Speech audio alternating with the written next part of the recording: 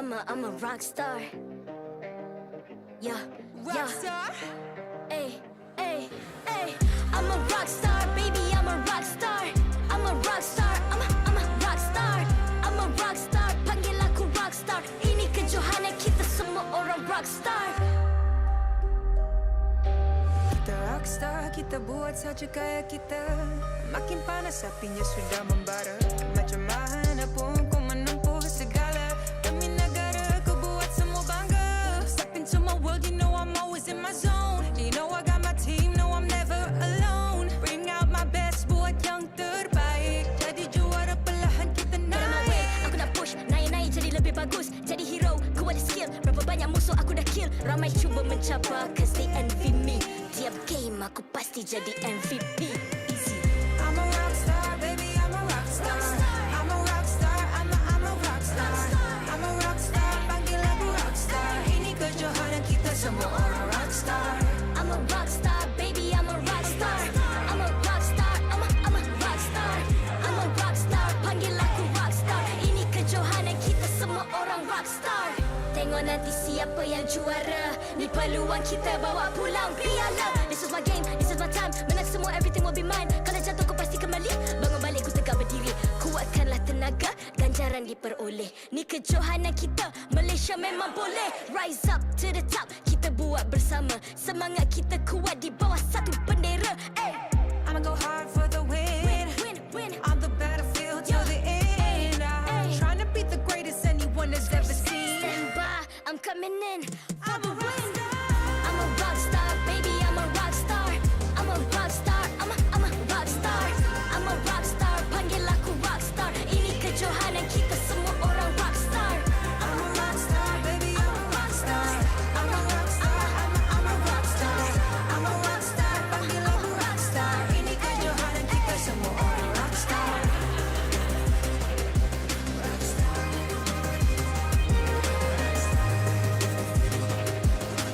Ini kejohanan kita semua orang rockstar. I'm a rockstar, baby, I'm a rockstar. I'm a rockstar, I'm a rockstar. I'm a rockstar, panggil aku rockstar. Ini kejohanan kita semua orang rockstar.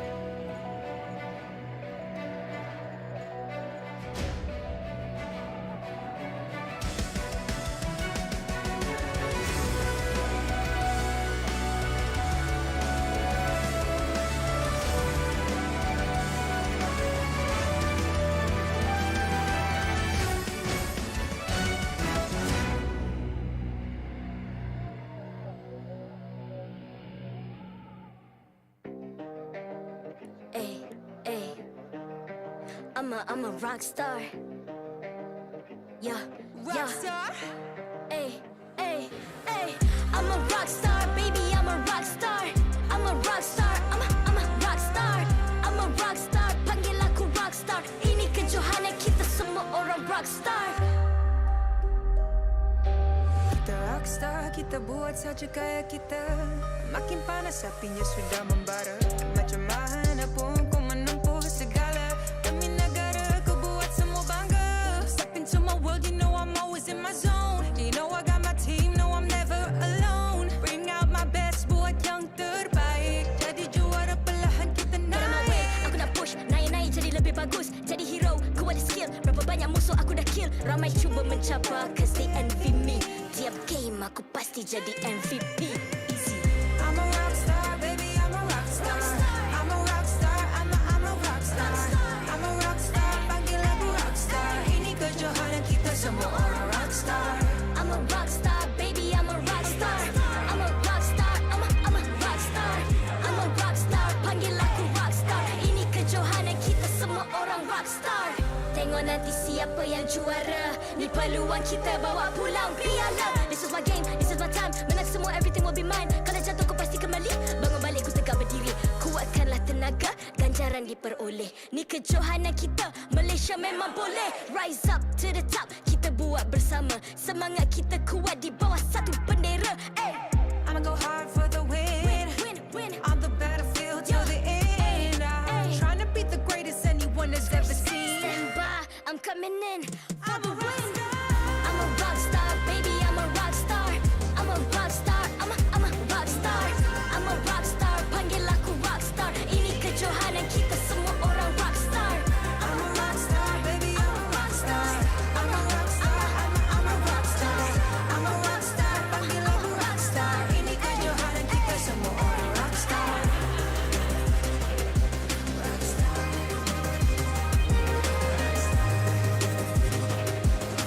Ini kejohanan kita semua orang rock star.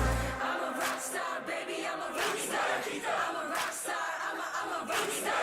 I'm a rock star, panggil aku rock star. Ini kejohanan kita semua orang rock star.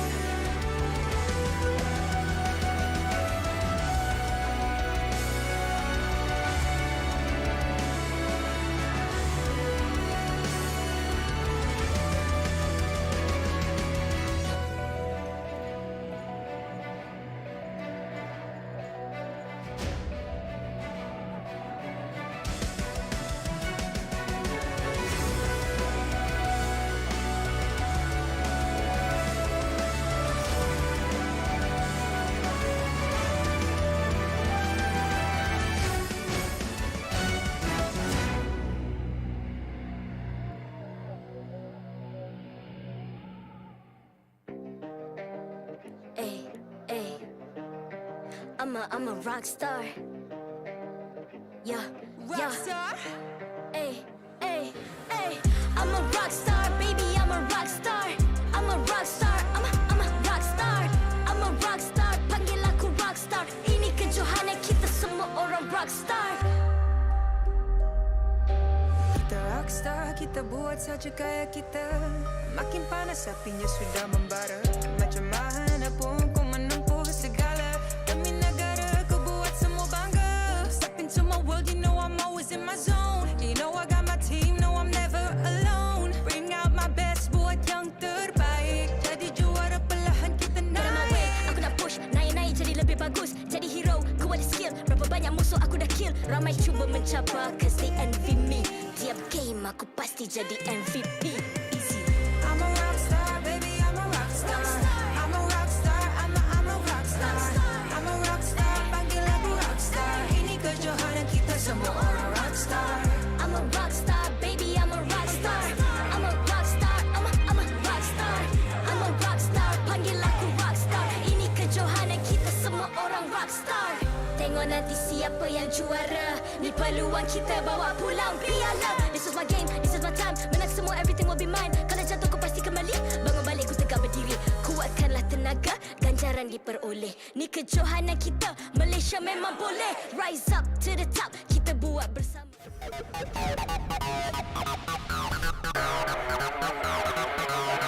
MPL Malaysia Season ke-9 sekarang menuju ke pertengahan musim dan aksi-aksi semua pasukan semakin sengit dan menarik. Pasukan Geek Fam akhirnya mendapat kemenangan pertama dengan gameplay yang lebih stabil dan efektif.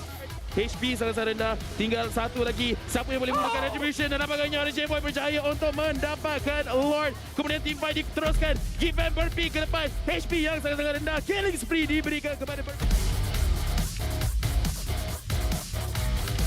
Dengan combo support duo Stormy dan Zaim Sempo yang mengagumkan, tim SMG mempamerkan gameplay yang lancar sekali.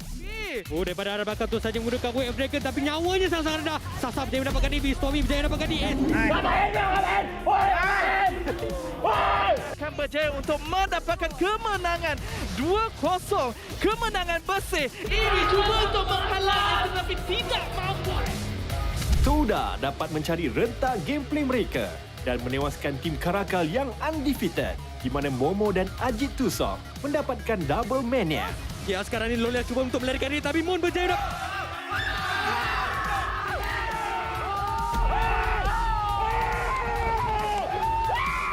Round kedua, Homeboys menentang MLBB. Walaupun tidak mudah, Homeboys membuktikan objektif gaming mereka tiada jawapan di MPL Malaysia sekarang. Pandangan saya untuk kemenangan setakat untuk Homeboys ni, alhamdulillah lah. Belum menang pun 2-1, so bersyukur lah. At least menang. So dapat untuk poin penuh, tapi walaupun kita orang kat bottom, kita orang akan buat terbaik untuk dapatkan upper bracket insyaAllah. Dengan transfer window pertama, perubahan roster akan mempertingkatkan lagi pertandingan di MPL Malaysia. Mari kita saksikan persembahan yang lebih intens dan hangat. Jom!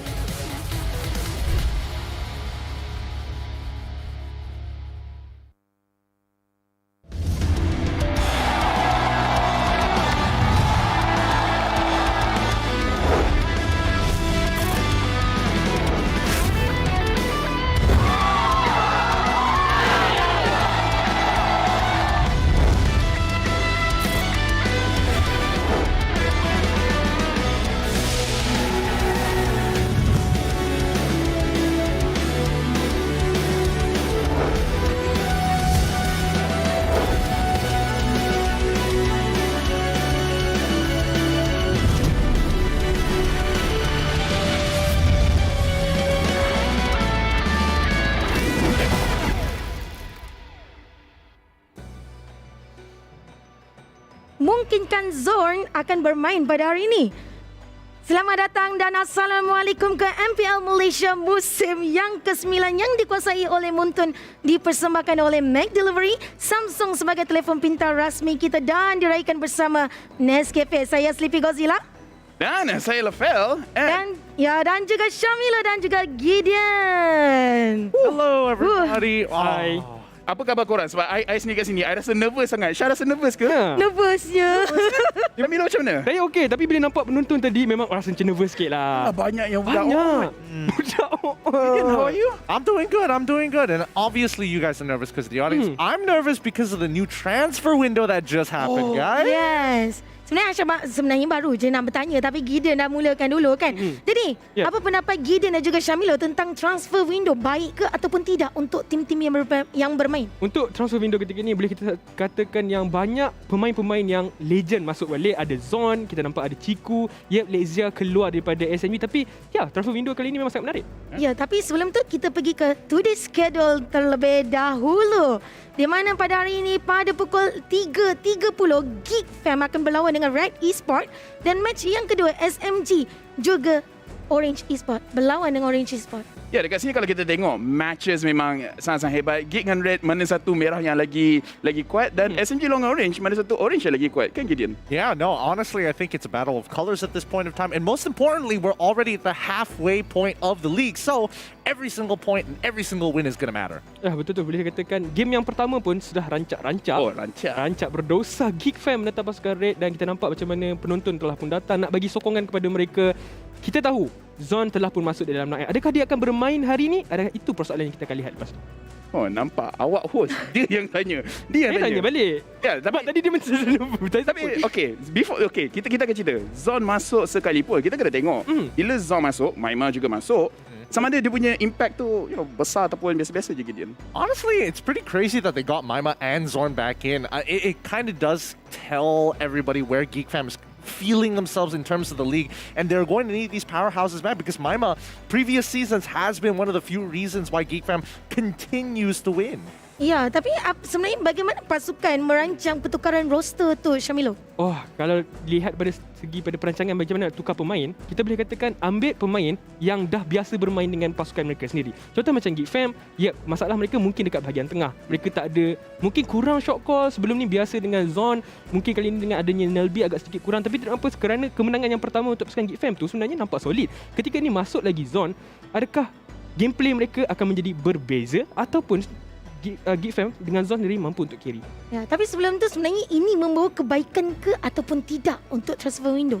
Yap, kalau bagi saya untuk pasukan Geek Fam perlukan seseorang untuk kembalikan semangat pasukan mereka sendiri, dan Zon itu adalah orang yang betul. Semangat untuk pasukan Geek Fam telah pun kembali. Okey, dan kat sini I nak tanya Gideon, kalau kita tengok dekat region lain, Indonesia, Philippines, diorang tak ada transfer window. Untuk Malaysia kita ada transfer window. So on you punya perspektif, macam Syamilo sendiri cakap bagus, kita tengok di mana pasukan Geek diorang tukar, tak tukar. You punya own opinion about transfer window ni?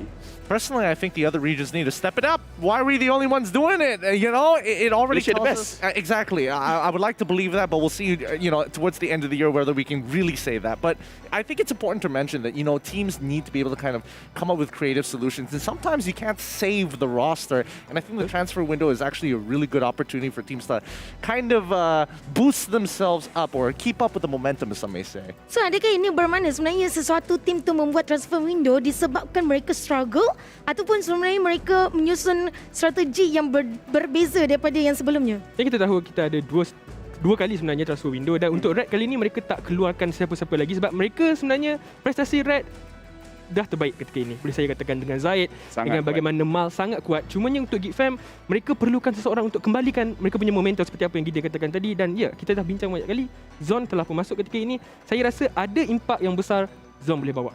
Ya, dan kalau kita tengok daripada segi team, hari ini kita akan nampak banyak pasukan yang akan bermain. So kita akan tengok pasukan mana yang actually ambil advantage mereka punya transfer window ataupun tidak. Jadi, mari kita tengok kita punya play line up untuk tengok siapa yang betul-betul akan bermain. Dan untuk pasukan Geek Fam, dia tunjuk semua sekali. Ambil kau. Ya, di sini kalau kita tengok pun muka-muka Zon. Zon memang sebelum ni pun minggu-minggu lepas pun memang tak masuk. Tapi minggu ni tiba-tiba dia kembali. Saya ada jawapan. Apa Saya ada jawapan? jawapan kat sini. Ramai orang mempersoalkan kenapa Zon rehat. Okey, I dah berbual dengan Zon. Okey, Zon dah lama merancang, kita semua lalai.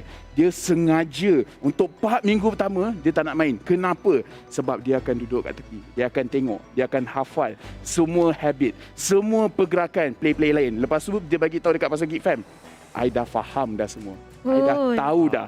Bagi I masuk, memang semua akan terkejut. Kita pun akan terkejut. Dia macam stalker dulu Zon pun lah. terkejut. Dia macam stalker terlebih dahulu. Tengok. Lepas tu baru dia attack.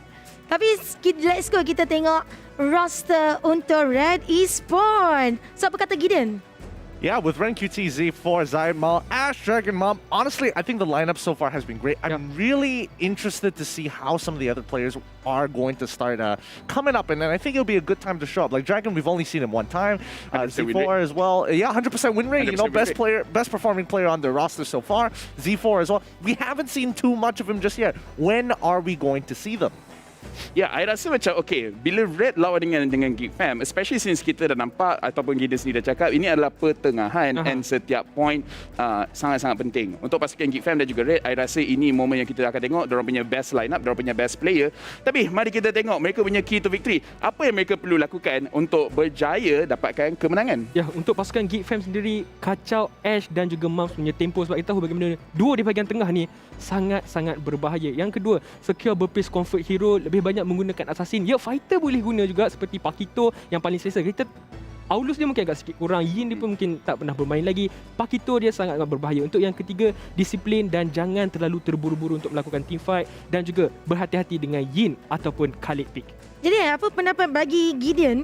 Be disciplined and don't rush adakah sebelum ni permainan Geek Fam memang diorang terus langgar ataupun mereka ada strategi? Kenapa key victory itu terletak di situ? Well, I think a lot of it has to do with the way Geek Fam plays, right? Where it feels that there is a little bit of disconnect between the players. You kind of see the idea, but it feels like some people are a little bit slower, some people a little bit faster, some people make the call and nobody is ready for it, and you can definitely tell in their gameplay. So I think being disciplined and to take it a little slower is something that Geek Fam is very, very good at, especially during the playoffs of previous seasons. And I think if they start it early now, there's so much more room for potential later down the line. Yeah, and untuk pastikan Geek Fam, I rasa diorang punya keys to victory very orang kata straightforward. Yang susah sikit mungkin nak kacau Ash dan juga Mom. Tapi macam mana pun sekarang kita akan tengok kita punya key to victory untuk pasukan Red Esports di mana mereka kena contest Chow dan Beatrix menang kat bahagian mid lane. Kemudian Zaid untuk join dan team fight lebih banyak selain daripada farming saja dan pastikan boleh bait zone untuk overextend. Jadi dekat sini saya akan tanya dekat Gideon sebab Red Esports dan juga Geek mereka pernah berjumpa and Zaid sendiri cakap yang selamat zone tak main. Kalau zone main mungkin susah. So boleh ke tidak pasukan Red ni untuk bait zone untuk dia overextend? I think it has to do with when it comes down to behaviors, right? Previously, in previous seasons, we see Zorn is always able to pick off the most important target, and half the time that's going to be the jungler. So I think that's why Zaid has a little bit of like fear as to, Zorn's here, I'm almost guaranteed to be hit by the Way of the Dragon or some form of CC. Ya, untuk kontes Cho dengan Betik tu saya tertarik sebab Mam boleh gunakan Cho dengan sangat baik. Yes. Zon kita tahu dia punya Cho memang sangat mengerikan. Sebelum ni Nelby yang bermain Cho itu pun boleh katakan lakukan sesuatu di dalam team fight. Tapi dengan ketibaan Zon kembali, adakah Cho tu sebenarnya lagi berbahaya untuk diberikan kepada pasukan Geek Fam? Dan kita tahu Beatrix sniper shot daripada Lilby. Memang tip-top. Ya, tapi kalau sekarang ni kita tengok pun Zon pun dah balik. Bila dengan Zon ada Maima juga. Betul. Yes. Tapi macam before ni pun Aisyah baru tahulah kan. Di mana Zon ni roamer dan juga Maima jungler. Jadi sebenarnya combo ni adakah dia berbisa ataupun tidak bagi Syamilo? Nak sebut pasal combo ketika ini, Burpee juga bermain dengan sangat baik. Kita tahu Burpee selesa untuk bermain di bahagian jungler. Dia bermain dengan sangat-sangat, boleh katakan blend lah. Daripada segi chemistry nampak sangat-sangat bagus. Cuma dengan adanya Zon ketika ini, mampu ke tidak dia lakukan dengan lebih baik. Dan kita nampak dekat SEA Games dengan adanya Zon dekat bahagian Roma, Burpee sangat menyalah. Ya, and untuk first match ni, saya rasa dia memang sangat-sangat interesting sebab kita nak tengok Zon, ramai orang kenal sebagai player yang bagus. Tapi boleh ke tidak dia punya impact tu menjadi macam mana Syamilus ni cakap, Burpee sebenarnya perform. So Maima masuk kat dalam sini. Kita akan tengok sama ada akan menjadi ataupun tidak. Dan kepada semua orang dekat rumah, kalau you guys rasa lapar sikit, make sure you guys terus order McDonald dengan McDelivery. Hanya dengan order lebih daripada RM50, anda berpeluang untuk dapatkan 6 ketul chicken McNugget dan juga mendapatkan exclusive free skin. Dan cara dia senang, just masuk check out, letak MPL Rewards. Ya, betul. Yang penting mereka kena gunakan voucher. Sebab kalau tidak, macam Lafel pun hari tu dia order tapi dia tak letak voucher. Kenapa jadi awak salahkan rugi saya tak jumpa nugget saya. Mana nugget saya, Tak, Lafel? masalahnya kenapa awak tak ingatkan saya? Sebab awak yang order. Dia guna. Okay, guys. Lelaki sentiasa salah. Perempuan baru nak cakap tadi. Ya. Okey, tapi apa-apa pun sebelum kita mulakan pertandingan kita mestilah buat coin toss. Siapakah first pick dan second pick? Let's go, kita saksikan siapakah yang akan bermula terlebih dahulu dalam draft pick kita. Dan kita menjemput head marshal kita, Han Xiang. Di bahagian kiri kita ada Amax daripada Geek Fam. Kanan kita ada Mal daripada Red Esports. Jadi, siapakah yang akan memilih draft first pick? Ya, dekat sini kita tengok Geek mereka memilih heads dan pasukan Red Esports mereka memilih tails. Han Xiong dia dah pusingkan dia punya iPad kat situ dan nampaknya heads akan terpilih. Jadi pasukan Geek Fam mereka mengambil first pick. Seperti mana kita sentiasa nampak banyak pasukan suka first pick, Syamilo. Ya, lagipun untuk pasukan Geek Fam kita dah nampak tadi kontes untuk pasukan Red sendiri, kontes Cho ataupun Beatrix. Dan Geek Fam ada cara untuk menggunakan Beatrix, pemain yang sangat berbisa untuk menggunakan sniper Lilby dan juga Cho. Menculik Cho yang akan mungkin digunakan oleh pasukan Red Esports. Sebab first pick. Saya rasa dekat sini sememangnya kalau berbual pasal first pick, saya rasa Cho antara kontes yang paling besar disebabkan Mam dan juga Zon boleh main dengan sangat-sangat baik. Baru first time Aisyah dengar. Sebab Aisyah pun jarang main Mobile Legends. Tapi bila dengan Cho menjadi pilihan utama untuk pasukan Geek Fam, itu sangat sebenarnya kan, kalau saya nak tahu, Cho sepanjang season memang sebenarnya favourite pick. Cho. Daripada Cho dia keluarkan sampai ke hari ni. Jadi kalau Kalau kita tahu Cho tu adalah pemain utama, tapi nantilah kita discuss benda ni kalau I tambah lagi. Tapi sekarang ni sebelum apa-apa pun kita teruskan perbualan kita akan teruskan ke caster kita.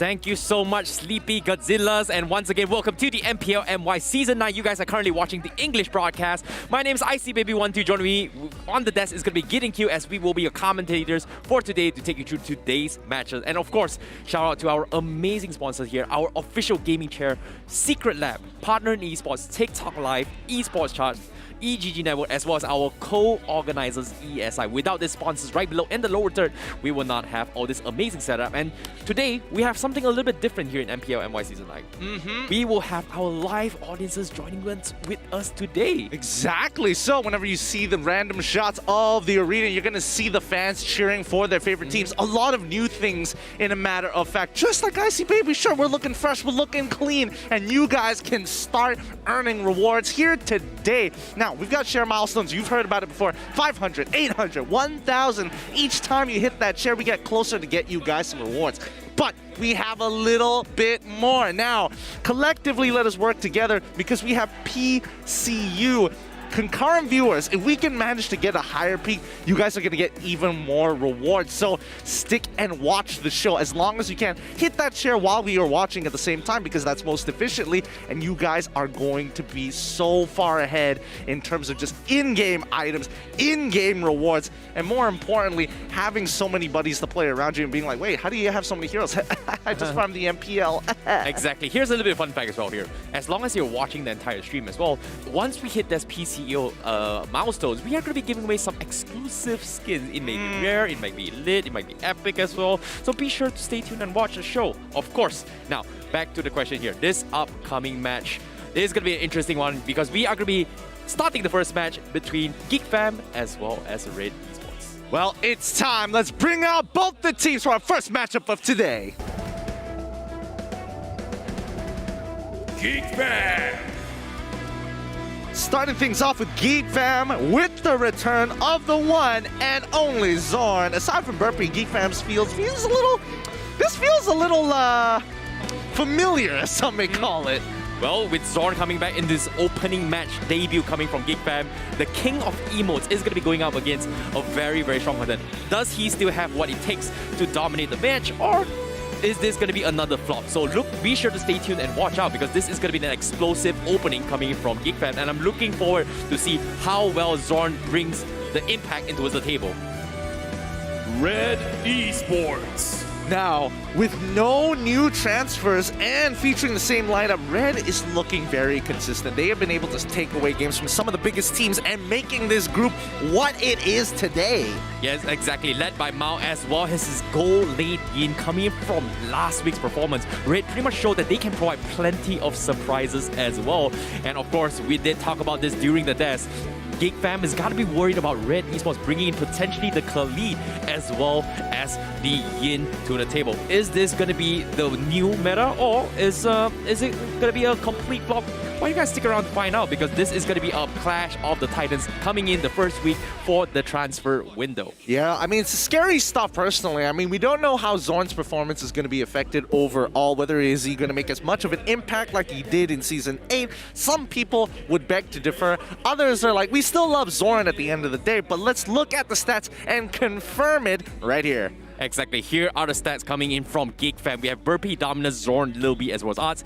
Zorn being his first appearance here is no stranger to the MPL stage. He is a veteran all the way from Season 3 as the champions as well. So he's definitely got a lot of veteran experience coming into the tournament himself. But does it bring a lot of table? We do have a little bit different approach when it comes to him playing compared to Nelby, who is known to be more on the defensive side of the support role or roamer role, where Zorn is a little bit aggressive in that regards. I mean, to be fair, when Nelby was first picked up, it was supposed to actually fulfill Dominus's role, but instead Dominus kept on with his pro play, kept up with his performance, and more importantly, it's difficult to exchange such a staple player in the mid lane, such as Dom himself, and to add the extra chemistry of Zorn on top of it all, makes them a very strong mid lane duo. Exactly, the Zominous combo was what brought them to victory during Season 3 as the MPL MY champion. And that was a surprise factor as well. And Dominus has been showing that he can bring a wow factor as a core mage player coming from Geek Fam, especially with his Kadita. However, their opponents here, Red Esports, this is going to be their starting lineup for today. We have Mao, Mom, Zayed, Ash, and Ren QT coming in. Their opponents, Ash and Mom. This dual combo, this is something that is very similar to how Zorn and Dominus pairing as well when it comes to Geek Fam. Red Esports, however, Mom is also a very aggressive tank. So this might be a clash between both how aggressive the tanks are going to be. Yeah, I think, Mom in particular really understands how to get inside the head of a pro player because a lot of his moves are very unorthodox and most players would kind of read that as, oh, potentially someone is here to back him up, when sometimes he's completely bluffing and he's all by himself and he gets away with things like that. So it's all about that mind games. But more importantly here, when we look at it, Mao moved into the gold lane previously in the jungle, has a lower KDA than usual, but as you can see by his average KDA and average EPM, most importantly his KP, he has the mechanics and he is becoming that playmaker for the team. Okay, now we talk about this as well. Based on the stats on screen right now, we do see that Mom is going to be EXP, Mao is going to be on the gold lane. However, the reason why we are kind of expecting maybe Mom is going to be going for the tank role and maybe Mao going for the jungle role is because that they have flexible roles. They can play multiple roles in this particular roster, which makes Red Esports a very surprising contender to deal with. So it's super unpredictable. And based on the current meta, I'm looking forward to see whether or not Mom, is he going to continue the tank XP lane meta.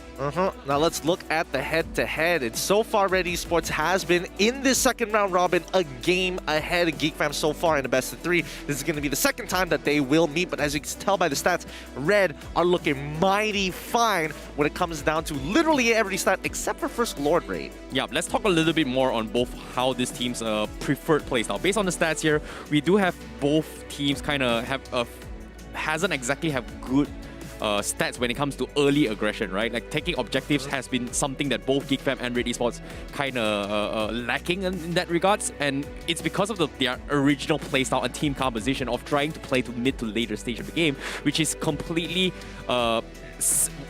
I would say obvious during the entire early stages of the week. But now with Zorn coming in, I feel like Geek Fam might step it up by being aggressive and try to take initiative in the early stages. I think that could be a one band-aid solution. It might be the actual solution for Geek Fam's problems in the early stages of the game. But even so, right, Red Esports so far have the highest total turtle count. And even though they kind of give away the early game, these major objectives, neutral objectives during the early to mid stages of the game is falling under Red Esports' hands. So we're talking about collective stats, right? These are the stats provided by Esports Trust. Of course, thank you so much for stats. Collective-wise, this is out based on their total matches played so far. But here's a little bit fun fact. The times where they actually successfully win their objectives was pretty much when Mao is playing on the jungle role rather than the gold role. So I feel like based on the earlier stats when Mao has really low KDA, it's more like he kind of switched up his role. That's why the stats are kind of pushed down rather than upside. Well, I mean, that is a fair assumption here, but I think at the end of the day, Red is looking for the natural chemistry, looking for the natural roleplay, and you don't see them change up too often, but the potential is there. Yes. And they have the options to do so. I'm not sure when they're going to do it, but I think for right now, just condition them as much as they can. So with that being said, let us see the talent predictions here, and it looks like I want to send an overwhelming amount of red color, but that's kind of ironic. Geek Fam is looking to be the favorites. Okay, pink is kind of close to gold, red, right? Ish. Pink? Well, if you try to Geek Fam, I don't know, I might be colorblind. Like the overall logo or the big, it kind of looks pink. I'm colorblind, sorry, man. No, I'm learning a lot about you today. It looks like you're not the only... LaFell isn't the only colorblind person in the room. But let's look at the audience's predictions so far. What do they feel about it? Is it Geek Fam? Is it Red? Do they have the support? And yes, they do. And it looks like people are very attentive to the transfer windows. Yeah, not gonna lie, like Zorn does bring a lot of impact from the side of Geek Fam as well. They are a legendary team to be to mess around with. But Red Esports, they haven't exactly shown their consistency. But I am looking forward to see how well they adapt to current situation, because we are talking about transfer windows, right? Has Zorn adapted to the new team's playstyle? Did he have enough practice time compared to the previous roster over the weeks? So considering that it is a new patch, it's a new meta, even though statistically from our perspective, Zorn is really good, but has he adapted to the new meta? But honestly, I'm guessing that we're all looking for just an awesome experience here. And speaking of which, Samsung Galaxy A52s 5G is already out, and you guys should be able to cop one for yourselves here today.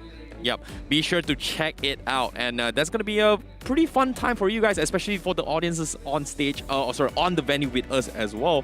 But of course, with this awesome gaming experience, you can always check it out every time. Be sure to look forward to the new Samsung Galaxy A52s with 5G experience. And yeah, I'm not gonna lie, 5G is pretty fast. I mean, it's fast, but you guys can earn one here today because the first match of the day, game one only, just go log on to your social media straight away and look for that post because the giveaway's up and it's only about predictions. So like that post, quickly get your predictions before the game ends. Quickly do that now as we jump into the draft, and we're already seeing what we like to see. I really like this bans coming from Geek Fam and Red Esports. Like, knowing that both teams do play a really well Kadita, especially coming from Ash and Dominus. Geek Fam, they don't exactly want to take the risk to actually let it off the hook in first place from Zero. And knowing Geek Fam, they have the preferred side of being on the red side. So I feel like this is going to be something that they might let it off during the second game when they are on the second phase. But this first pick, I like this coming in from them. Yeah, I like this too, because generally it means that Geek Fam have done their homework, and Ash, one of his best performing heroes, is on that Kadita, and we're also seeing a good staple from Mom on that Glue. Glue generally has been super annoying, and I feel like it's been getting away way too much in the hands of Mom. So it's good that Geek Fam on Blue's side, which we'll get to in a little bit, bans it out. Yeah, let's talk a little bit more on the XP laners a bit here. We've seen that there has been a recent trend coming from both teams where they want to play a more tanky kind of composition on the side. Glue has been in that position. Esmeralda is also one of the heroes that may be considered, but we haven't exactly seen too much of it over the weeks, which is kind of surprising. But in the high tier lobbies, we do see it very often picked on the XP laner. Here's the thing. When you are looking for simplicity or high mechanics to get results, it really depends on the player. And Arts and Ren QT, as we know it, aren't exactly the most oppressive when it comes to the lane. They're very good at controlling the lane, but do they have that same kind of flexibility like Smooth?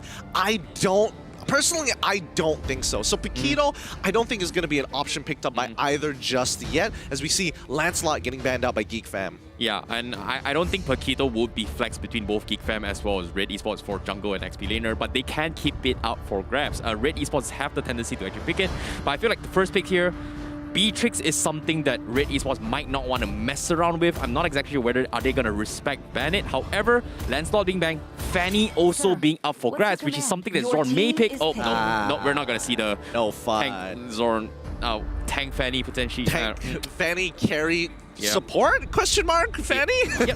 We've seen tank Fanny coming from Tora. Yeah, it's true. We have seen it. Yeah. Oh, okay. Geek Fam first pick in the show. Good flex pick at the end of the day. But most importantly, you were just seeing how, well, you know, behind the mask, Zorn is a little happy, like, ooh, I might actually get to play Chill this time. Yeah, this is something that both Mom as well as Zorn does play in that regard. So it can be flexed in multiple ways. But from Geek Fam's perspective, we've seen Arts kind of play this split push oriental playstyle with Cho as well, so they are keeping that option for grabs. Red Esports, they have to think properly. Is this going to be Zorn's debut freestyle Cho, or is this going to be the split push Arts? So the mind games has pretty much begun coming from Geek Fam. Yeah, flex picks are always great for blue side. It gives you a lot of options, a lot of room for flexibility later down the line, because remember, red side always has the last pick, the counter pick options.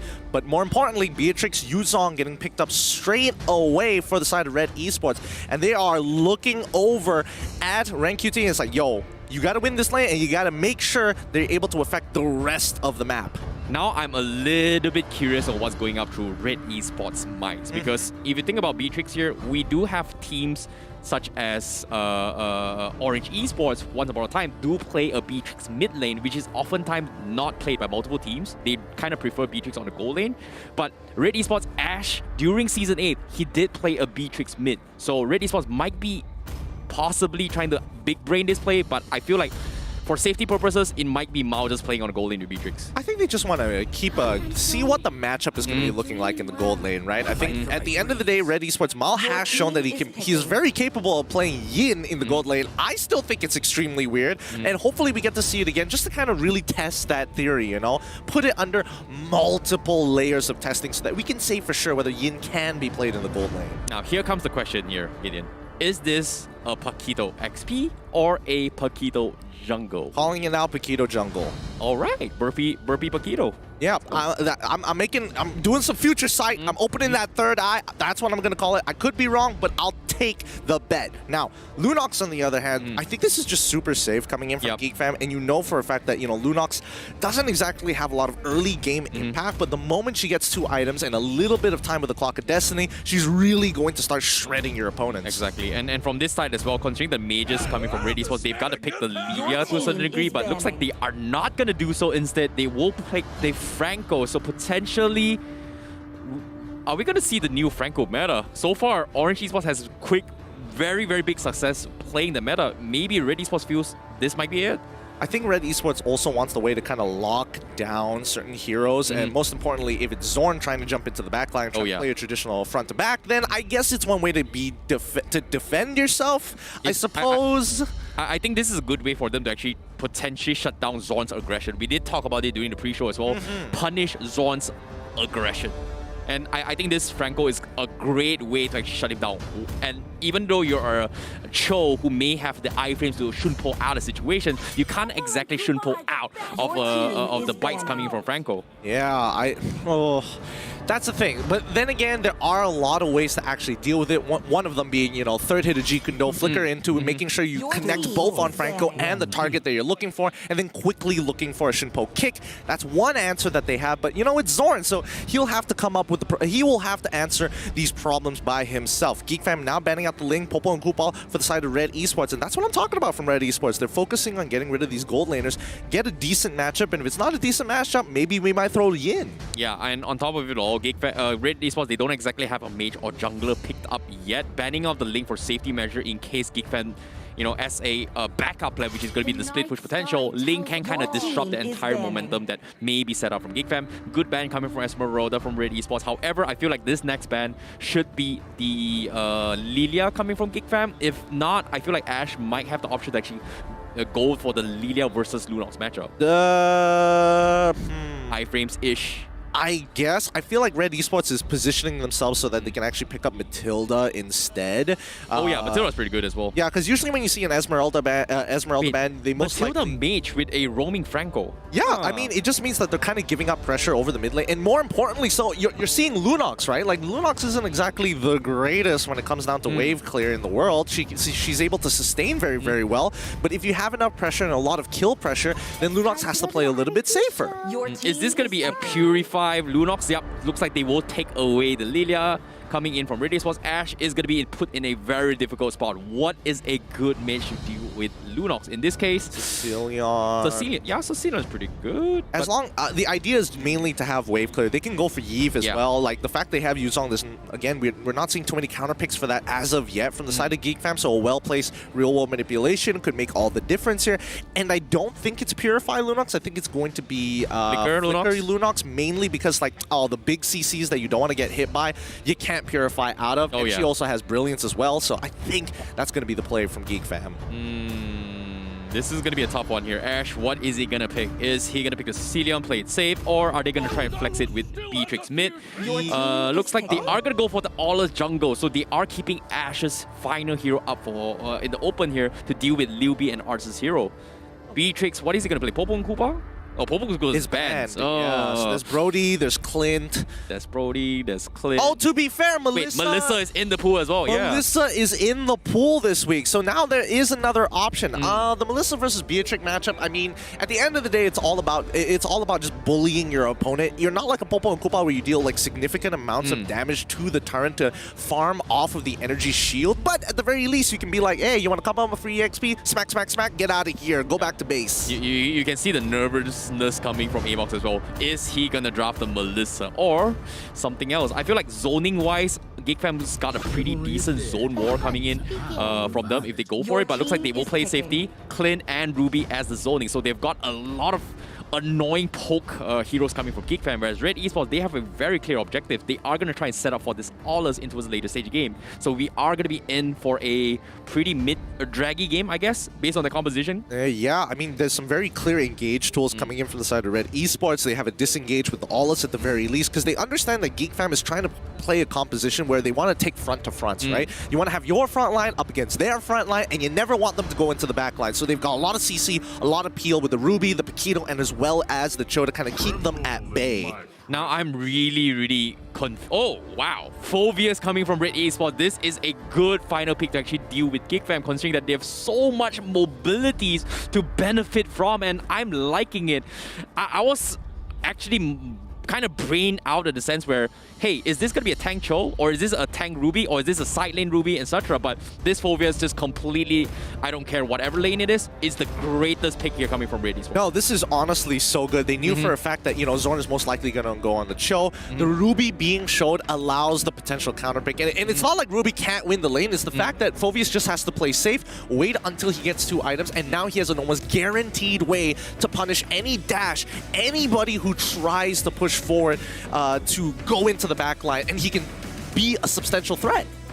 Yep, and I'm looking forward to see how the drafts is gonna go. And ladies and gentlemen, here our first time on MPL screen, we have a live audience, and they're looking pretty excited and worried as well, because the drafts kind of spooky from both sides at Red Esports as well as Geek Fam. Personally, I think it's spooky as well, but it's great to have the audience back with us to actually experience what it's like, and especially to hear the teams shouting before and after the game. You know, I can feel the tension coming in the air. Everybody's like worried who's gonna win the first match, because this draft is kind of unpredictable, and I'm really liking it and hating it at the same time. Same. No, I feel you here. I feel you here. With Geek Fam, at the very least, it's a very simple composition. You know exactly what they want to do. The question is Red Esports able to kind of build up that momentum to actually crack open their wall and all that frontline peel, compared to a team that's just like, we'll play passively, and as long as we go 50-50, we'll be fine. This is completely against Geek Fam's usual play style. Geek Fam, they like to play mid to late game. Early engagements when Nelby was playing was a little bit slow, but from Red Esports side, they are looking to get extremely greedy in this composition.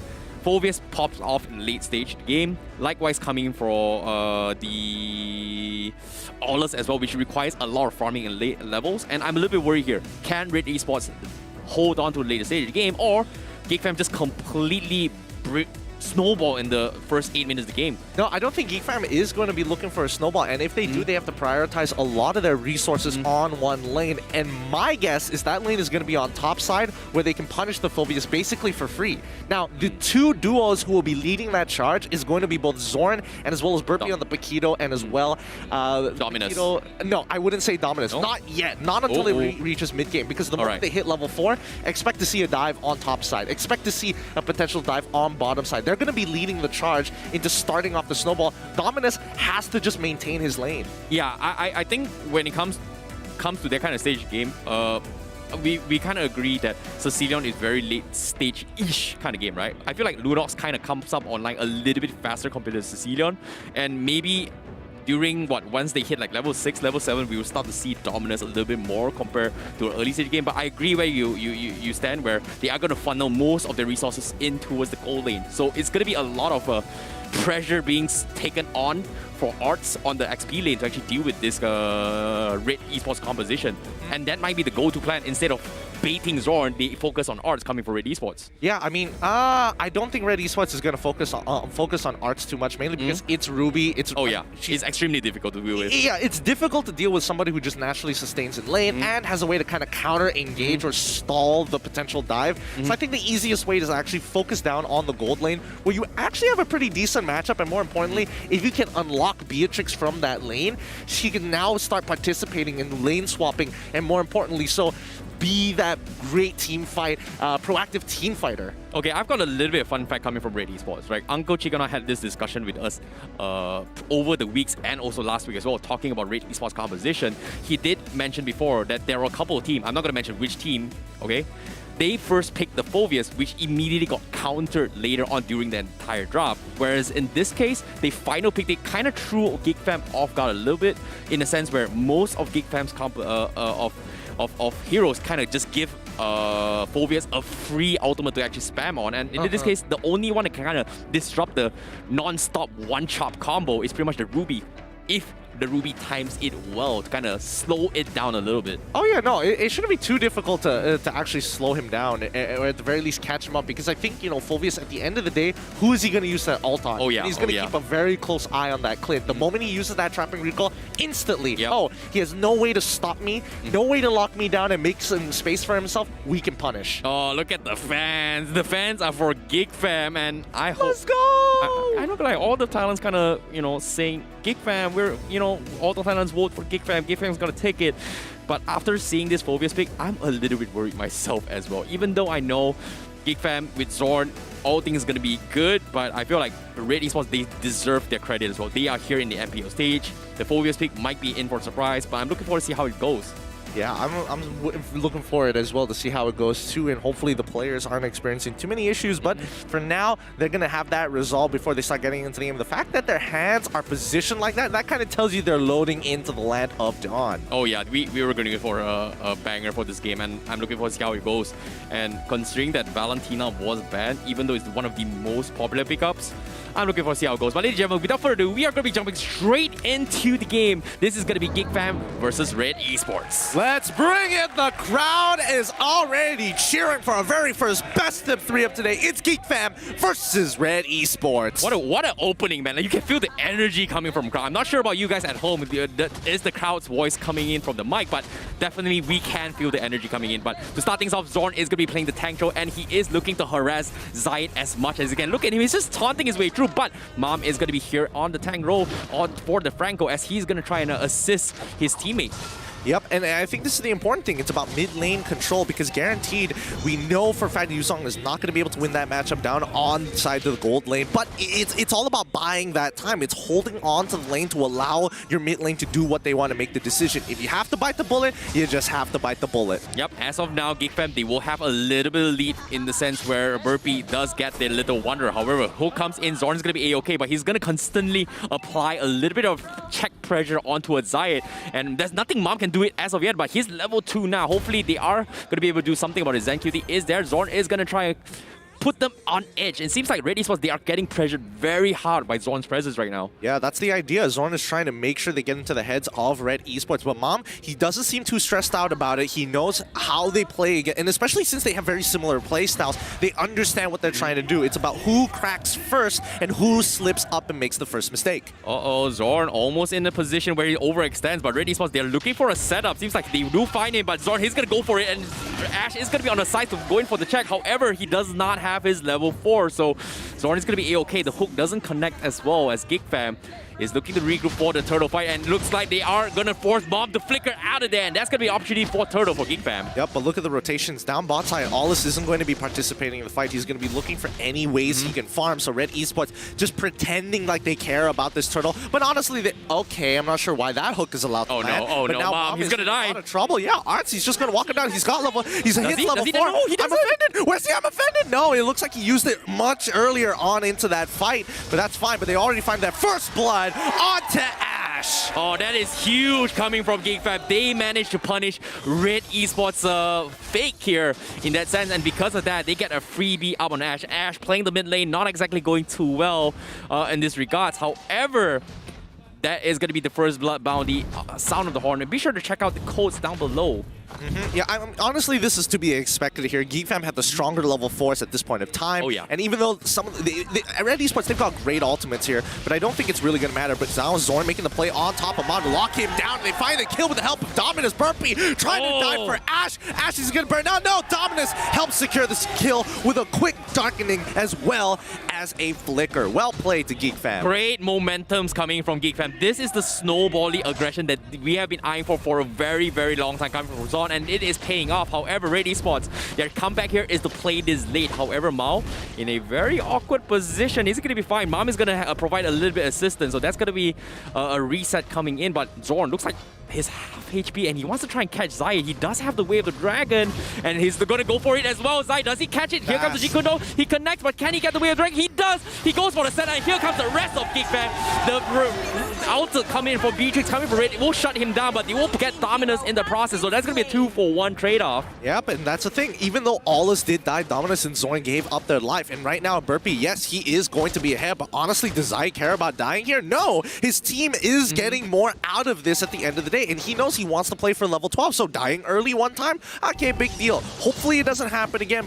But for now, Red Esports on a slow roll, 4 minutes. And now bottom side, Mal, he's feeling himself against Lil B. He's forced to flicker out in this matchup. Yep, that is big. This next fight for this turtle contest, Geek Fam's got to stall for Lil B to get into position. However, like you mentioned as well, Zai dying is not that bad. Ash does get a little bit of a redemption point, but Zorn now baiting out the outcoming from Zai, and that is huge for this turtle. So that's going to be a free turtle coming from Geek Fam. Yep, they don't care. Red Esports does not care about any of the turtles this game. They generally don't want to fight Geek Fam until they have all the win conditions set up.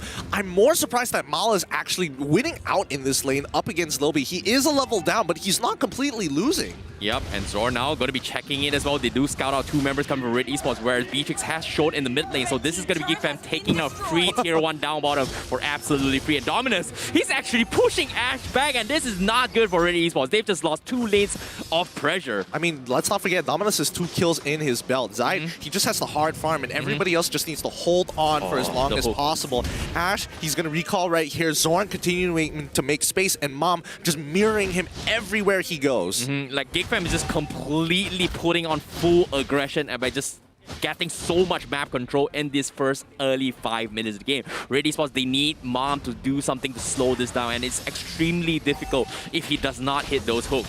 No, I think for now it's okay. Like, even if he misses, it's about the pressure that he offers, right? The next turtle is most likely not going to go into Red Esports' favor, but now they're going to try and punish Lil B. They find him, they find the initial bloody hunt, and initially get the dive and secure. Mal now creating that space up against 3. He's trying to make it work out here, but the Shah residue keeps him alive. Buys him just enough, but Burpee might have to sacrifice his life as Zorn makes it out. Everybody makes out in a matter of fact, and Red Esports don't find a return kill. Oh, good idea coming from Mao. However, Red Esports, they were a little bit too far off. They even used the conceal to get into position. However, they needed those kills. Good try coming from Mao, but it didn't exactly pay off. However, Geek Fam, they are still a little bit ahead in terms of economy, but that kind of stopped the momentum, the snowball, for about 1 to 2 minutes. So that's a good sign for now. Yep, I mean, taking a fight just before, and especially when you have 40 seconds up until Turtle comes out, is a good time, because 6 minutes into the game, by the time you respawn, you'll be able to match it once more. But I think Red Esports, again, as we mentioned before, don't really care about these early neutral objectives.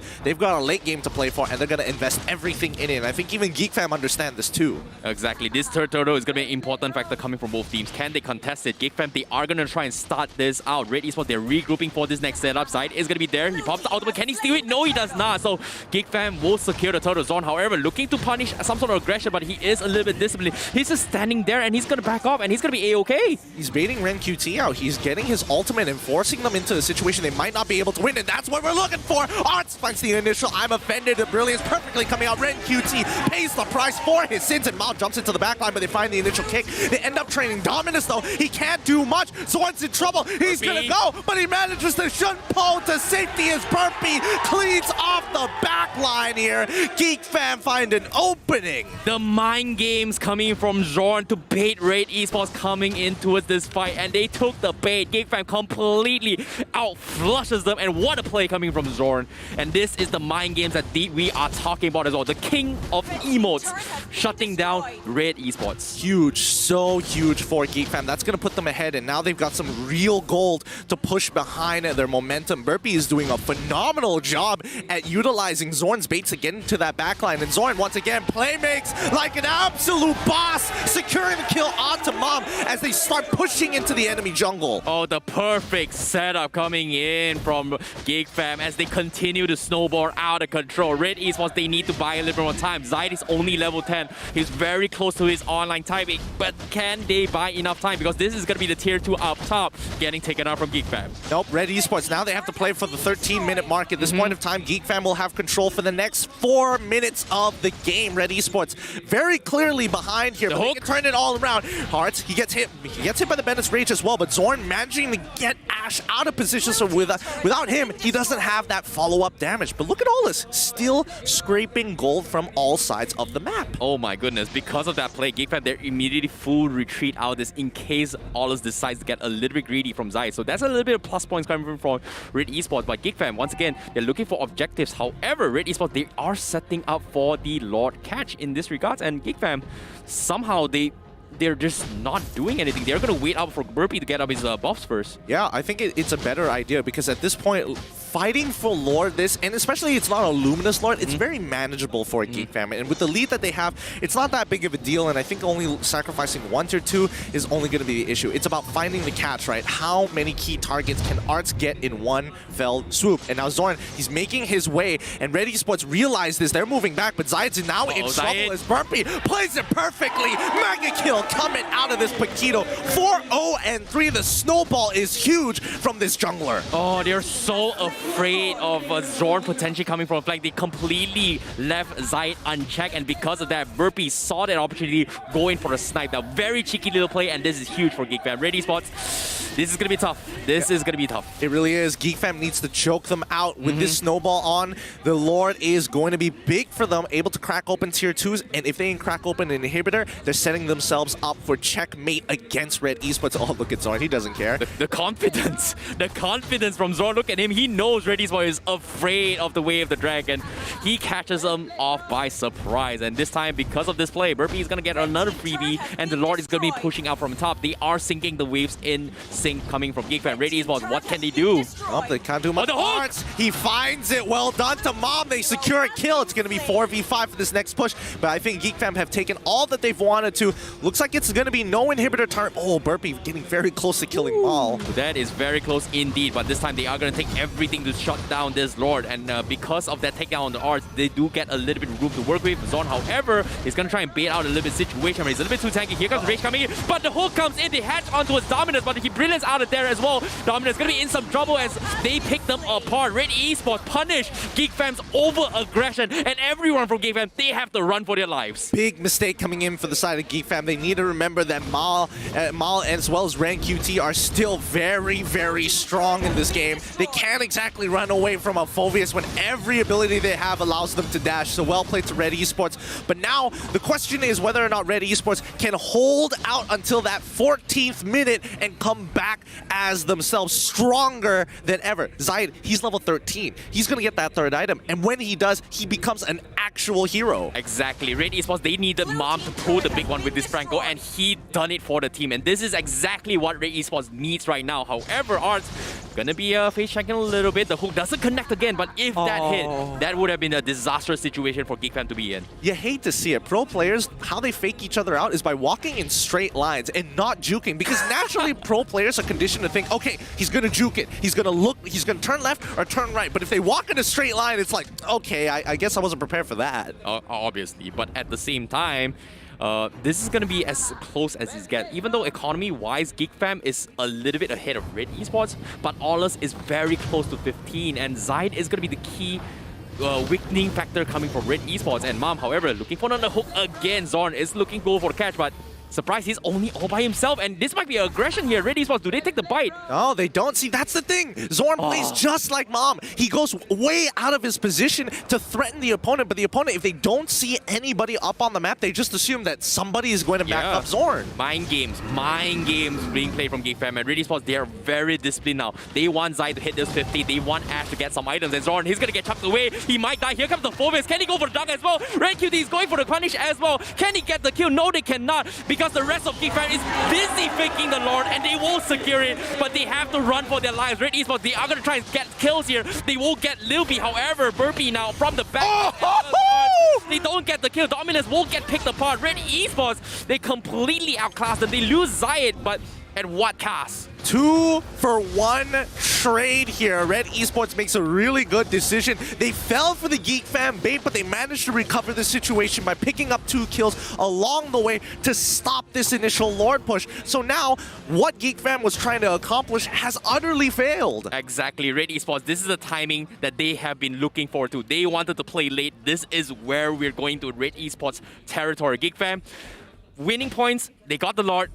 Lane control is still in their favor, but can they close out this game? Because it's all up to LIVESTREAM clutching for the team, and LIVESTREAM cannot afford to die in the next upcoming fights. I mean, notice the fact that LIVESTREAM went out of his way knowing that he's getting dived time and time again to buy an immortality rather than go for a traditional third item as a core marksman down in the gold lane. So even for LIVESTREAM, he's noticing it's getting a little difficult to play this game. Ren QT is on his butt, Mal is on his butt, everybody wants to get him. Yeah, I feel like LIVESTREAM now, for his next item, he needs his wind talker before they actually engage in the fight. And once that happens, possibly he will be able to contribute a little bit more as compared to Zai, who's going to be able to just one-shot people at this stage of the game. I think he's going to get a Winds of Nature, to be fair, instead of maybe. the wind talker. Nope, Scarlet Phantom doesn't care, wants raw damage, raw crit. Okay.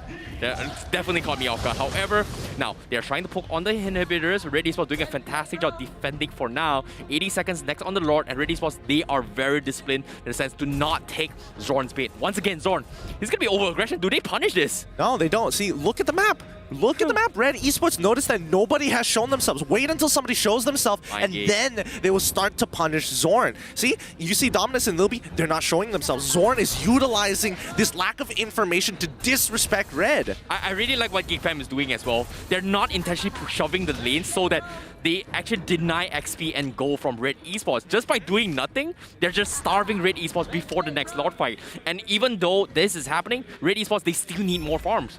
Exactly, and now the conceal play is coming to actually open up the map, and now they notice, okay, they're not exactly on the top side, but Burpee is in prime position for a flank. As we can see, the rest of Geek Fam is on the opposite end of the brush. They want to play for bottom side, but Red Esports make a very smart decision here to sit by this Lord, knowing Geek Fam wants to end this game. Oh, this mid lane control is not shoved out as well. They're just waiting for the right moment. Zorn, he hasn't actually tried. There's 4 men here. Are they going to go for a dive? Yes, they will. Zorn, he's going to get completely obliterated, and that is huge for Red Esports. This is the comeback they're looking forward to. And guess what? 10 seconds before the Lord, and Zorn is not going to be in this next fight. Very big play coming in from Red Esports. Great macro decision making, and most importantly, getting into Zorn's head as well. But now Arts needs to threaten that mid lane. Mal is in trouble. Arts deals a lot of damage with the help of LIVESTREAM, but Mal manages to get away just in time. LIVESTREAM's auto attacks really do hurt.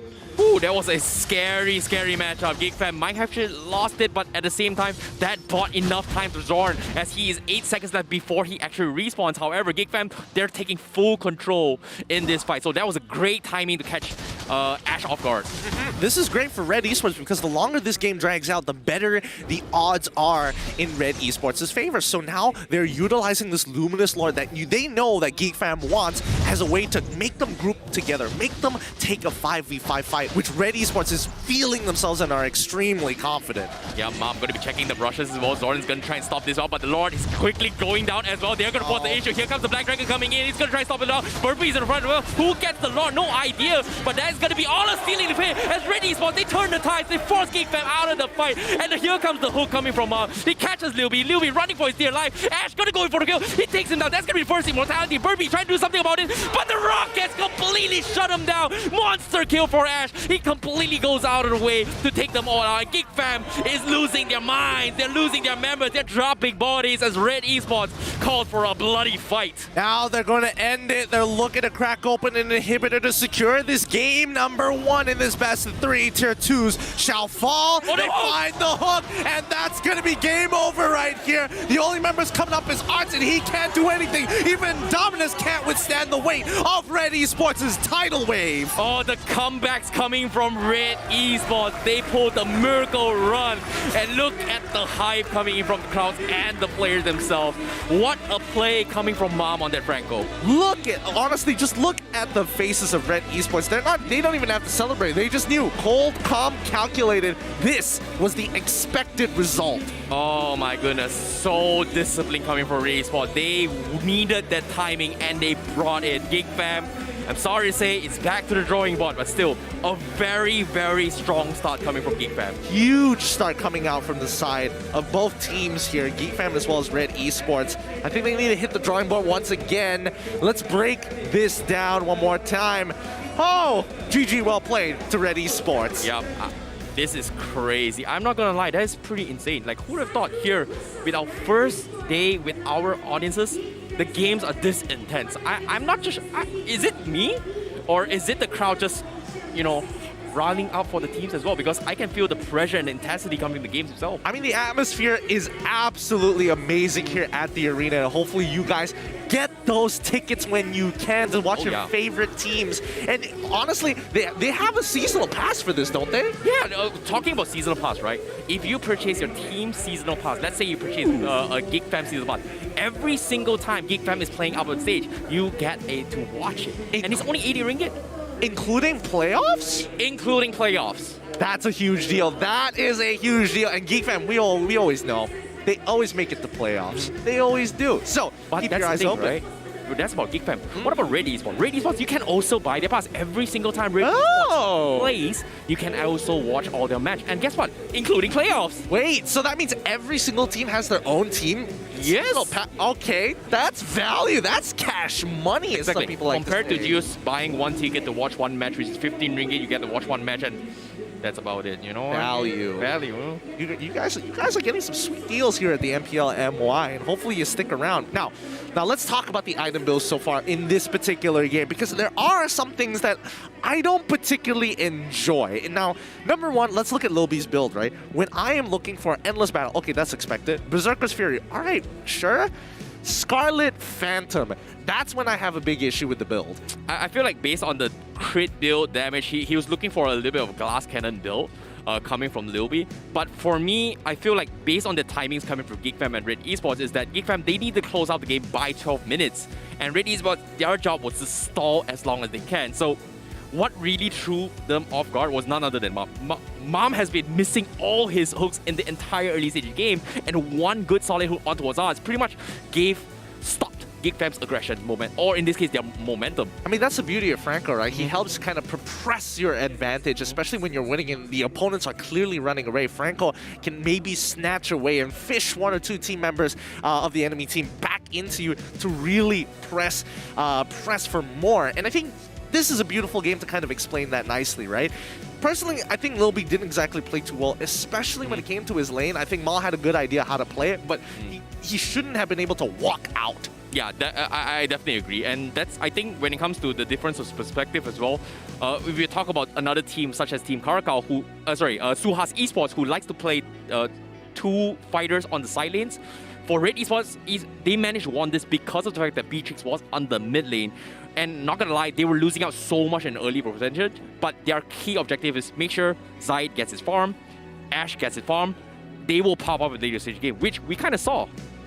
We did get to see that, but hopefully it doesn't happen again if they want to make sure. But now it's time for the MVP coming out from Red Esports. It's Ash with a 7.2 and 6 KDA with an 87% KP and an average GPM of 602. Yeah, he's undeniably the MVP, considering that he was one of the first guys to be taken out in the first few early stages of the game, but he was able to redeem himself by getting a couple kills when his teammate Zaid was killed multiple times. He was the reason why he was able to kind of bring out damage and kind of stall the games into his later stage game. His rockets was spot on, his Renner was really spot on as well, and not gonna lie, from a 0.20 KDA pushing up to 7.26, that's a pretty big win. Yeah, I think it's a pretty big win as well. His item build though, the Sea Halberd, I think it's so cheesy. It's such a cheese item because you only benefit from the damage when you're hidden in a brush, and that's where you see those big bursts happen, which is how Red Esports was basically playing this game. Hide in brushes, group together,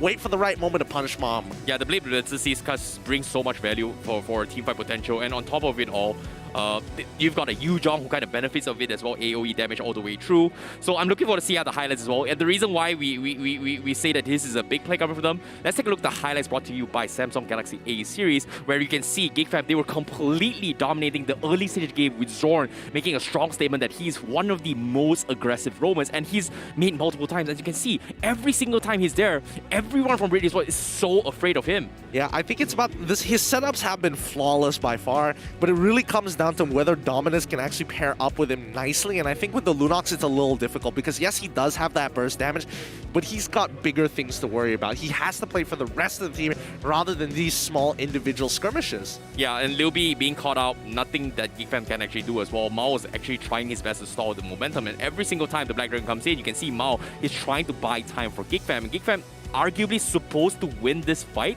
which I think this was the big blunder coming from Red Esports, was that allowing Burpee to go out of control. But as long as Ash does not die, things are going to be okay for them. Yeah, right here was one of the biggest mistakes coming in from Geek Fam. They had no more pushing power, but they decided to greed out, and they thought, yeah, we're just going to get out, completely forgetting that Ren QT is on that Phoveus. And once again, when we come to these Lord fights, this is where it matters. This is the point where Geek Fam didn't want to fight Red Esports anymore. They had gotten every objective at this point of time, and every minute after the 13th minute mark was just them continuously losing. Exactly, and I think when you're talking about their overconfidence coming from Geek Fam was that they lost Arts for nothing. Yep. They went to a 4v5 situation which they should have backed off, and Geek Fam just completely get punished for this, and this is a great read from Red Esports. And I like how disciplined they've become, but Geek Fam, it seems like they've got to tone down their overconfidence again, because their overaggression pretty much cost them the game. Well, yes and no. I would say that a lot of it, especially towards that very final fight, it came down to composition more than anything else.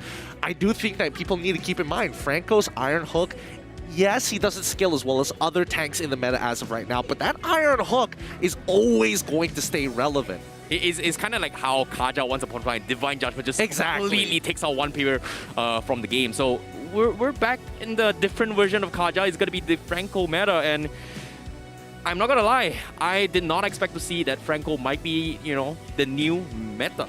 Well, I think at some point of time it would have shown up. A lot of people were questioning why not Franco in the earlier seasons, but now it's come to it where everyone has kind of developed in a certain way, understanding the value of these abilities, knowing that pulling someone in is better than pushing somebody out. That's the thing about Malaysia, right? We like to see other people, you know, if Indo can do it, we can do it too. I mean, that's fair. That's fair. We do take a lot of inspiration from our neighbors in Indonesia and as well as Philippines. So shout outs to you guys for helping us push us in the right direction, quote unquote.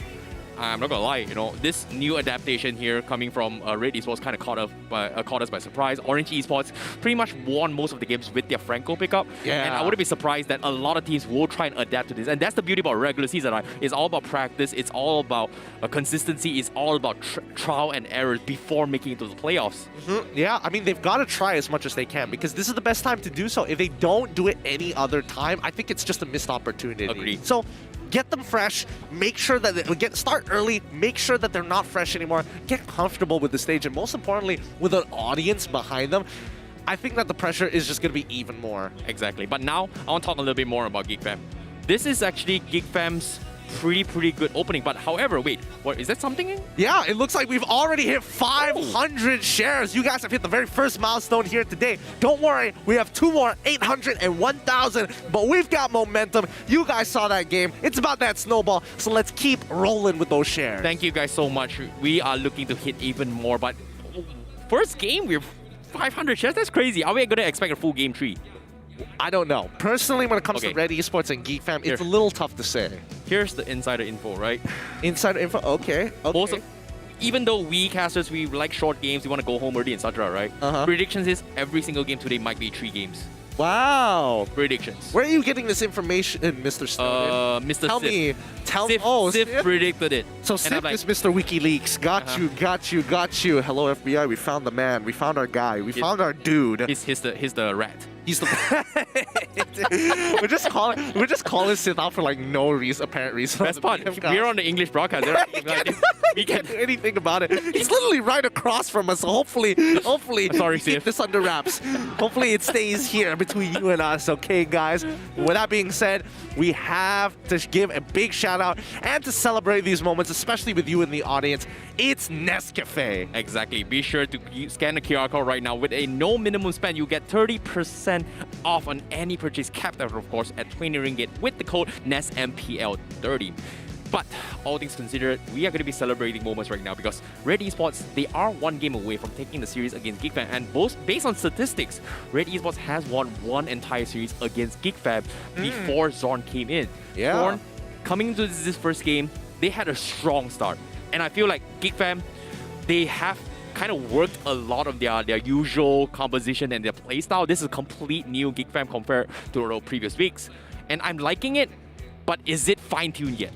I do think there's a little like I will say the mechanics are definitely there. Like Zorn, he's still looking sharp. He's still landing his abilities without a question. But let's pull up the recap real quick and look at the damage numbers before we make judgment here. Ooh, that's actually not too bad for the side of Geek Fam. Exactly, and on top of it all, you can see the discussions coming from Geek Fam as well. They are trying to calm Luby out, and like you said as well, Luby was struggling so much in the previous game. He didn't exactly do too well, and hopefully he's gonna have his mindset fixed into his game number 2, and hopefully they will bounce back. And in this particular situation, we talk about the damage output wise, Geek Fam, overall they're pretty much more balanced out compared to Red Esports, but Ash was one of the MVP in the previous game. He was one of the biggest cores coming in, and I really like how they can actually choose any kind of fights compared to Geek Fam, which is more situational, where they need Zorn to bait out 4 Burpee to go to the back lines. I guess. I mean, it's a particular style. It doesn't necessarily mean that, you know, Zorn has to play the way he does, and Burpee can definitely start the initiation, and Zorn could be the follow-up, but we don't see that sort of change-up of style in the middle or change-up of pace in the middle of the game here. I think as of right now, the only thing that I'm a little irked out by is the fact that Mal is getting away with these fighters in the gold lane. He should not be able to play this lane. Yeah, now that you mention it, right, like, Suha's tried it, didn't exactly work out for the past few weeks, and Red Esports somehow makes it happen. And I feel like this reminds me of Season 8, where the only reason why this is possible is that you are playing the marksman mid lane rather than gold lane, and there's not a lot of marksman that comes online with level 4. In this case, V3 kind of comes online during level 4 because it's got double ultimates, which hit a lot of damage compared to other marksmans. I mean, yes, but also the fact that they threw Ashe into the mid lane to make sure that they can contest it, because they know Dominus and Zorn naturally would have been able to like push out the lanes a lot faster to something like a Matilda and Franco, right? So to kind of compensate for the lack of pressure, they're saying, you know what? Let's sacrifice the gold lane, let's give Mal the gold lane, and throw Ashe into the mid lane where he's more comfortable and understands these rotations better. Okay, now here comes the question. When we're talking about drafts here, they first phase picked the Lunox over Cecilion, over Lilia. Is Lunox viable, or is it just a flop, or is it just a forced issue coming from Geek Fam? Personally, I do think that Lunox is very viable. It kind of fulfills the same criteria and has a little bit more utility, or selfish utility in a matter of fact. Selfish, all right. Yeah. It's not like a real world manipulation where it's like it kind of helps out the team. Like this is, I go invulnerable, I deal damage, I kind of slow people with the brilliance. It's all for the Lunox. It's not for the rest of the team. It's about giving me the kills. Give me that gold. And all right, I see that's going to be the situation, but I'm still looking forward to see whether or not Dominus is going to be clutching for the team. Considering that they did ban the Kadita, this is something that kind of threw them off guard. However, based on the stats here, Geek Fam, they're very comfortable when they are on second pick. First game, they won on first pick, looked good, didn't exactly win. Hopefully, when they get the red side, they are going to be able to come back from this. Oh, well, this is assuming... Assuming based on stats, of course. Yeah, this is assuming they even go to the red side, to be fair, honestly. Oh, yeah. Yeah, they could just decide, you know what, I'm very happy on blue side. This is cool for me. I don't have to do too much about it. And I think, you know, Red Esports, when it comes down to the big questions, and I feel like this is almost like card game meta to a certain extent, you know? Like, you know how, like, when a new set comes in the card game, everyone's like, oh, aggro. It's all about that hit fast, eat, whatever. And then later, I know what you're going to say. and then later into the meta, it's like all these control decks come out, and then they have their own meta where it's all about like controlling the aggression. Okay. That's what it feels like when it comes down to MPL meta. So you're Early talking in about the chess season. TD, aren't you? To a degree. To a degree. Because in the early stages of MPL, it's all about getting that blue side and being aggressive. And then Alright. later on, it's about getting counter-picked on the red side halfway through the season. Yep, speaking of reactions here, Geek Fam, they are known for this reaction, and this time they will choose the red side, and this time they are banning off the Valentina. For Kadita is going to be up for grabs as well. Will Red Esports first phase pick it or second phase? In this case, look at Mom's cheery face. He's super happy that he was able to set up a lot of plays coming from first game, and it looked a little bit worrisome coming from game number 1, but Selena will be banned coming from Red Esports. Yeah, we get Great Tremor shot as well. Exactly. We just get the first person view pick of what it's like to be a pro player. Just 2 buttons. This is how you Yeah. ban, guys. Yeah, banning out Selena. Oh yeah, It looks exactly like a ranked game, it kind of does. but- except for 2 additional slots on the bans. Exactly, and I definitely think they need to start incorporating this in ranked. Oh, yeah. In ranked, But that's going to be sweaty.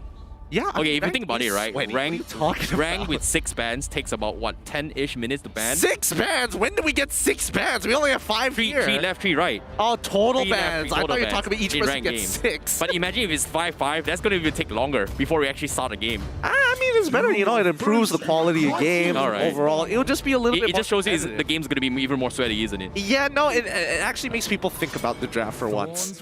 Your Whoa. team Yeah, is no, it's true. So you're calling people that people don't think in ranked games? No, I know I don't. All right. To be fair, So we do not let you handle the drafts when us casters, are going to be playing each other in a no, match in the absolutely near not. future. Don't let me do the draft at all. I'm good at analyzing the draft, but coming up in the draft is a completely different Wait, story. are we going to actually play a match? And we'll figure it out later. For now, Alright, let's alright. focus on this draft because so far the Beatrix, Selena, as well as the Lancelot gets banned out for Red Esports. Geek Fam, on the other hand, I'm expecting to see the Fanny come out of them for that final ban because the fact that Glue is missing, they're like, okay, we don't mind. You can ban out Lancelot. If you get Lancelot, that's no big deal for us too. I think they should just let the Fanny slide, considering that Geek Fam, they do have the... Okay, never mind. Your team Like, is looks like they just want to do it. banned. Like, knowing Zorn, he has the comforts of playing a Kufra, he has the comfort to play Fanny for himself, but looks like Geek Fam, they don't want to take unnecessary risks, considering that Geek Fam kind of dropped game 1, so playing safe is going to be the way to go to. Red Esports this time, first pick, what are they going to do? Kadita up for grabs, not picked from both sides, maybe Geek Fam is going to go for it, or...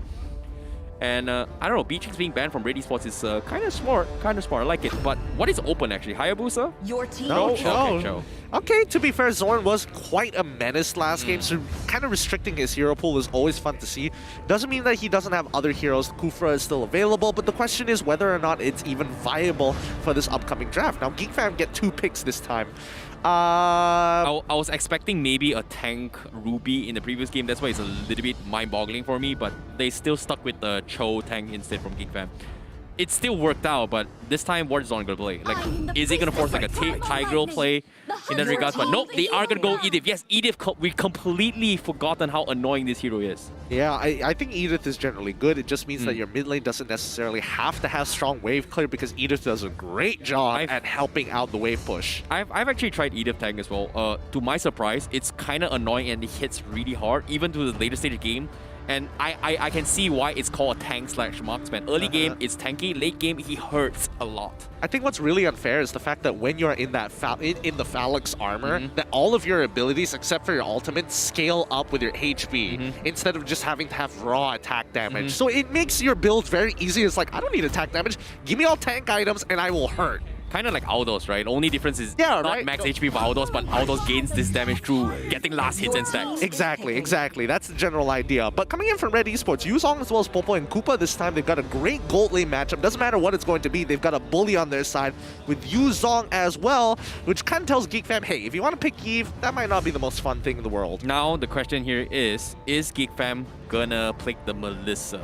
Because I don't exactly have a lot of info from Melissa. I did see a lot of YouTube videos where, hey, outdoors can't penetrate the go away coming from Melissa.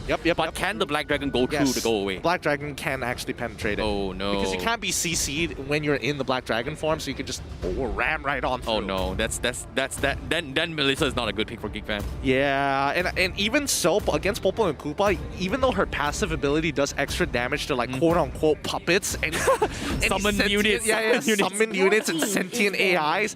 In the early stages of the game, you can't kill the wolf that easily. So summon units. There's Sun. There is Popo and Koopa. There is Zas. There is Zas. Yes. What else? I can't remember. I can't recall off the top of my head. Right. It just shows you how little sentient units there are. Yeah, we really gotta stop calling them sentient AIs. Summon units. summon units. I can't help but call it sentient AIs at this point. It's just it feels like the world AI apocalypse kind of dropped on this. It just sounds like the Terminator series. Skynet. Yeah, it's basically that. We're nerds. I'm sorry, guys. We're just straight up nerds. All right, now, as we move on to the second phase, Geek Fam will get priority over the first bans, and it's going to be Ling this time. Ling is gone, Hayabusa is still available, Lancelot is also gone, which, I mean, I don't think Geek Fam minds. They've got Paquito, and I think Burpee is just going to play Paquito again. Okay, now let's talk about the drops coming from Geek Fam. They've got 3 really solid frontliners in a sense where they're tanky, they do a lot of damage, they are able to sustain through the damage throughout team fights. Only thing they are lacking is going to be heals. In this regards, Estes is completely ignored, even though it's most of the time first phase ban in pub games and rank games. It can be considered to be played for Red Esports if they want to deal with this sustain-ish draft from Geek Fam. But looks like Red Esports, they're not taking any opportunities, and Kadita is still up for grabs, surprisingly enough. But Red Esports, they don't want any kind of burst potential, I guess. I think Red Esports is considering about scaling mages, because right now when it comes down to Geek Fam, the only one who really scales is that Esmeralda. She just it's not like she does a lot of damage. She's just impossible to kill after a certain stage of the game. I think Edith is kind of in a similar situation. No, she's a lot more manageable because she doesn't develop her own shields or like regenerate while the shields are in place. She can kind of like I do one thing and then go out of my ult and then get back into the Phalanx thing and do it all over again.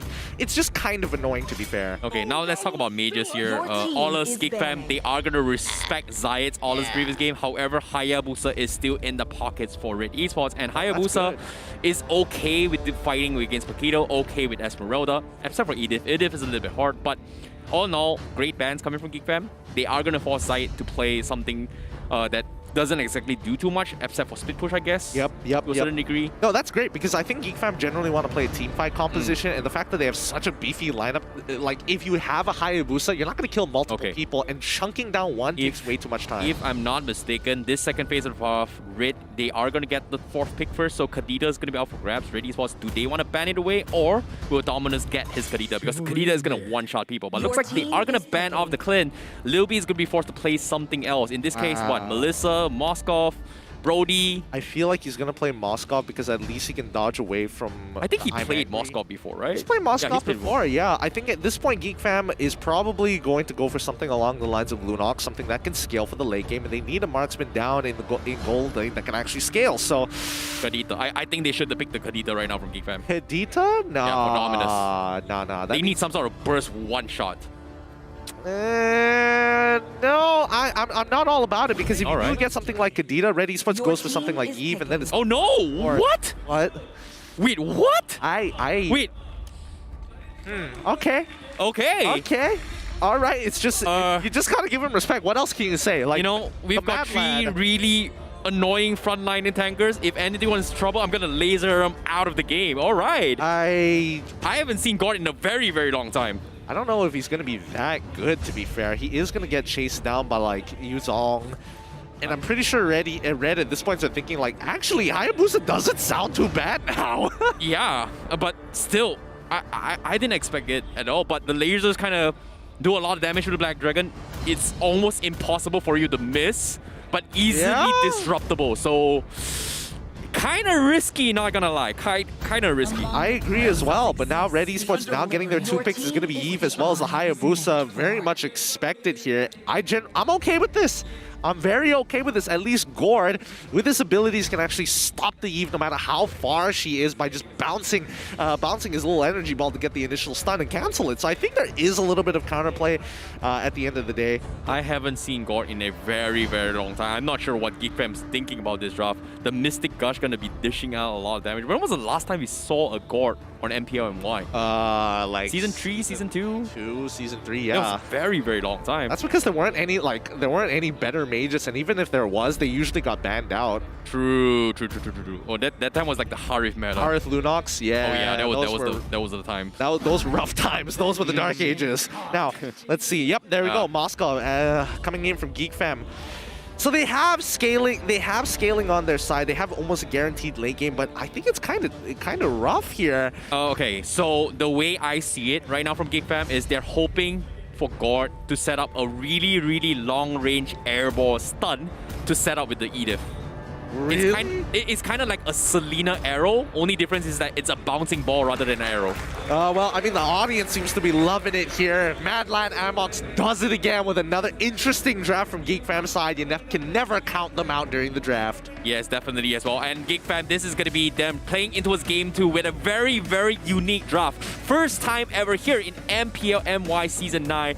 A Gord being played by Dominus going up against Red Esports Safety Net. Is this going to be the go-to plan? We are going to be having the Yuzhong once again, but instead being played by Mao, it will be played by Aaron. Whereas from the side of Geek Fam, the Dominus Zorn combo, the Edith and Gord. We are going to be heading into his game number 2. Ladies and gentlemen, this is Red Esports versus Geek Fam. All right, let's jump right into the game with Red Esports on the blue side, Geek Fam on the red side. Let's see how this draft actually does its work. Let's see the mechanics. Let's see how they work together. Yeah, I'm looking forward to see how it goes here. But seems like it's going to be Impure Rage up from Dominus. He's going to be doing a little bit of harassments. First level here is going to go for AoEs to actually do a little bit of wave clears. But seems like he's going to struggle a little bit more as Red Esports is looking to give Geek Fam a taste of their own medicine. With this time, Mom going to go for harassments. Meanwhile, Zorn, why is he in the XP lane harassing the Yuzhong? Okay, interesting switch up coming from Geek Fam. Yeah, immediately getting the lead. I mean, even Rank UT had to use his Petrify to actually survive that engagement. Zorn just being annoying as ever. He's going to follow up. The follow-up damage. Zorn might actually die here as the Mystic Projectile is a quick follow-up to the Earth Shatter. Yeah, that's actually pretty good. It's a good setup as well. But so like I said as well, Dominus's Mystic Projectile is going to be some sort of like a Selena arrow, a very interesting playstyle. But Lil B is going to get bullied out of the lane. This time, the rest of Geek Fam, they are going to try and rotate up top to try and punish Mao's over aggression. Zorn going to scare him out, so that's going to secure Lil B's farm before he goes in for the reset. Here comes Mom to actually match up that rotation so far, but honestly, it really doesn't matter. Eve just wants to sit in lane, push it out as quickly as possible, and if the tower can shoot it down early, that means that Dominus is going to lose EXP. And the longer Dominus isn't in lane, the more EXP is going to lose. Yeah, I like this play coming from Geek Fam. Even though Liu Bei kind of lost his lane, they make sure they show their presence up top so that Mao it doesn't overextend and push out the lanes, which kind of gives the creep waves back towards Liu Bei in this favor. As soon as Liu Bei is back, they walk off. So this is a great macro play coming from Geek Fam. Yep, and immediately that's going to be a little bit of EXP coming in from Ashe as well. Let's see how they play this out. Oh, Dominus. Oh, no, he might die. Oh, he secures that kill with the help of Ashe with the real world manipulation. That's what you want to see. Dominus a level down, very much a level down, but won't be able to re-engage or at least join this upcoming Eternal fight. Yeah, there's nothing that Zorn can actually shut him down. If it's Kufra, probably it is a good thing. However, Geek Fam, they're hoping to punish Red Esports for surprise, and this time it's not going to be working in their favor. Red Esports, they are going to dominate the early stage of the game right now. Yep, and they're doing a very good job at it as Mal is having the time of his life. This is like an impossible matchup for Lil B. Like, look at him. He's just struggling to breathe. First blood bounty already achieved by Red Esports, but again, it's about time. Geek Fam just need time and not let Red Esports run away with the game. It's funny how the roles are kind of reversed now, where Geek Fam, they are going to be playing a very late-ish gameplay compared to the first game. And this time, Red Esports is looking to go for the aggression because of Mom. Mom almost hitting for the level 4. He's looking for a setup. He's almost there. He just got it. He's going to go for a dive as well. But looks like here comes the Geek. He kicks Dominus back to the airlines, but Zorn is going to flicker out there. Do they get Dominus? Yes, they will. Real Revolution is there. They get not burst Dominus. They also get Zorn on the side. So great timing coming from Mom to start that fight. Super good catch. And now Lil B is going to get punished as well. He dies straight away. A double kill going over to Zion. They take away the orange buff at the same time. time. Burpee will not be able to do anything about this. Does he have Retribution? No, he does not. He really can't do anything about it. Now Red Esports will have to press their advantage. This is a great start for Red Esports. 4-0 against Geek Fam in Game 2. Oh, this is big coming from Red Esports. They've got a good read on their timings. Well done once again coming from Mom. This time they are going to apply the pressure up top. Mao is going to get a little bit of gold platings up top. However, here comes a kick from Mao from the side. He catch off Zorn. They completely shut him down. Burpee can do absolutely nothing. Same goes for Lil B as they try and defend against this. Yeah, this is really, really rough for the side of Geek Fam. They can't stop this bleeding, and Red Esports just keep on digging deep into their skin. Ren QT, as long as he goes 50-50 against Arts, when it comes down to these bigger team fights, that's when he's going to show a lot of relevance in the game, because now Dominus can barely hold his lane by himself. He needs help. Yeah, Zorn and Dominus has pretty much died twice for both of them. The Zorminus combo is not working out. I'm not gonna lie. Does Zorminus or Zorminus? Zorn minus then. Sure.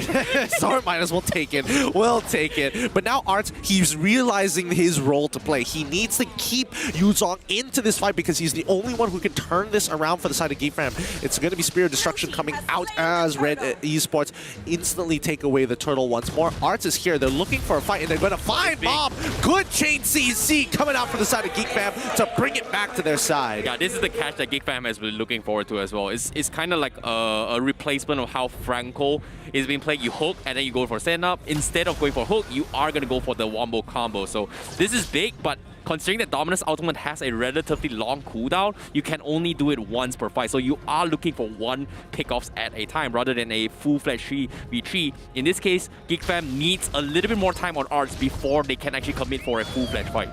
Now notice the behaviors coming in from the side of Geek Fam, right? You're expecting Zorn to look for a big catch or somebody who has CC to actually make it happen. Burpee, he's going to lose this 1v1 here. Real world manipulation will secure this kill as Mom is able to mirror Zorn at the same time. He's got cut off from options, and Lil B is next to fall as Mom is able to 2v1 with the help of Mom to help ensure the double kill for Red Esports. Well done coming from Red Esports, the punishes, and Zorn is not going to be left off the hook as well. Here comes the out coming in, but the okay shadow kill, is it going to be okay? He's going to be fine for now, but Red Esports completely shutting down Geek Fam on all fronts. And like I said, they are buying time. They need Arts to come online, but it's only 6 minutes a game. This is too quick and too fast of a snowball coming from Red Esports. Yeah, 4K gold lead 6 minutes into the game is not looking good. Red QT going to go into his Black Dragon form to open up the map, looking for options. Mom wants to go for a kick, but he sees too many people and is like, yeah, let's just take the tier 1, one of the more valuable structures in this game, over a kill.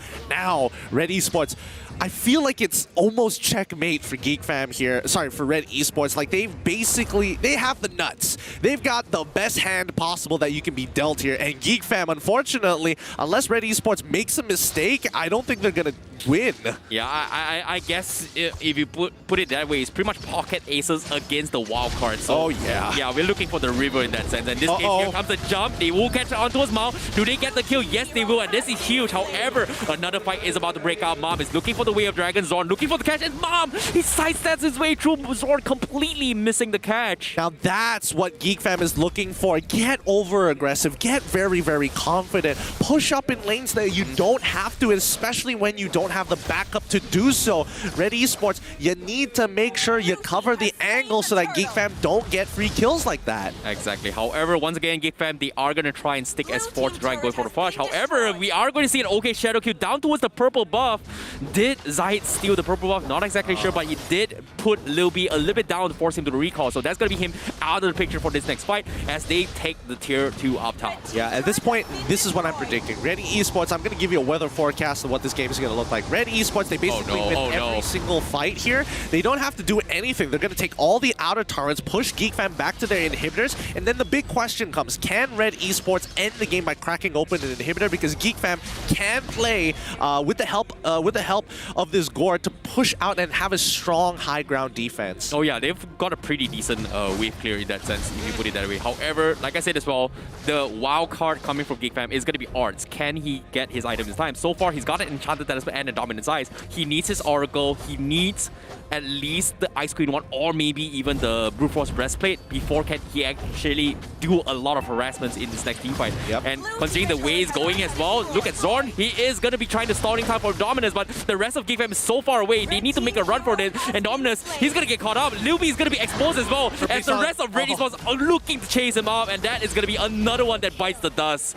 As a double kill is secured by Mao. I feel like I've watched this movie before. Oh yeah, it's Saving Private Ryan. Burpee just recalling in the brush. It's like, I'm sorry, boys. Y'all gonna have to throw your life for me. I need to live. My life is more valuable than yours. Forgive me.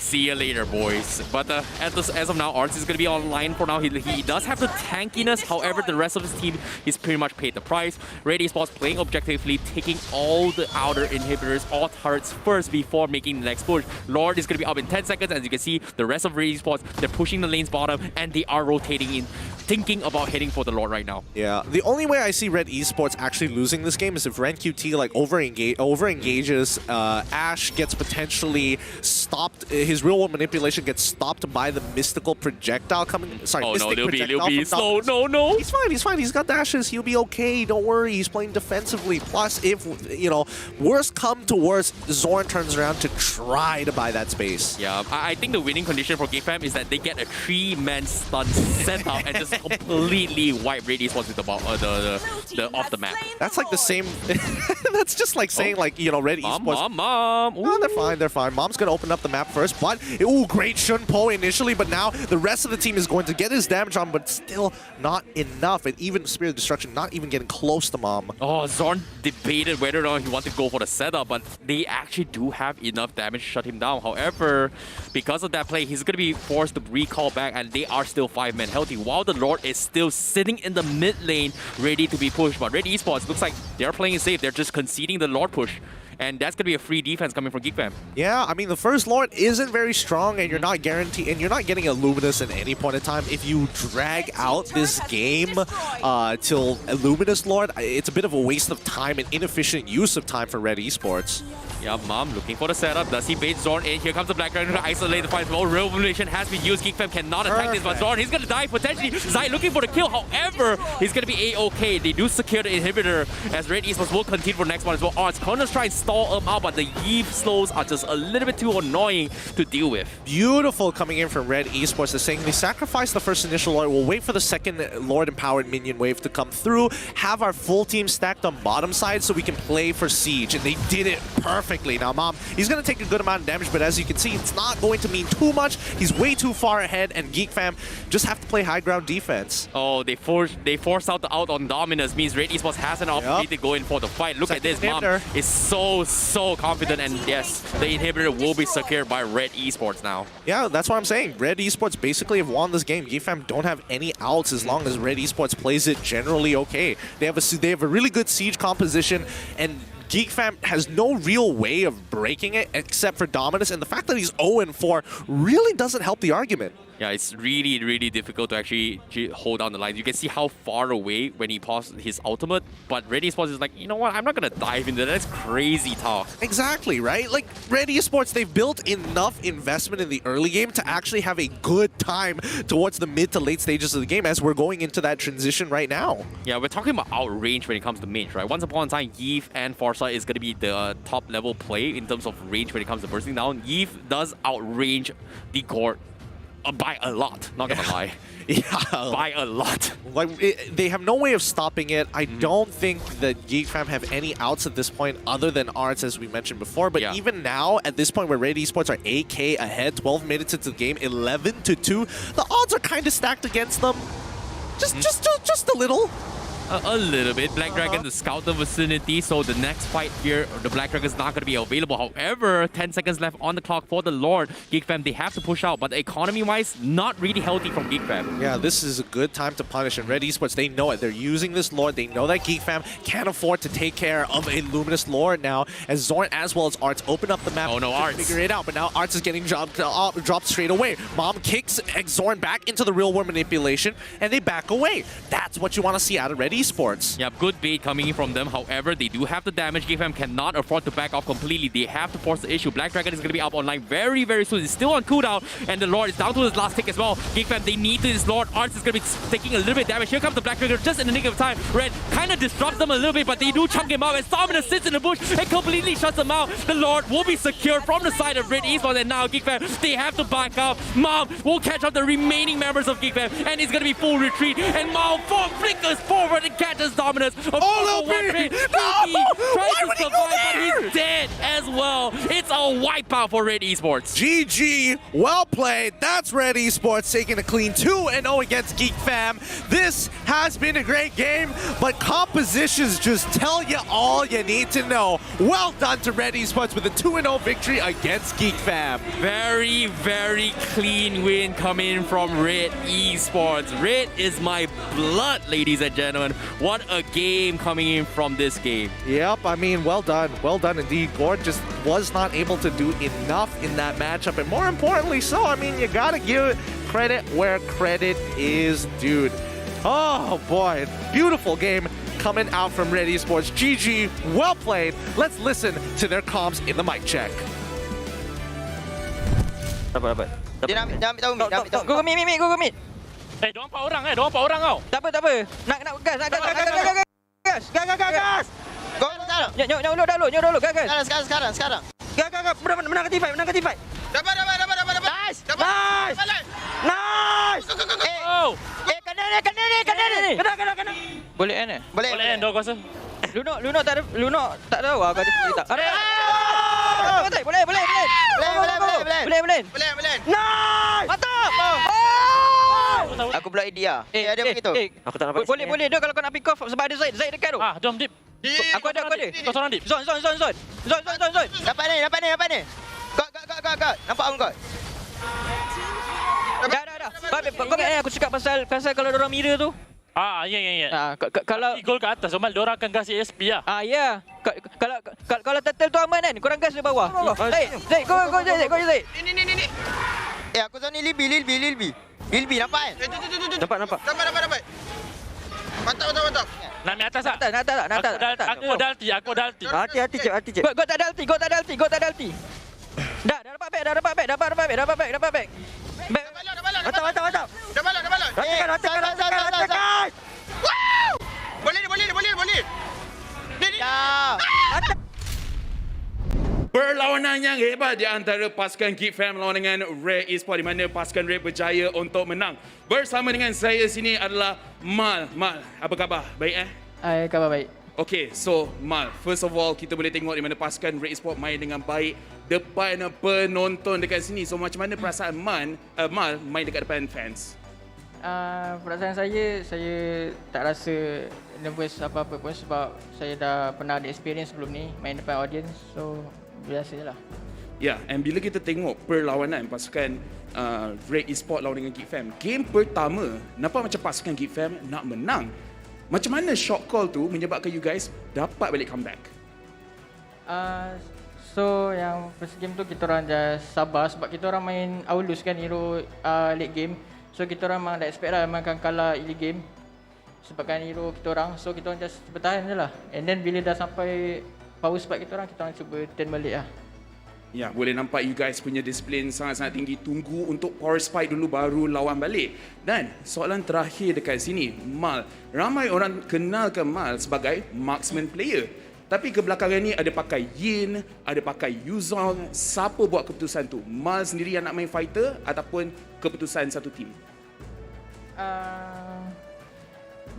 Jadi sebab kita orang banyak tengok meta-meta sekarang ni, meta-meta terbaru, so tengok macam fighter macam sesuai. And lagi satu, kita orang dapat outplay diorang dari segi draft kan, sebab kalau Yuzong orang mesti ingat XP kan, tapi tidak lah macam tu.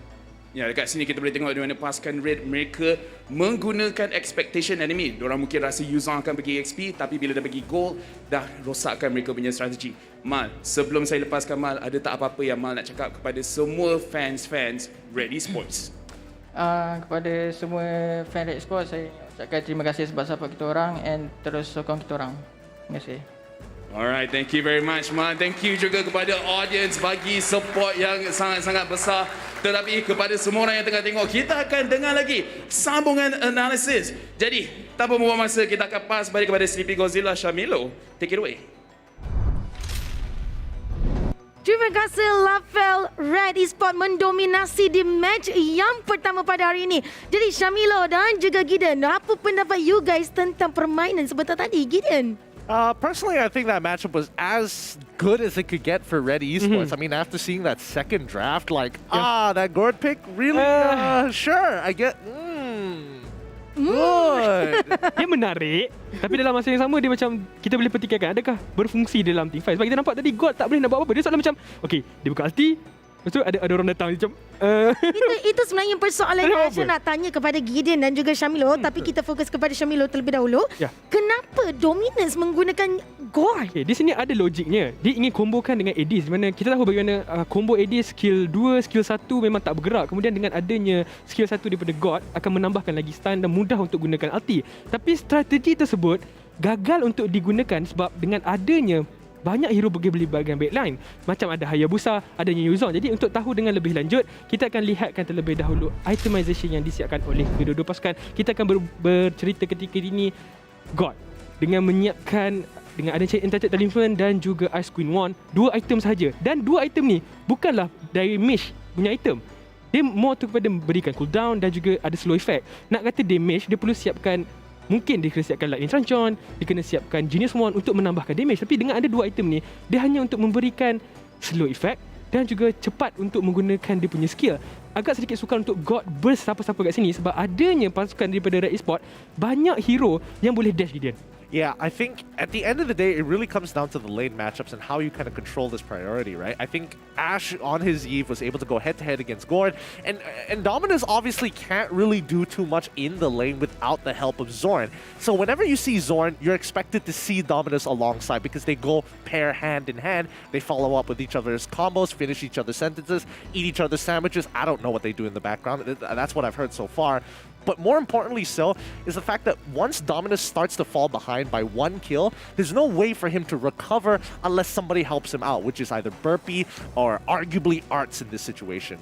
Ya, tapi macam sekarang ni kalau kita tengok kepada item build, untuk Red Esports kebanyakan player dapat memenuhkan setiap item build mereka kecuali daripada Ash. Tetapi kalau kita tengok balik kepada Geek Fam, terlampau banyak ruang-ruang kosong untuk player-player mereka dan item build untuk hero mereka, Syamilo. Ya, secara jujurnya untuk pasukan Red Esports, mereka punya komunikasi, bila kita tengok dekat mic check tadi, sangat-sangat baik. Game pertama, ya, mereka cari untuk bertahan. Di game yang kedua, mereka menunjukkan prestasi yang sangat-sangat membanggakan. Jadi kita akan lihat ketika ini post-match di mana Rich Guy akan diberikan kepada Mal, The Carry juga kepada Mal dan juga The Forgotten One. 8 assist kali ini diletakkan ke arah jungler. Sandbag, ya, didapatkan oleh Arts kerana dia banyak damage yang ditahan. Cumanya, bila banyak damage ditahan, dia tak mampu nak survive selama yang mungkin. Dan kita tahu bagaimana follow up untuk pasukan Geek Fam. Kalau Burpee tak ada combo, tak ada damage. Kalau Moskov perlukan item, God, apa yang dia boleh buat ketika ini? Kalau dia punya item sendiri pun kita dah nampak tak ada damage kat situ. Untuk pasukan Red Esports, boleh katakan mereka punya cara bermain, mereka faham masing-masing. Zaid punya Hayabusa antara yang terbaik ketika ini di mana mampu untuk melakukan outplay demi outplay. Satu demi satu pasukan Geek Fam sentiasa akan dicari. Yeah, I think it comes down to just analyzing the lane matchups alone and kind of understanding how the compositions work, because at the end of the day, right, I think even Red Esports figured out very quickly what Zorn and Dominus wanted to do with this combo, so it's all about shutting down the mid lane. They know Ren QT can't necessarily win against Art, so they're like, okay, Ren, just do what you have to do. Don't die, survive, and Burpee will absolutely steamroll Lil B. So it's all about controlling that mid lane. As long as Lil B doesn't get the support of Zorn, Zorn can't be everywhere at once. He has to protect not combo with Dominus, but he also has to protect Lil B. And I think Red Esports, they won the draft, and by the 8th minute, this game was already over. Boleh dikatakan daripada segi drafting, saya setuju dengan apa Gideon katakan sebentar tadi. Kalau sebut pasal drafting, nampaknya game kedua ni totally berpihak kepada pasukan Red sebab mereka punya damage boleh sampai dengan lebih awal dengan adanya Yif dan sebagainya. Tapi sekarang ni kita akan lihat untuk MVP di match yang kedua sebentar tadi, di mana MVP terletak didapatkan oleh Red Esports iaitu Mal dengan KDA dia 716, manakala match KP 81%, match GPM 775, Gideon? I think he played a perfect game. He was given an amazing matchup. His entire composition was about his damage that he deals with Popo and Koopa against turrets. If he was playing Brody, that would have been fine as well, but Popo and Koopa is literally the best option for his composition. And he only made one mistake during that game. One. Boleh dikatakan itu adalah mistake yang kat bawah. Ya, dia tak perlu. Dia sebenarnya itu adalah mistake yang dilakukan. Tapi biasa dia akan melakukan mistake. Tapi bagaimana, jangan tengok kepada kesilapan dia, bagaimana impak dia. Turret yang berjaya untuk dikumpul oleh Mal lagi besar daripada apa kena dia lakukan mistake sebab tadi, betul tak Gideon? Dan kalau kita tahu Popo dan Koopa, gameplay yang ada dekat hero ni sebenarnya memang fokuskan kepada turret. Kalau anda boleh katakan kat god lane, okey, kita main dekat bahagian god lane 1v1 dengan marksman. Kalau kita kalah, siap sedia. Bawah 2 minit turret tu gold plating dah hilang. Tapi sekarang ni kita akan saksikan highlight di game sebentar tadi. Dan di mana dua kumpulan tadi baru saja menghabiskan match yang kedua yang dimenangi oleh Red Esports. Dah, kita lihat dekat ini bagaimana Zaid terlalu boleh katakan free lah. Dia boleh buat apa saja dekat sini. Dia boleh ambil jungle, dia boleh ambil turtle, dan setiap pergerakan Zaid tak boleh diganggu oleh pasukan Geek Fam sebab tak banyak perkara yang boleh dilakukan oleh pemilihan hero itu sendiri lagi dia. Yeah, I mean, you can see already here, Mal, great 2v1 outplay here. Mom just helping him get the double kill. Even if he wasn't there, it would have been absolutely fine. He makes this one mistake, but you generally see in these highlights how Zorn as well as Dominus kind of want to play this combination, right? They want to stick together. The moment Zorn catches one person up, the follow-up is really, really nice. But unfortunately, the lead is too big here, right? Every time Dominus is caught out of position, everybody except, with the exception of Zaid and Ash, is able to stop that ult. So whenever they want to get into these fights here, Red Esports, they need to be singular in focus. Oh, do we take the Lord? Okay, we got the Lord. Now we can focus on the fight. And now they blow through the fight.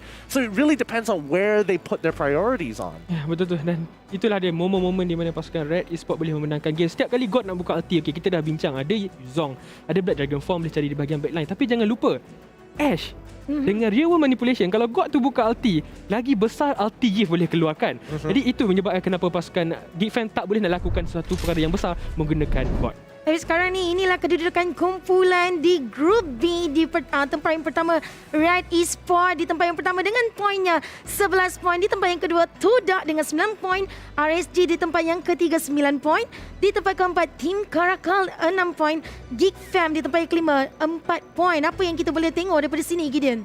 We can see that, you know, each of these two, specifically 2-0s, give you 3 points. So if, let's say, Torak wins the next matchup 2-1, Red Esports is still going to be sitting up on top. So keep that in mind as the weeks go on by. But Geek Fam, I mean, if it goes like this, we might not be able to see them during playoffs. Isn't that crazy? Itu perkara yang kenyataan yang boleh kata menyakitkan. Tapi ni minggu keempat, biasa dia lagi ada lagi 5, 6, 7, 8, ada lagi 4 minggu untuk Geek Fam perbaiki. Dan ini penampilan pertama Zon kembali selepas rehat. Dia punya boleh katakan gameplay sama je. Boleh katakan memang Geek Fam yang asal, tapi kebanyakannya adalah kesilapan daripada mereka sendiri. Seperti apa yang berlaku di game yang pertama. Boleh tak Acha nak kata kemasukan Zorn ni sebenarnya dah predictable oleh pihak lawan seperti Red Esports, dan mereka sebenarnya study permainan daripada Zorn dan daripada situ mereka mendapat kemenangan. Kalau nak tengok nanti, kita mungkin akan lihat kepada key to victory kembali, kerana pasukan Red dia tahu bagaimana cara. Zorn dah lama dia dalam MPL, so gameplay dia boleh dikatakan okay, dia ada kat depan, dia buat recall dulu sebab nak bagi orang overcommit. Tapi bagaimana cara Red counter balik? Kalau nampak tadi dia gunakan Franco, setiap kali dah ada power spike, Zone datang depan je, memang kena bloody hand, dan segala skill akan dikeluarkan kepada Zone. Tak ada Zone, maka dalam Geek Fam tu sendiri macam kurang satu suara, dan itu menyebabkan mereka agak sedikit macam nak buat apa selepas ni. Kurang warna lah orang kata. Tapi ada satu soalan untuk you guys, di mana combo, sebab kedua-dua tim ni sebenarnya mereka ada combo yang tersendiri. So antara combo Zominus dan juga Ashmam, mana satu yang lebih berkesan, mana satu lagi hebat? Don't make me say it. Don't make me say it, Sleepy. I was literally talking smack. People kita nak tahu, Gideon. Come on. Okay, I think in this particular case, Ashmom just played it superiorly better overall. And it's not even Dominus or Zorn's fault. I think Dominus was not playing well game number 2. He missed out his level 4 unnecessarily trying to make a play, and I think that really costed him a lot throughout that game. Game 1, I think generally it was okay. It could have been better, but I think Ashmom overall consistently have just been getting better and better. Ya, kalau untuk saya pula, Saya bersetuju dengan apa yang Gideon katakan sebelah tadi. Combo Ash dengan Mom membuahkan lebih banyak hasil dan kita nampak macam mana banyak kali momen yang dilakukan di bahagian tengah tu adalah daripada Red. Ya, pada awalnya kita nampak di game 1 Zone, The Way of Dragon, ada Lunox Burst, tapi bila masuk balik kepada fasa late game ada Bloody-Han, ada Nibiru's Passion, ada Renner's Petis. Jadi maknanya kedua-dua sebenarnya memberikan impak. Tapi untuk game ketiga ini, saya boleh setuju dengan Gideon, lebih bagus Ash dengan Mom. Okey, jadi macam yang Aisyah tahu, benda-benda yang draft pick ni bergantung kepada coach, pemilihan coach yang pilih hero. Tapi sekarang ni kita tengok dulu key to success untuk Red Esports. Mana satu key to success Red Esports yang mereka apply sebentar tadi, Gideon? Contesting Show and Beatrix. I think that number one, straight up, they did it every single, both of those games. Game 1, they were able to get Beatrix. Unfortunately, no Chill, but still they had answers. And in game number 2, they got Chill and banned out Beatrix. After that, Zaya joining team fights more. True. It's quite great to watch Red Esports play off of a snowball like this. Ya, betul tu. Dan kalau kita lihat daripada kunci yang kedua di mana menangkan mid lane, boleh katakan game 1 mereka menang. Okay, mereka katakan Lunox pada awal game tak boleh nak buat apa-apa sangat. Dengan adanya Beatrix, lagi besar damage yang boleh dikeluarkan oleh Beatrix, lagi mudah Beatrix untuk clearkan minion. Dan juga kalau dia gunakan Yves nak lawan dengan God, boleh katakan menang kepada Yves. Ulti Yves lebih besar nak dibandingkan dengan God. Ya, walaupun first skill God boleh cancel Real Manipulation, tapi kena ingat apa spell yang digunakan oleh Yves sebentar tadi, iaitu Purify. Oh, begitu. Baru kita faham setelah Aisyah duduk bersama Gideon dan juga Syamila. Tapi berbalik kepada soalan Aisyah tadi, di mana sebenarnya draft pick ni dipilih oleh coach mereka sendiri. Jadi, antara coach Sora Payung dan juga Amox, yang mana satu membawa hasil kepada kedua-dua tim ni. Jadi mana satu lebih kepada preference kepada Gideon dan juga Saya bagi sini jawab dulu. Are you trying to get us in trouble? No. Trying to get us in trouble. All right. To be fair, I think both coaches are extremely accomplished in what they have done. They're extremely smart with what they do. They cannot control how their players play at the end of the day. They try to set them up for success. I feel at this point in time, I think, it really, I'm looking for the words here. Don't look at me like that, Shamila. Don't get me wrong, I love Amox. I love Amox to bits. And I also love Sora Payung. But I think in this particular situation, Sora just did a much better job at kind of playing to the team's strength. And I think Amox is trying to push the team even further out of their comfort zone to make them evolve and explore what else there is out there when it comes down to the draft and types of team compositions. Okay. Tapi sebelum tu kita pun tahu kan, daripada apa yang Gideon cakap tadi, draft pick, pemilihan draft pick tu bergantung juga kepada skill daripada player masing-masing. Tapi apa kata kita sebut pasal next match yang berlangsung selepas ini, di mana SMG berlawan dengan Orange Esports. Kedua-duanya Orange, tapi siapakah yang akan mendominasi selepas ini? Ya, kita tahu bagaimana Lexia telah pun keluar ketika ini. Jadi sama ada Harpies ataupun Subway yang akan bermain selaku jungler. Dan kita nampak, boleh dikatakan pasukan Orange sendiri pun membawa masuk pemain-pemain baru. Adakah pemain-pemain baru dalam pasukan Orange ini akan melakukan sesuatu untuk mendapatkan mata yang pertama untuk pasukan Orange, kerana mereka ketika ini masih lagi low streak?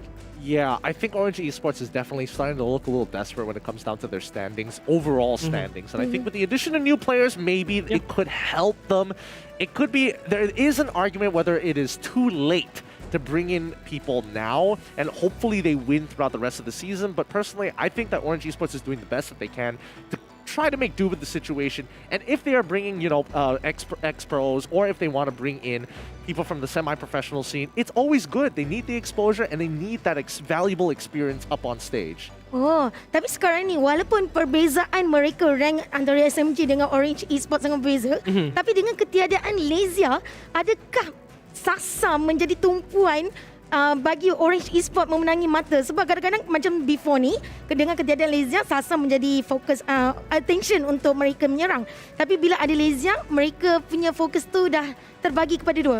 For me, untuk saya, sebenarnya bukanlah fokus kepada Sasa sangat. Sebab kena ingat, untuk pasukan SMG, Zaim Sempoy dan juga Stormy. Stormy selaku rookie, dia main dengan baik. Dia kat bahagian mid lane, boleh katakan ada bayang-bayang Zaim Sempoy ketika season lepas. Boleh katakan dia punya Kagura boleh buat game, dia boleh bermain banyak hero, tak semestinya mage saja, dia boleh main marksman dekat bahagian mid, dan boleh katakan untuk pasukan SMG bukanlah masalah kepada jungler, mereka boleh letak harpies, mereka boleh letak subway, tak ada masalah kerana Zain Sempoi dan juga Stormy itu sebenarnya dah terlalu kuat. Jadi apa impact seseorang coach kepada satu tim, Gideon?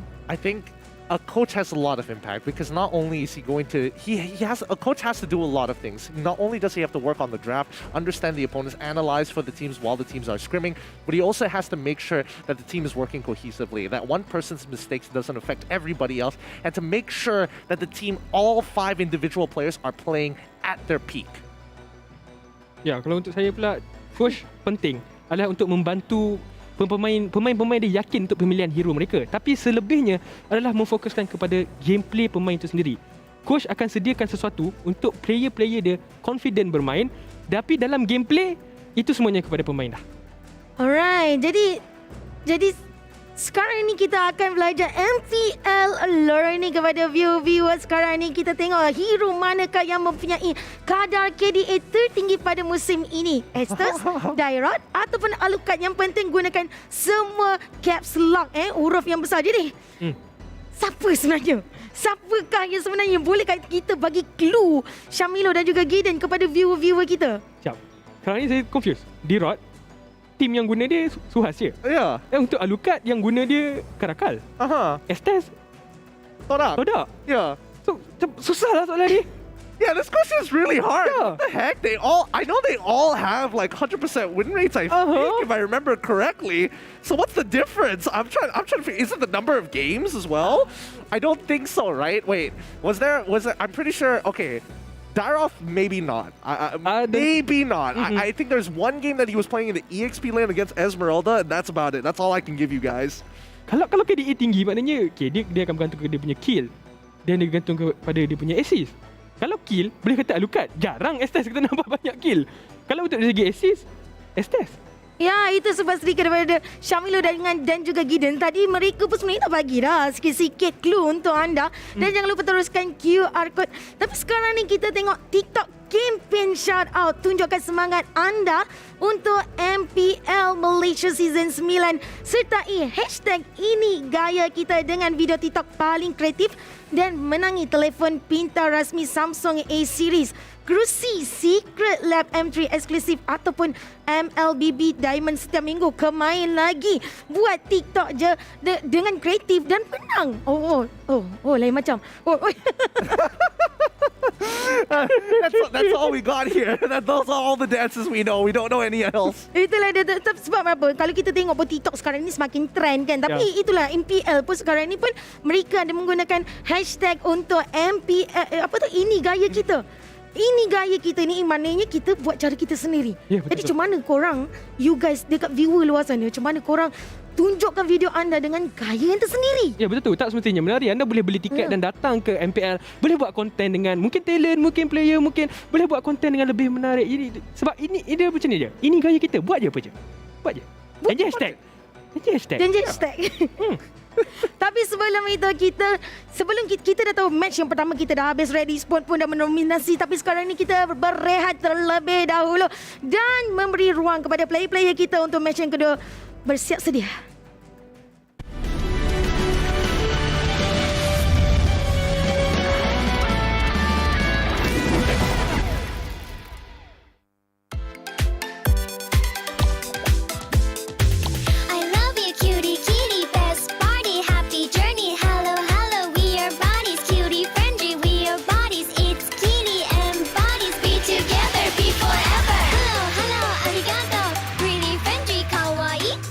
Hello,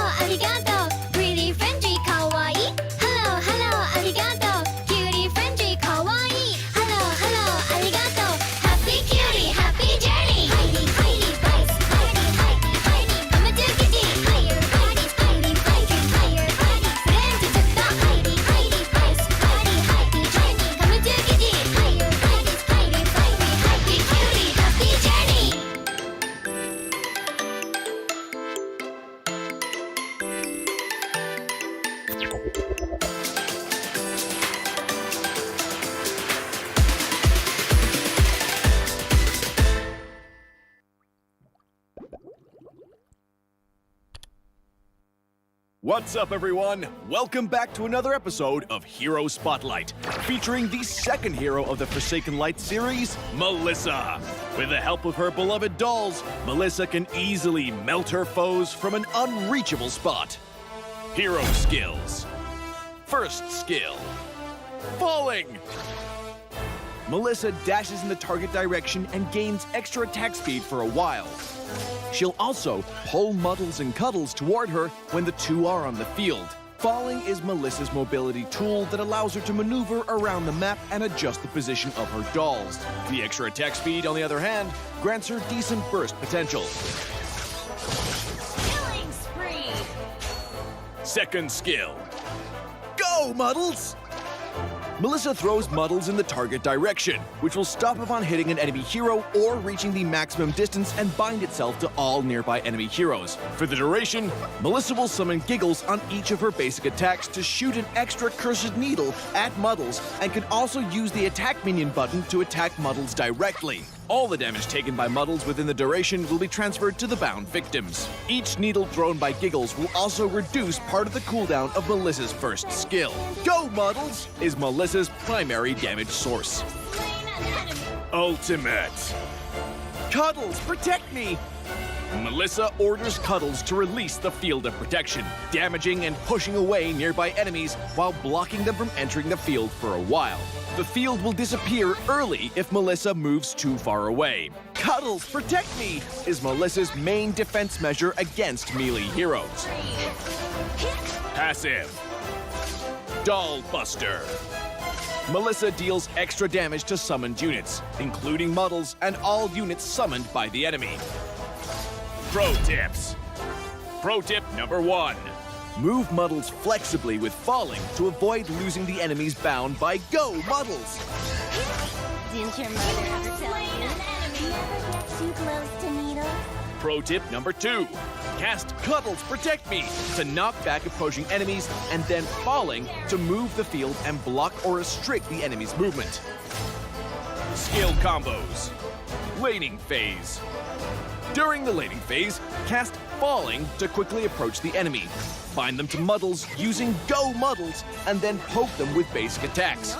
Cast Cuddles Protect Me when they're getting too close. Team fights.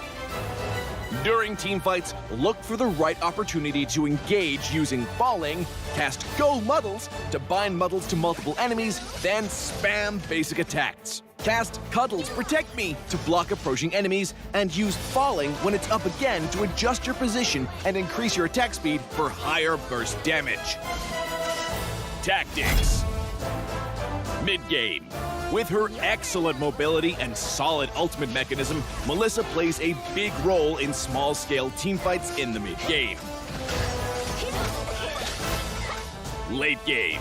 After getting her hands on a few pieces of core equipment, Melissa can deal significant burst damage after successful Go Muddles hits, while the field created by Cuddles Protect Me allows her to take on enemies from a safe spot. For equipment, we recommend this crit chance and attack speed build to maximize Melissa's burst potential. For emblem, choose Weakness Finder of the Marksman emblem to make the best use of her extra attack speed. Among the battle spells, Inspire is a great choice to further boost Melissa's burst damage. Finally, one friendly reminder for all Saber, Hayabusa, and Layla players. Always keep an eye out for Melissa's position and do not try to barge into her field of protection. You just can't. Well, that's all for our new hero, Melissa, the Cursed Needle. And until next time, we'll be seeing you in the Land of Dawn.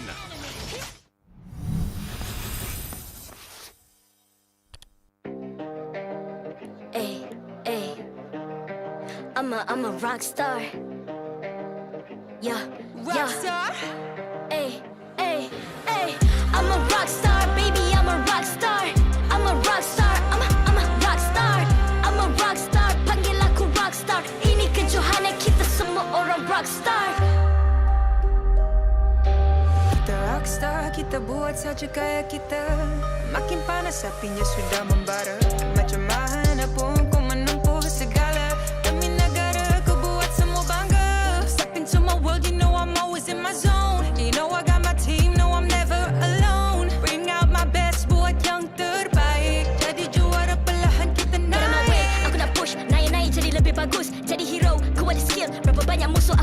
Ramai cuba mencabar cause they envy me. Tiap game aku pasti jadi MVP. Easy. I'm a rock star, baby, I'm a rock star. I'm a rock star, I'm a rock star. I'm a rock star, panggil aku rock star. Ini kejohanan kita semua orang rock star. I'm a rock star, baby, I'm a rock star. I'm a rock star, I'm a rock star. I'm a rock star, panggil aku rock star. Ini kejohanan kita semua orang rock star. Tengok nanti siapa yang juara. Ni peluang kita bawa pulang piala. This is my game, this is my time. Menang semua, everything will be mine. Kalau jatuh kau pasti kembali. Bangun balik ku tegak berdiri. Kuatkanlah tenaga, ganjaran diperoleh. Ni kejohanan kita, Malaysia memang boleh. Rise up to the top, kita buat bersama. Semangat kita kuat di bawah satu bendera. Hey. I'ma go hard for the win. Win. On the battlefield till the end. I'm trying to beat the greatest anyone has ever seen. Stand by, I'm coming in for I'm the a rock win. star. I'm a rock star, baby, I'm a rock star. I'm a rock star, I'm a rock star. I'm a rock star, panggil aku rock star. Ini kejohanan kita semua orang rock star. I'm a rock star, baby, I'm a rock star. I'm a rock star, I'm a rock star.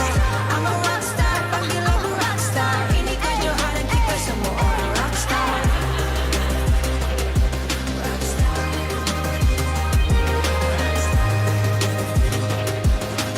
Ini kejohanan kita semua orang rock star. I'm a rock star, baby, I'm a rock star. I'm a rock star, I'm a rock star. I'm a rock star, panggil aku rock star. Ini kejohanan kita semua orang rock star.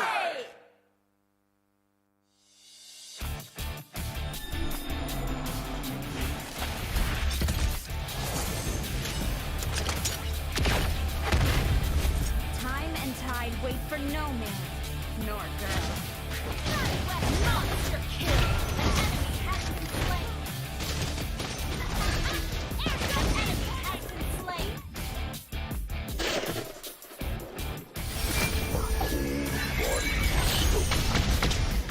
First blood.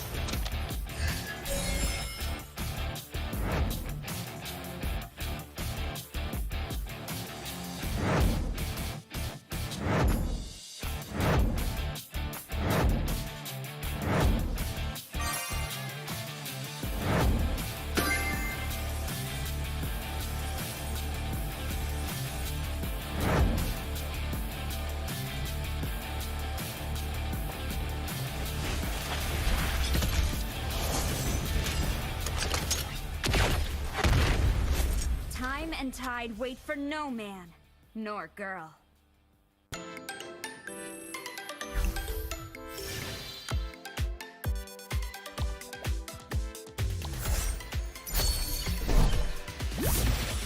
The sweet adventure starts here. Let's go out and play! Introducing my buddy. That's Maru. Friendship is a magic string that binds us together.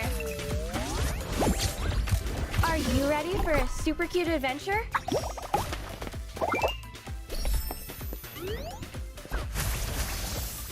I got this. It's not so hard as baking cookies. I won't stop till I win. Same for my buddy here. Here we go, fam. Mega kill. What should I draw today? Purin or a pudding? Making the magic happen on the tip of my paintbrush. Don't fear. Lauren's support is always on time. Let's create some miracles. You have slain an enemy. Guess what's in my bag?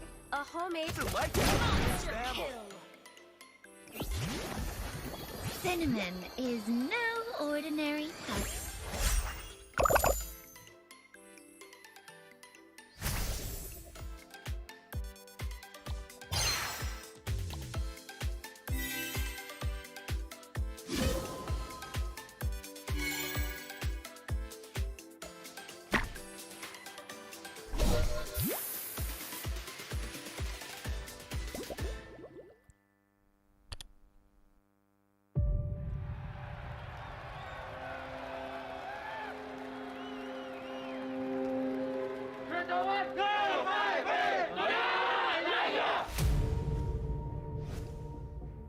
So, diorang dapat pelbagaikan lagi gameplay diorang dan Angka yakin dua-dua tim ni boleh pergi sangat jauh dekat MPL.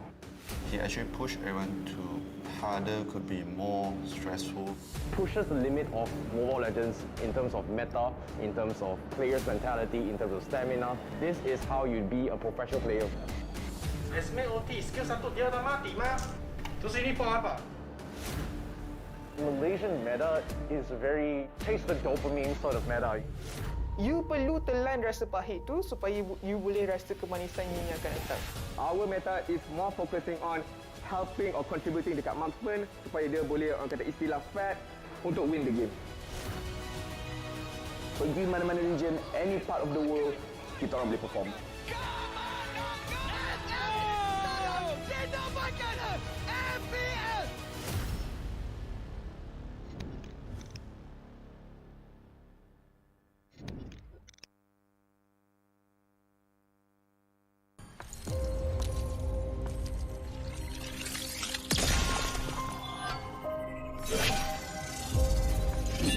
Like a blizzard, we march on. We will survive! Taste the frostbite! Back off! The snow shall rain. Taste legendary! Taste my royal station! Taste my royal turret is under attack! Imperial justice! Imperial justice! Leaving me! Taste the frostbite! Taste my royal station! Killing spree! Imperial justice! Taste the frostbite!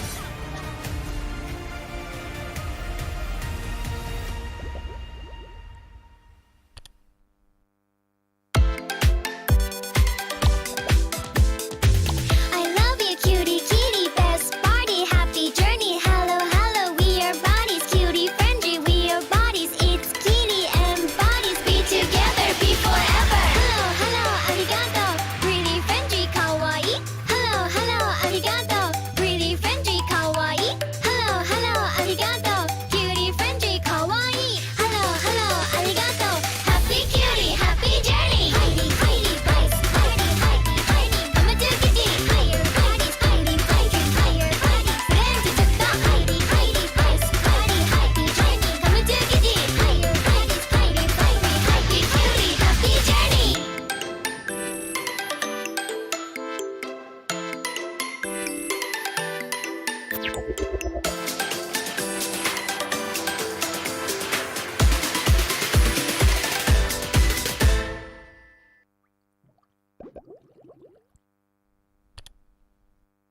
What's up, everyone? Welcome back to another episode of Hero Spotlight, featuring the second hero of the Forsaken Light series, Melissa.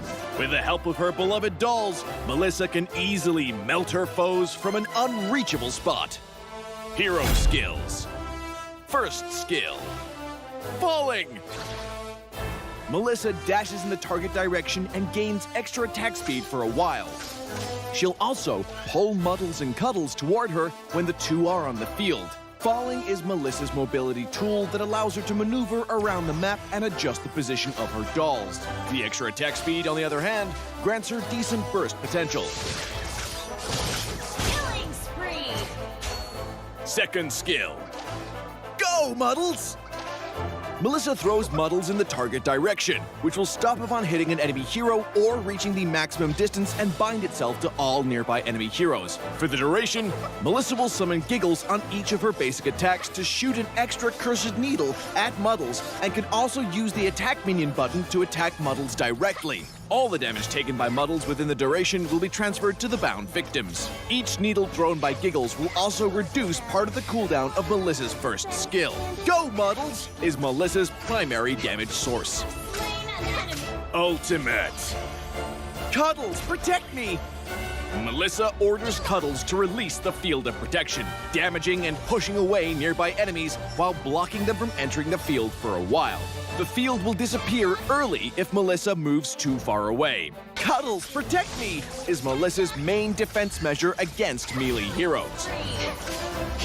Passive. Doll Buster.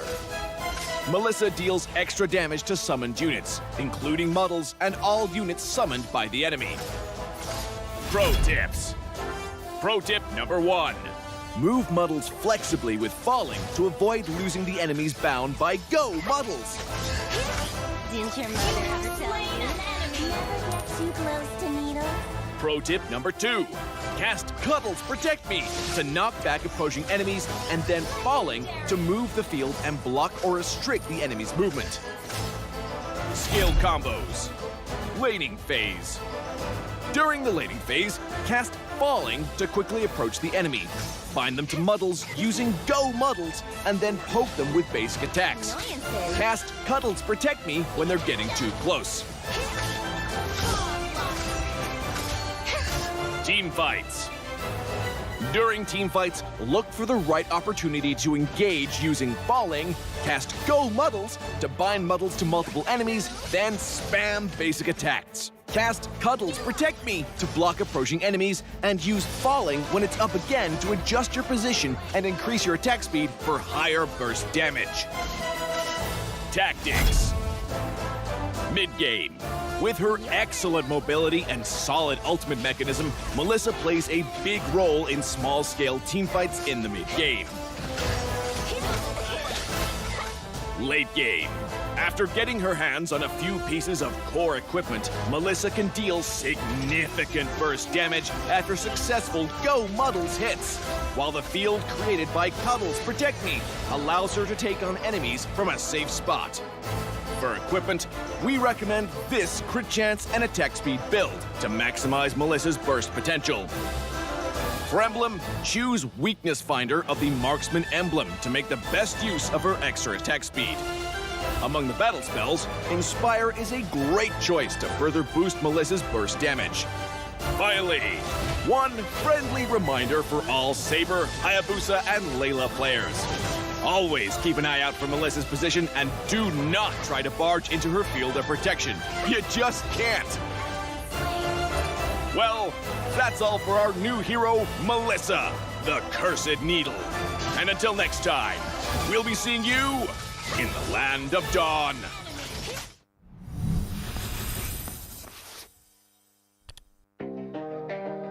Hey, hey, I'm a rock star. Yeah, rock star. Hey, hey, hey, I'm a rock star, baby. I'm a rock star. I'm a rock star. I'm a rock star. I'm a rock star. Panggil aku rock star. Ini kejohanan kita semua orang rock star. Kita rockstar, kita buat saja gaya kita. Makin panas apinya sudah membara. Macam mana pun kau menempuh segala. Demi negara kau buat semua bangga. Step into my world, you know I'm always in my zone. You know I got my team, no I'm never alone. Bring out my best, buat yang terbaik. Jadi juara perlahan kita naik. Aku nak push, naik-naik jadi lebih bagus. Jadi hero, ku ada skill. Berapa banyak musuh aku dah kill. Ramai cuba mencapai, cause they envy me. Tiap game aku pasti jadi MVP. Easy. I'm a rockstar, baby, I'm a rockstar. I'm a rockstar, I'm a rockstar. I'm a rockstar, panggil aku rockstar. Ini kejohanan kita semua orang rockstar. I'm a rockstar, baby, I'm a rockstar. I'm a rockstar, I'm a rockstar. I'm a rockstar, panggil aku rockstar. Ini kejohanan kita semua orang rockstar. Tengok nanti siapa yang juara. Ni peluang kita bawa pulang piala. This is my game, this is my time. Menang semua, everything will be mine. Kalau jatuh kau pasti kembali. Bangun balik ku tegak berdiri. Kuatkanlah tenaga, ganjaran diperoleh. Ni kejohanan kita, Malaysia memang boleh. Rise up to the top, kita buat bersama. Semangat kita kuat di bawah satu bendera. Hey. I'ma go hard for the win. Win. On the battlefield till the end. I'm trying to beat the greatest anyone has ever seen. Stand by, I'm coming in for the win. I'm a rock star, baby, I'm a rock star. I'm a rock star, I'm a rock star. I'm a rock star, panggil aku rock star. Ini kejohanan kita semua orang rock star. I'm a rock star, baby, I'm a rock star. I'm a rock star, I'm a rock star.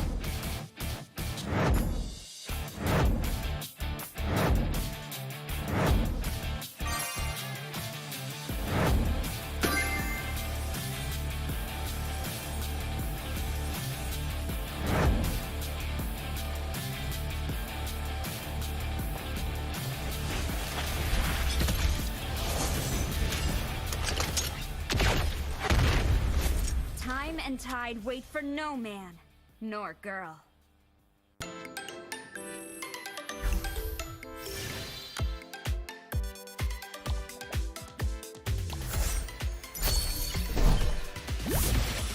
The sweet adventure starts here.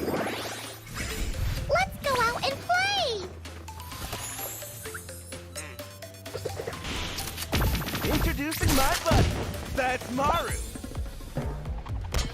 Friendship is a magic string that binds us together. Are you ready for a super cute adventure?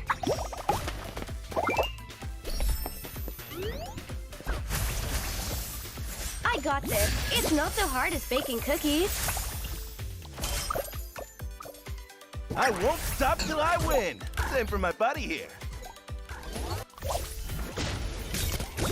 Here we go, fam. Mega kill! What should I draw today? Purin or a pudding? Making the magic happen on the tip of my paintbrush. Don't fear. Lauren's support is always on time. Let's create some miracles! You have slain an enemy. Guess what's in my bag? A homemade monster kill. Cinnamon is no ordinary husk.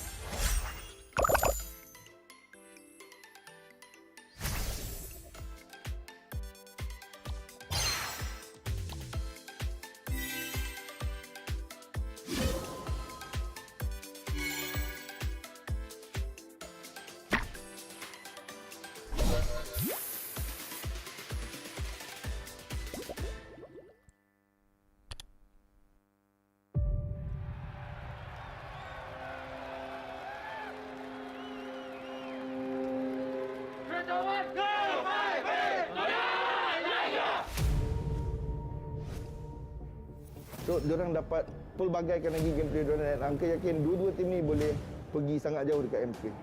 He actually pushed everyone to harder, could be more stressful. Pushes the limit of Mobile Legends in terms of meta, in terms of players' mentality, in terms of stamina. This is how you be a professional player. Esme OT, skill satu dia dah mati, mah. Terus ini for apa? Malaysian meta is very taste the dopamine sort of meta. You perlu telan rasa pahit tu supaya you boleh rasa kemanisan yang akan datang.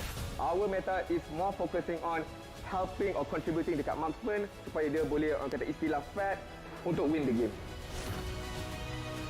Pergi mana-mana region, any part of the world, kita orang boleh perform.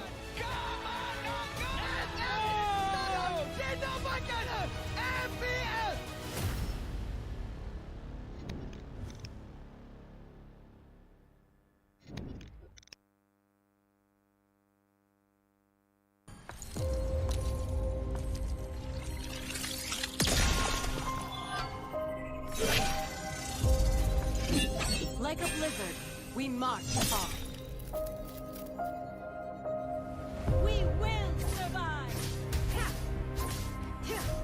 Taste the frostbite! Back off! The snow shall rain. Taste legendary! Taste my royal station! Taste my royal heritage under attack! Imperial justice! Imperial justice! Leave it to me! Leave it to me!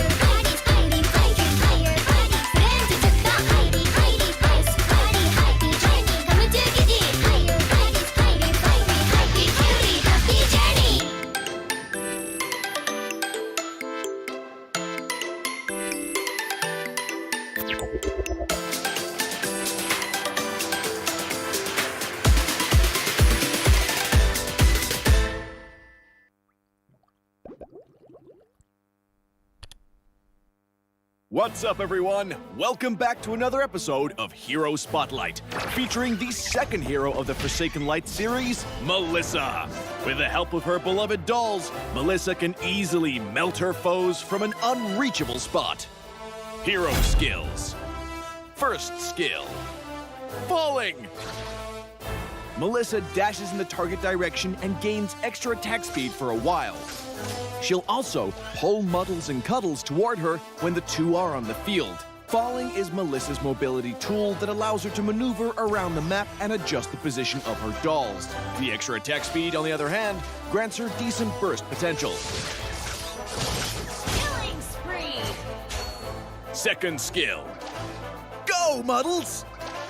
Melissa throws Muddles in the target direction, which will stop upon hitting an enemy hero or reaching the maximum distance and bind itself to all nearby enemy heroes. For the duration, Melissa will summon Giggles on each of her basic attacks to shoot an extra cursed needle at Muddles, and can also use the attack minion button to attack Muddles directly. All the damage taken by Muddles within the duration will be transferred to the bound victims. Each needle thrown by Giggles will also reduce part of the cooldown of Melissa's first skill. Go Muddles is Melissa's primary damage source.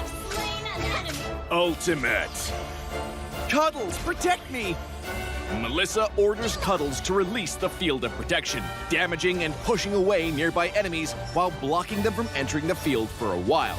The field will disappear early if Melissa moves too far away. Cuddles, protect me! Is Melissa's main defense measure against melee heroes. Passive. Doll Buster. Melissa deals extra damage to summoned units, including Muddles and all units summoned by the enemy. Pro tips. Pro tip number 1. Move Muddles flexibly with falling to avoid losing the enemies bound by Go Muddles. Didn't your mother ever tell you? Never get too close to Needle. Pro tip number 2.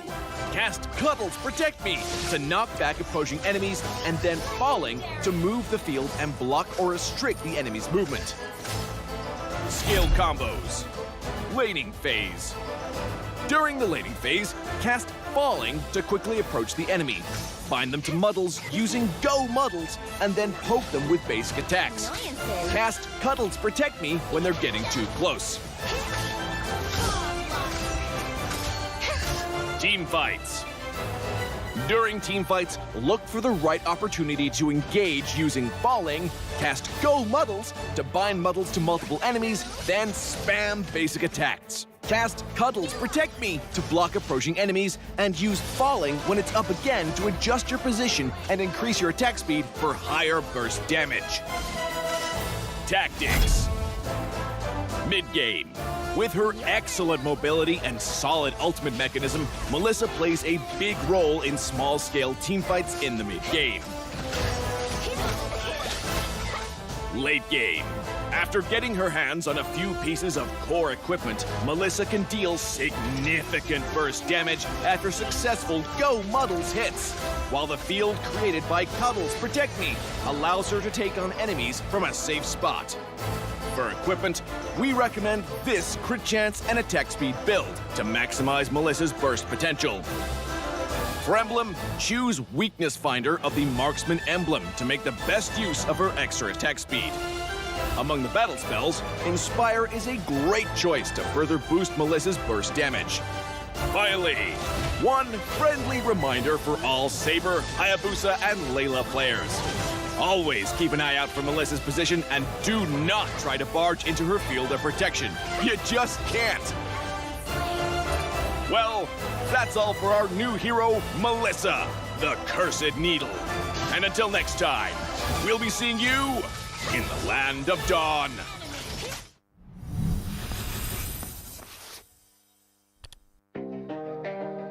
Ay, ay. I'm a rock star. Yeah, Rock star? Ay, ay, ay. I'm a rock star, baby. I'm a rock star. I'm a rock star. I'm a rock star. I'm a rock star. Panggil aku rock star. Ini kejohanan kita semua orang rock star. Kita rockstar, kita buat saja gaya kita. Makin panas apinya sudah membara. Macam mana pun kau menempuh segala demi negara. You know I got my team, no I'm never alone. Bring out my best buat yang terbaik. Jadi juara perlahan kita Get on my way, naik. aku nak push, naik-naik jadi lebih bagus. Jadi hero, ku ada skill. Berapa banyak musuh aku dah kill. Ramai cuba mencabar, cause they envy me. Tiap game aku pasti jadi MVP. Easy. I'm a rock star, baby, I'm a rock star. I'm a rock star, I'm a rock star. I'm a rock star, panggil aku rock star. Ini kejohanan kita semua orang rock star. I'm a rock star, baby, I'm a rock star. I'm a rock star, I'm a rock star. I'm a rock star, panggil aku rock star. Ini kejohanan kita semua orang rock star. Tengok nanti siapa yang juara. Ni peluang kita bawa pulang piala. This is my game, this is my time. Menang semua, everything will be mine. Kalau jatuh kau pasti kembali. Bangun balik ku tegak berdiri. Kuatkanlah tenaga, ganjaran diperoleh. Ni kejohanan kita, Malaysia memang boleh. Rise up to the top, kita buat bersama. Semangat kita kuat di bawah satu bendera. Ay. I'ma go hard for the win. Win. On the battlefield till the end. I'm trying to beat the greatest anyone has ever seen. Stand by, I'm coming in for the win. I'm a rock star, baby, I'm a rock star. I'm a rock star, I'm a rock star. I'm a rock star, panggil aku rock star. Ini kejohanan kita semua orang rock star. I'm a rock star, baby, I'm a rock star. I'm a rock star, I'm a rock star. I'm a rock star, panggil aku rock star. Ini kejohanan kita semua orang rock star. Rock star.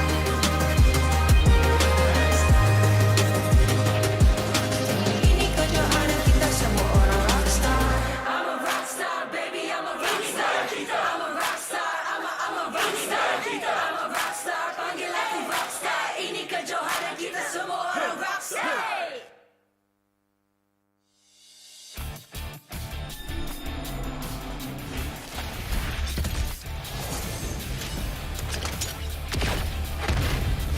Time and tide wait for no man, nor girl. Monster kill. An enemy has been slain. An enemy has been slain.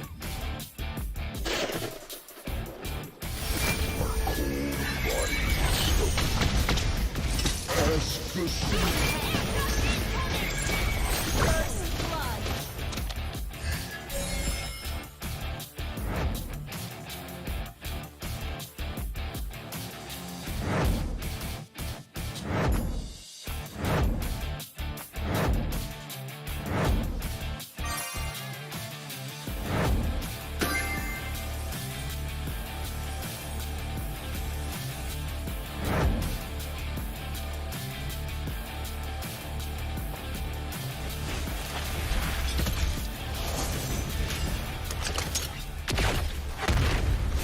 Time and tide wait for no man, nor girl.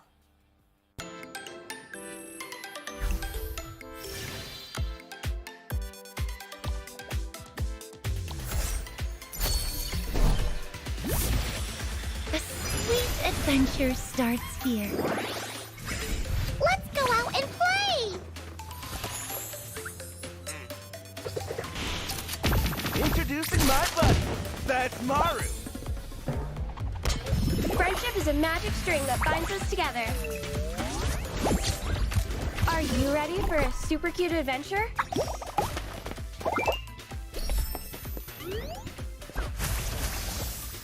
I got this. It's not so hard as baking cookies.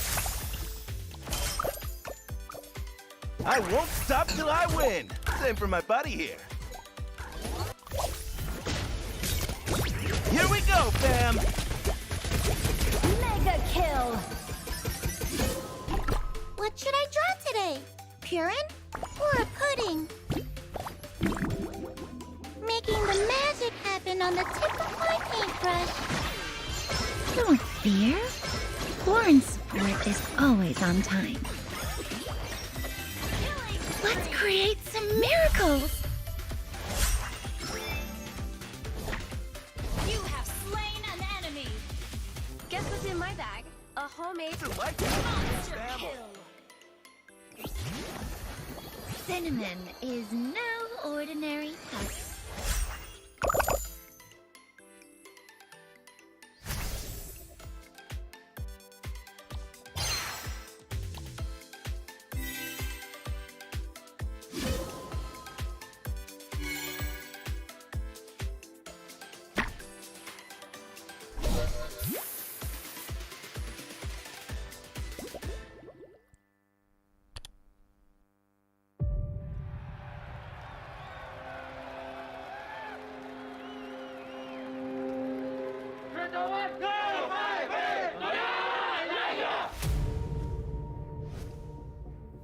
So, diorang dapat pelbagaikan lagi gameplay diorang dan angka yakin dua-dua tim ni boleh pergi sangat jauh dekat MPL. He actually pushed everyone to harder, could be more stressful. Pushes the limit of Mobile Legends in terms of meta, in terms of players' mentality, in terms of stamina. This is how you be a professional player. Esme OT, skill 1 dia dah mati, Ma. Terus ini for apa? Malaysian meta is very taste the dopamine sort of meta. You perlu telan rasa pahit tu supaya you boleh rasa kemanisan you yang akan datang. Our meta is more focusing on helping or contributing dekat marksman supaya dia boleh orang kata istilah fat untuk win the game. Pergi mana-mana region, any part of the world, kita orang boleh perform.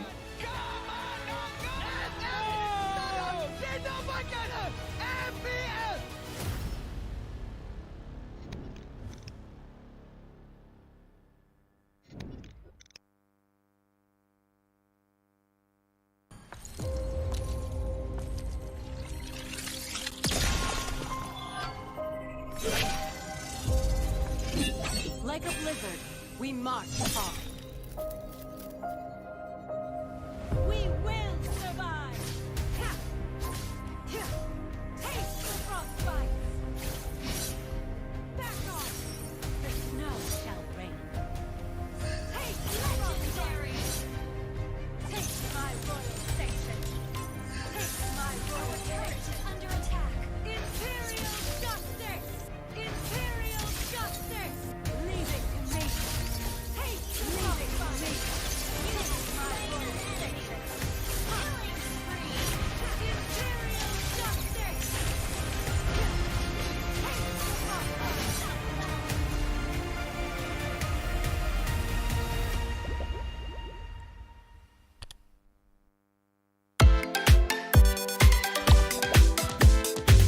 I love you, cutie, kitty, best party, happy journey. Hello, hello, we are bodies, cutie, friendly, we are bodies. It's kitty and bodies, be together, be forever. Hello, hello, arigato, really friendly, kawaii. Hello, hello, arigato, really friendly, kawaii. Hello, hello, arigato, cutie, friendly, kawaii. Hello, hello, arigato, happy cutie, happy journey. Heidi, Heidi, Vice, Heidi, Heidi, Heidi, Mama do kitty, higher bodies, Heidi, Heidi, higher bodies. Then to the Heidi, Heidi, Vice, Heidi, Heidi, journey. Mama do kitty, higher bodies, Heidi, Heidi, happy cutie, happy journey.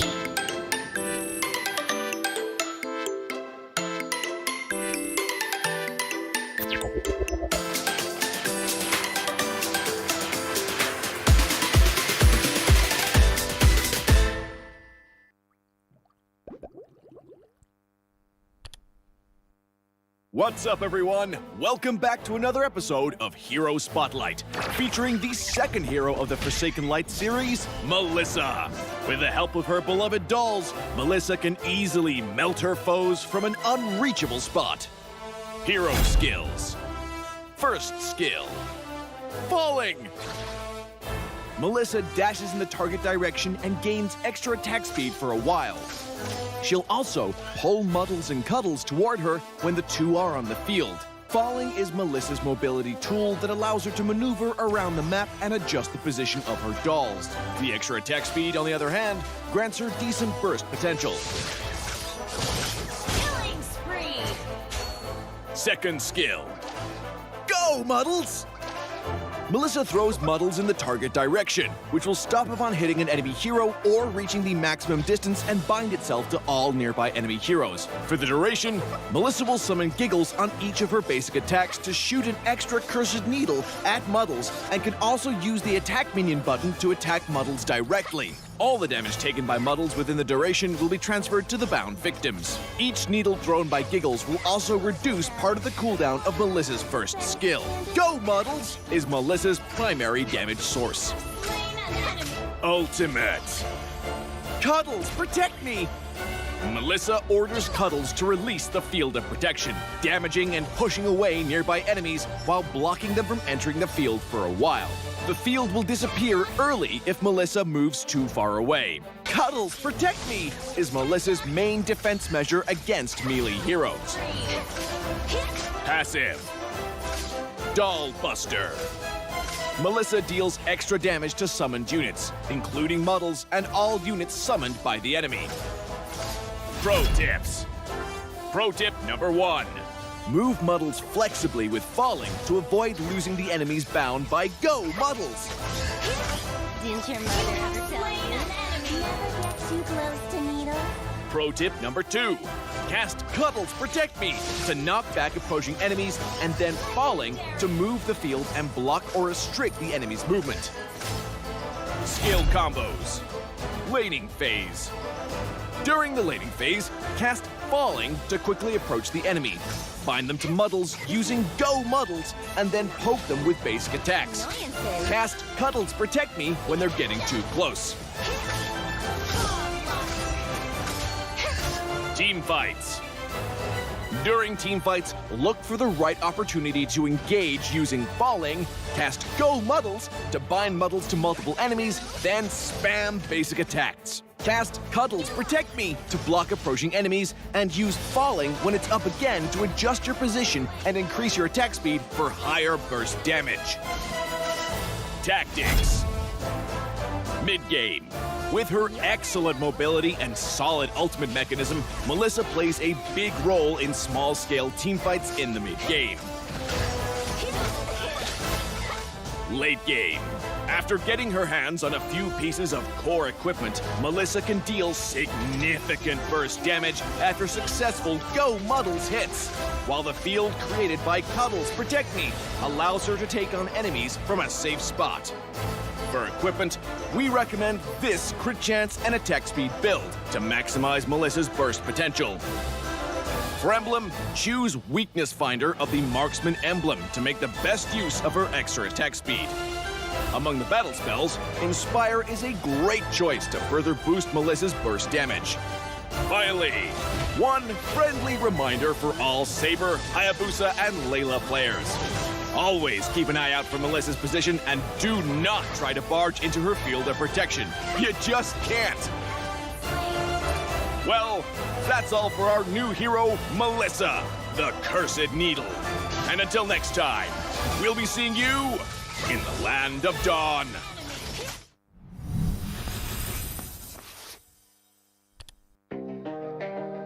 Ay, ay. I'm a rock star. Yeah, Rockstar? Ay, ay, ay. I'm a rock star, baby, I'm a rock star. I'm a rock star, I'm a rock star. I'm a rock star, panggil aku rock star. Ini kejohanan kita semua orang rock star. Kita rockstar, kita buat saja gaya kita. Makin panas apinya sudah membara. Macam mana pun kau menempuh segala. Demi negara kau buat semua bangga. Step into my world, you know I'm always in my zone. You know I got my team, no I'm never alone. Bring out my best, buat yang terbaik. Jadi juara perlahan kita naik. Get on my way, aku nak push, naik-naik jadi lebih bagus. Jadi hero, ku ada skill. Berapa banyak musuh aku dah kill. Ramai cuba mencabar, cause they envy me. Tiap game aku pasti jadi MVP. Easy. I'm a rockstar, baby, I'm a rockstar. I'm a rockstar, I'm a rockstar. I'm a rockstar, panggil aku rockstar. Ini kejohanan kita semua orang rockstar. I'm a rockstar, baby, I'm a rockstar. I'm a rockstar, I'm a rockstar. I'm a rockstar, panggil aku rockstar. Ini kejohanan kita semua orang rockstar. Tengok nanti siapa yang juara. Ni peluang kita bawa pulang piala. This is my game, this is my time. Menang semua, everything will be mine. Kalau jatuh kau pasti kembali. Bangun balik ku tegak berdiri. Kuatkanlah tenaga, ganjaran diperoleh. Ni kejohanan kita, Malaysia memang boleh. Rise up to the top, kita buat bersama. Semangat kita kuat di bawah satu bendera. Hey. I'ma go hard for the win. Win. On the battlefield till the end. I'm trying to beat the greatest anyone has ever seen. Stand by, I'm coming in for the win.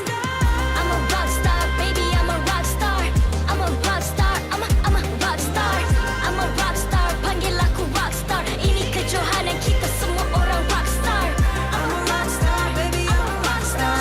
I'm a rockstar, I'm a rockstar. I'm a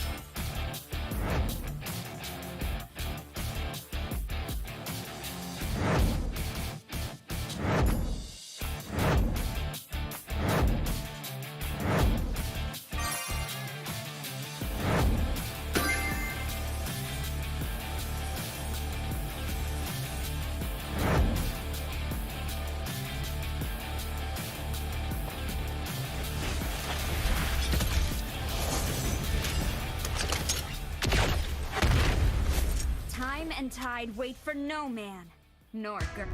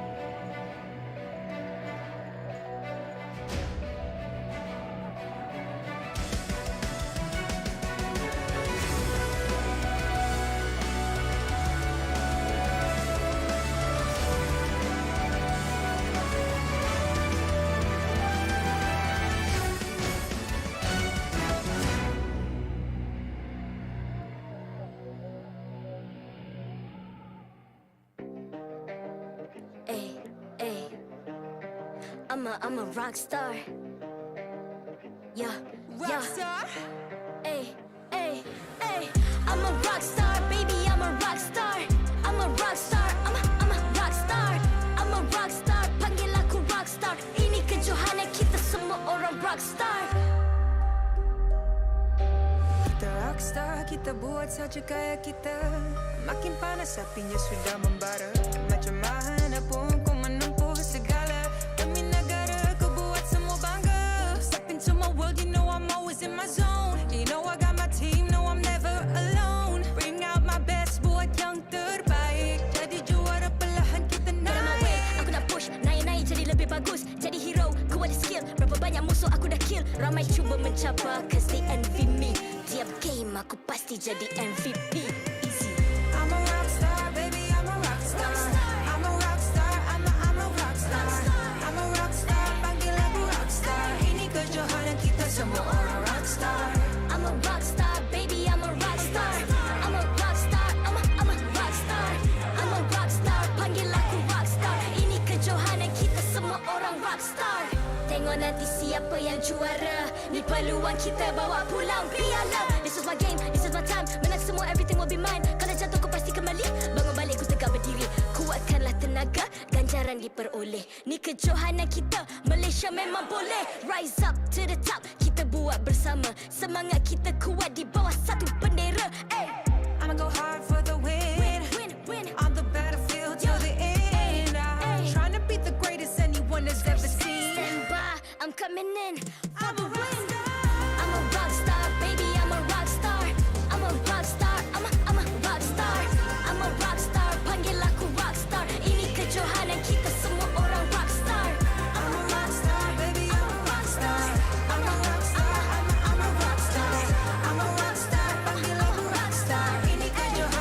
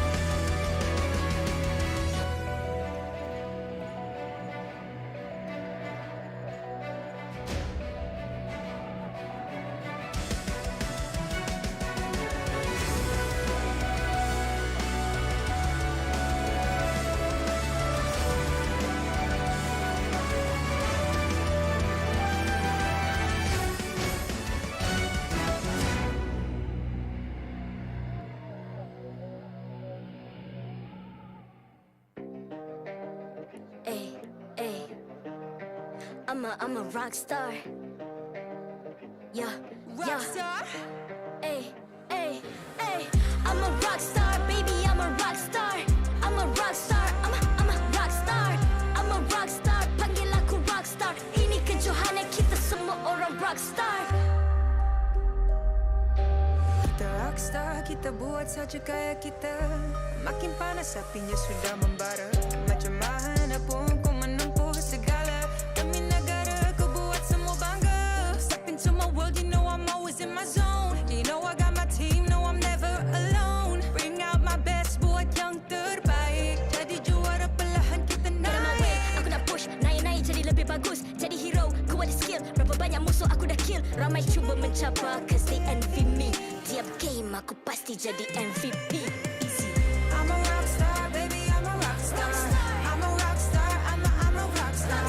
I'm a rockstar, panggil aku rockstar. Ini kejohanan kita semua orang rockstar. I'm a rockstar, baby, I'm a rockstar. I'm a rockstar, I'm a rockstar. I'm a rockstar, panggil aku rockstar. Ini kejohanan kita semua orang rockstar. Tengok nanti siapa yang juara. Ni peluang kita bawa pulang piala. This is my game, this is my time. Menang semua, everything will be mine. Kalau jatuh kau pasti kembali. Bangun balik ku tegak berdiri. Kuatkanlah tenaga, ganjaran diperoleh. Ni kejohanan kita, Malaysia memang boleh. Rise up to the top, kita buat bersama. Semangat kita kuat di bawah satu bendera. Ay.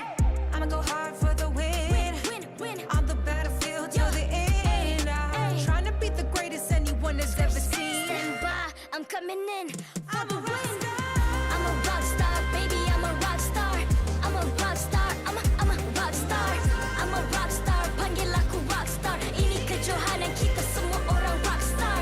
I'm a rockstar, baby, I'm a rockstar. I'm a rockstar, I'm a rockstar. I'm a rockstar, panggil aku rockstar. Ini kejohanan kita semua orang rockstar.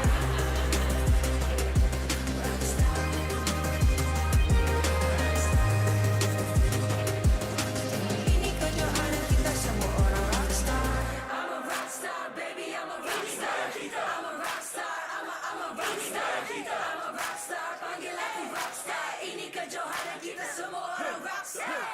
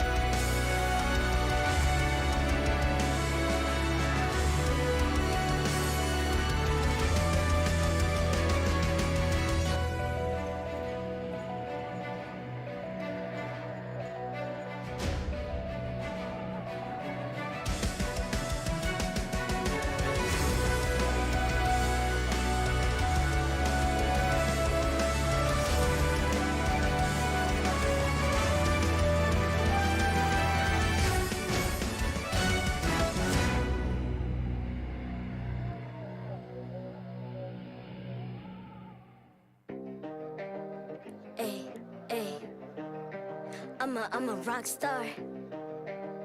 Yeah. Rockstar? Ay. I'm a rock star, baby, I'm a rock star. I'm a rock star, I'm a rock star.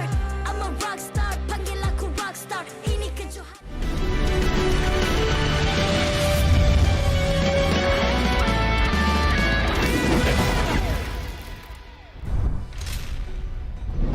Muka baru, bakat baru yang akan dibawakan oleh Orange Esports. Assalamualaikum dan selamat datang ke MPL Malaysia musim yang ke-9 yang dikuasai oleh Muntun, dipersembahkan oleh McDelivery, Samsung sebagai telefon rasmi kita dan juga diraikan bersama Nescafe. Saya Sleepy Godzilla bersama Lafel. Ya, dan tak lain dan tak bukan kita berdua lah Lapel. Yes. Kalau kita walaupun I lagi suka kalau kita berdua je, tapi kita kena panggil guest juga. So apa Betul. kata kita kenalkan Shamilo dan juga Gideon. Kita okay.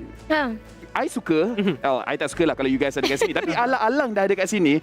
Apa kata kita berbual pasal first match? I dah penat dengan Shamilo berbual. So, Gideon, you punya opinions about the first match tadi, Geek Fam lawan dengan Red? I feel like, Geek Fam versus Red, it was a really interesting matchup. Everyone kind of believed that Red was not going to win that matchup, and everybody was thinking Geek Fam, the return of Zorn, this is the big moment. But it shows that Red has definitely evolved, like how they're just getting in the way of Geek Fam, just like how you guys want to be together, but unfortunately the rest of us just have to get in the way as the fourth party.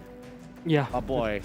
Ya, macam kita tahu transfer window yang pertama telah pun dibuat. Geek Fam pun bawa masuk Zorn. Betul. Jadi, adakah chemistry yang telah dibawakan oleh Geek Fam itu berjaya ataupun tidak?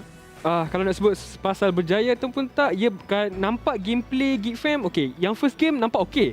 Tapi masih perkara yang sama. Geek Fam yang lama, mistake yang sama dilakukan oleh pasukan mereka sendiri, di mana mereka dah dapatkan momentum yang baik pada awal game, tapi bila dah fasa late game mereka tak tahu macam mana cara nak end game dan mereka terus tertewas. Dan boleh katakan seperti tadi, 2 game sebenarnya outplay daripada segi draft lah. Ya, dekat sini pun disebabkan you pun dah terjawab I punya soalan. Sebelum kita move on kepada kita punya match yang akan datang, I juga nak tanya, especially untuk game pertama, apa yang pasukan Geek Fam boleh tukar sebenarnya untuk pastikan mereka menang? Kalau dari segi penukaran drafting, okey, banyak hero sebenarnya bukanlah tukar, mereka first pick. So maknanya last pick pasukan Red tu more to counter. Jadi memang terjawab. Mereka boleh katakan ke pasukan Geek Fam, okey, ingat Red ambil Yuzong, so Yuzong dekat EXP, so tak perlu risau pada Fovius ataupun hero Esmeralda. Tapi pasukan Red, okey, dia jawab, dia ban Esmeralda. Dan nampak sepertinya mereka ingin Fovius, dan last pick tu memang betul Fovius. Dan apa yang mereka buat dah tune dari segi drafting. And what about Gideon? Honestly, to be fair, I do think the draft did play in certain areas made it difficult. But I think for game 1, and I think it's most evident in game 1, game 2 a little bit harder to say. There are a lot of factors, but looking at purely just game 1, I would say some of the players didn't exactly have the best performances so far. Zorn, still doing Zorn things. He's very consistent with what he does, but I can't say the same to the rest of the players. Did they perform at their peak? Should they have been able to kind of win their lanes a lot more than others? Yes. So it's not necessarily just the draft in this aspect. I would love to agree with you, but that's just not the case here. Ya, macam mana pun itu adalah match pertama di antara Geek Fam dengan Red. I nak fokus kepada game kedua. Kita tengok di mana pasukan SMG akan melawan dengan Orange Esports, di mana kalau kita cerita pasal transfer window, kita berbual pasal pertukaran player. Untuk pasukan Orange, ada banyak player yang tukar. Yang mana Syah pun sini nak tanya Milo, diorang punya pertukaran. And untuk pasukan SMG, Lexia tak bermain. Dia akan berehat. Jadi, mari kita akan tengok kita punya line up, tengok siapa yang akan bermain untuk pasukan SMG. Ya, untuk pasukan SMG kita akan lihatkan Harpies, Panda, Smooth, Sasa, Zain Sempor, Stormy, Subway dan juga Lizer. Dan boleh dilihatkan di sini Harpies dan juga Lizer, 2 pemain yang baru kita lihat ketika ini. Harpies bermain sebagai jungler dan Lizer kalau tak saya dia bermain selaku roamer untuk pasukan SMG. Jadi macam kita tahu Lezia pun dah keluar daripada SMG, berehat orang kata. Siapa yang sebenarnya berpotensi menggantikan Lezia sebagai jungler?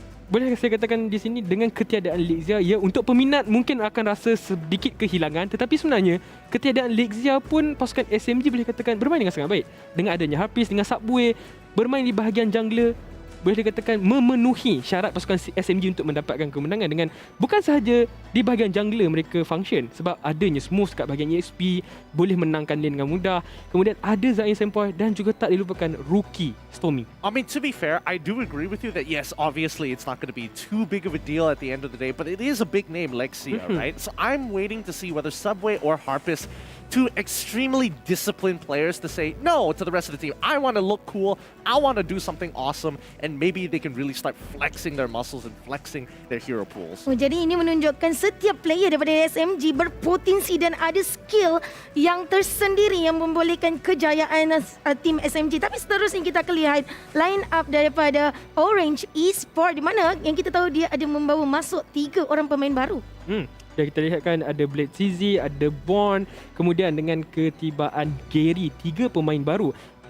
Boleh katakan di sini siapa yang belum kenali mereka daripada mana mereka datang. Sebenarnya Blade TZ dan juga Born berasal satu pasukan bersama dengan Zaid, iaitu Richie Esports. Oh, ya. Ya, dan Gary TZ di musim-musim yang ketujuh di Reborn, dia pernah bermain dengan Min dengan Man. Saya rasa chemistry untuk 3 dekat bahagian tengah tu, kalau ada Gary, nampak seperti pasukan Orange Esports, dah biasa lah. Ya, so maksudnya dekat sini, okay, untuk kita maybe as fans atau casual fans nampak, okay, ini play-play baru. Tapi technically, lagi untuk Ming and Man adalah play-play yang diorang pernah bermain sekali. So dekat sini, I akan tanya soalan yang susah juga dekat Gideon. Rasanya Orange Esports dengan masukkan 3 player baru, cukup ke tak lawan dengan SMG? I think at the end of the day, I do feel like there is a certain degree where yes, this could potentially fill up the holes in their team, because I think when it came down to the biggest holes, it has to come down to the gold lane. The gold lane and the EXP lane not able to kind of hold out on their own, but more importantly, not able to kind of develop a lead when given a good matchup. And I think with these changes, I think Miniman should be still in the same position. Isonic is the big question mark. Is he going to go into the gold lane? Is he going to go into the jungle? I think he's been more effective in the jungle than he has been in the gold lane. Tapi macam kita tahu, Orange Esports bukan sahaja dia membawa 3 player baru masuk, tetapi ada coach baru masuk juga, Lafel. Jadi mungkin Lafel boleh ceritakan sedikit tentang coach terbaru itu kepada viewer kita? Ya, critics dia in terms of dia punya resume quite besar, tapi yang paling senang yang orang boleh tengok di mana dia pernah bersama dengan pasukan RSG, di mana season 2 RSG juga menang. And untuk pasukan Orange, dia develop the newer team untuk Orange, dan sekarang ni nampak gayanya dia terus upgrade cepat-cepat pergi kepada main lineup, and kita akan tengok sama ada perubahan yang dia nak cuba lakukan daripada segi draft dan juga rotation cukup ataupun tidak untuk lawan dengan SMG, sebab perubahan ada banyak perubahan. Kita pun suka. Cukup tak itu je yang kita kena tengok. Cukup ataupun tak, kita akan lihat daripada segi first kali kita nak tengok daripada segi drafting. Adakah lebih tersusun daripada sebelum ni? Sebab sebelum ni boleh katakan drafting Orange senang kena pancing dan tak boleh katakan terlalu memfokuskan kepada beberapa hero seperti Franco. Kalau dilepaskan sepertinya Min akan guna lah. Ya, Selena juga. Selena. And untuk Gideon, tengok Orange punya perubahan. Player tukar, so mesti draft pun tukar. Rasanya SMG diorang akan susah kena draft lawan dengan Orange yang baru ni. I think it depends. I think it all depends on whether Isonic is playing or not, because I think his hero pool is particularly limited from what we've seen so far in his gold lane as well as in the jungle. So now that it kind of opens up a little bit more options, right? If they highly prioritize Isonic, they don't have to worry too much about the rest of his teammates, because then you can cover for one person, but you can't cover for every single person in the draft. Ya, I rasa like bahagian draft itu antara yang paling penting yang kita kena tengok, because kalau kita berbual pasal coach, memang dekat pada bahagian draft. Bila dah masuk dalam game sendiri, itu yang kita akan tengok perubahan yang besar. Now, Syamilo sendiri nampak player baru, Blaze dan sebagainya. Ada tak any specific hero yang kita kena beri perhatian? Okay, kalau untuk Blaze TZ, tak silap saya lah, dia pengguna assassin. Jadi mostly sebenarnya jungler dekat Malaysia adalah pengguna assassin, dan Blades TZ merupakan antara salah satu pengguna assassin yang baik. Dia punya Haya, dia punya Link boleh dimainkan dengan sangat baik. Untuk Bond pula, dia memfokuskan pada hero-hero kebal, dan boleh dikatakan antara favourite hero Bond sendiri adalah menggunakan Esmeralda dan juga Renes. Jadi adakah akan menjadi kontes untuk pasukan SMG dapatkan Esmeralda ataupun Renes? Yang tu yang kita semangat nak tunggu tu. Sebenarnya Asha terlampau excited. Asha sendiri nervous juga untuk Orange Esports. Tak tahu kenapa. Sebab itu adalah salah satu pasukan yang Asha minat juga. Tapi apapun, kita akan saksikan dulu mereka punya key to victory. Sebelum ini, di mana poin yang pertama, withstand early aggression. Yang kedua, perfect the hit and run. Yang ketiga, beware of healer comp. Keempat, secure idle matchup for Sasa. Gideon, apa yang boleh dikatakan di sini untuk tim SMG? I think most of it is correct. I think withstanding the early game aggression is something that Team SMG really needs to get a little bit more comfortable on, because we have seen a lot of early game aggression kind of stretch out the game longer than how Team SMG would like to deal with. Securing an ideal matchup for Sasa, in the past couple of weeks, we do see a little bit of flexibility in terms of what he is able to get. They'd rather give him a 50-50, and that's as big of a sacrifice. They're never going to give him a losing lane. Perfect the hit and run. This one, I'm not so sure about it, because it really depends on the composition that they want to build. But speaking of compositions, being aware of healer comps, Estes in particular being the #1 when it comes down to just group fight, heal, stick together, smack, smack, smack. Ya, dekat sini untuk pasukan SMG, antara diorang punya key to success pada pendapat saya sebenarnya adalah Smooth. Walaupun tim SMG nampak macam tahu, okay, Smooth akan control the map. Dia bukan saja pegang EXP, dia juga akan pegang jungle pasukan lawan. Tapi ini adalah key to success untuk pasukan tim SMG. Kita akan tengok kita punya key to success untuk Orange Esports. Menang bahagian awal ataupun tak menang langsung. Player yang baru kena main tanpa rasa takut, kemudian mereka kena contest objektif dan cuba ignore Smooth. Soalan dekat sini, boleh ke Orange Esports nak ignore Smooth? Itu persoalannya sebab kita dah nampak macam mana, kalau tak silap saya, ada momen di mana dia gunakan Uranus, Smooth gunakan Uranus, dan waktu tu lawan dengan Suhas. 4 ultimate dihabiskan untuk jatuhkan Uranus, tapi dia masih lagi survive, dan itu menunjukkan betapa bahayanya impak Smooth di dalam permainan. Dia pandai kiting, dia pandai membazirkan skill enemy, dan dia tahu berapa banyak damage yang dia boleh tahan. Jadi untuk betul apa yang pasukan Orange Esports katakan, berikan fokus juga kepada Smooth sebab dia boleh lakukan sesuatu. Cumanya jangan terlalu habiskan banyak skill kepada satu hero sahaja. Dan ketika ini kalau kita lihat, untuk pemain-pemain baru, mereka perlu ada satu semangat di mana mereka yakin boleh buat, jangan takut. Tapi bagi Asha, Orange Esports ni salah satu tim yang berani mengambil risiko, orang kata. Jadi kita tak tahu risiko itu akan membuahkan hasil atau akan menjatuhkan mereka. Jadi benda tu akan macam menjadi persoalan di kepala kita. Jadi Lafel, untuk Lafel dengan segi corak Orange Esports, bolehkah dia berdepan dengan SMG sejujurnya? Okey, sejujurnya kita kena tengok diorang punya match up dekat bahagian tengah. Ming and Man diorang punya combo bagus, Zaim Sempoi dan juga Stormy, mereka punya performance bagus. So kalau apa yang kita dah nampak 3 minggu lepas, SMG patut menang kat sini. Tapi Orange Esports mereka bawa player baru, itu yang I pun tak boleh nak jawab. Ya, tapi apa-apa pun kita berikan sokongan kepada kedua-dua, iaitu tim SMG dan juga Orange Esports. Tapi macam tak lengkap lah kalau MPL tak ada McDelivery. I lapar sekarang. I nak buat apa sekarang ni, Syah? Saya risau. Sekarang ni pun saya lapar. Jadi sekarang ni kita boleh order di mana anda boleh belanja minimum RM50 dan menggunakan voucher MPL Rewards untuk mendapatkan 6 ketul nugget dan juga skin eksklusif MLBB. Ya, dekat sini kita akan bully talent-talent lain untuk buat benda yang sama sebab saya 6 tak cukup. Saya paling kurang kena ada 18, Syah. Melantak. I'm a big boy. I'm a big boy. So kepada semua orang kat luar, make sure you guys letak MPL Rewards. And untuk perlawanan ini, kita berbual pasal draft. Kalau kita berbual pasal draft, kita pun kena tengok siapa first pick, siapa second pick. Betul, tapi sekarang ni kita akan terus ke stage kita untuk saksikan coin toss antara SMG dan juga Orange Esports, dan di mana kita invite kita punya head marshal Han Xiang, di mana bahagian belah kiri kita ada Sasa tim SMG, belah kanan kita ada Pops daripada Orange Esports. Han Xiang sekarang ni sedang pegang siapakah yang akan mendapatkan head ataupun tails. Tails adalah Orange Esports, manakala head adalah tim SMG.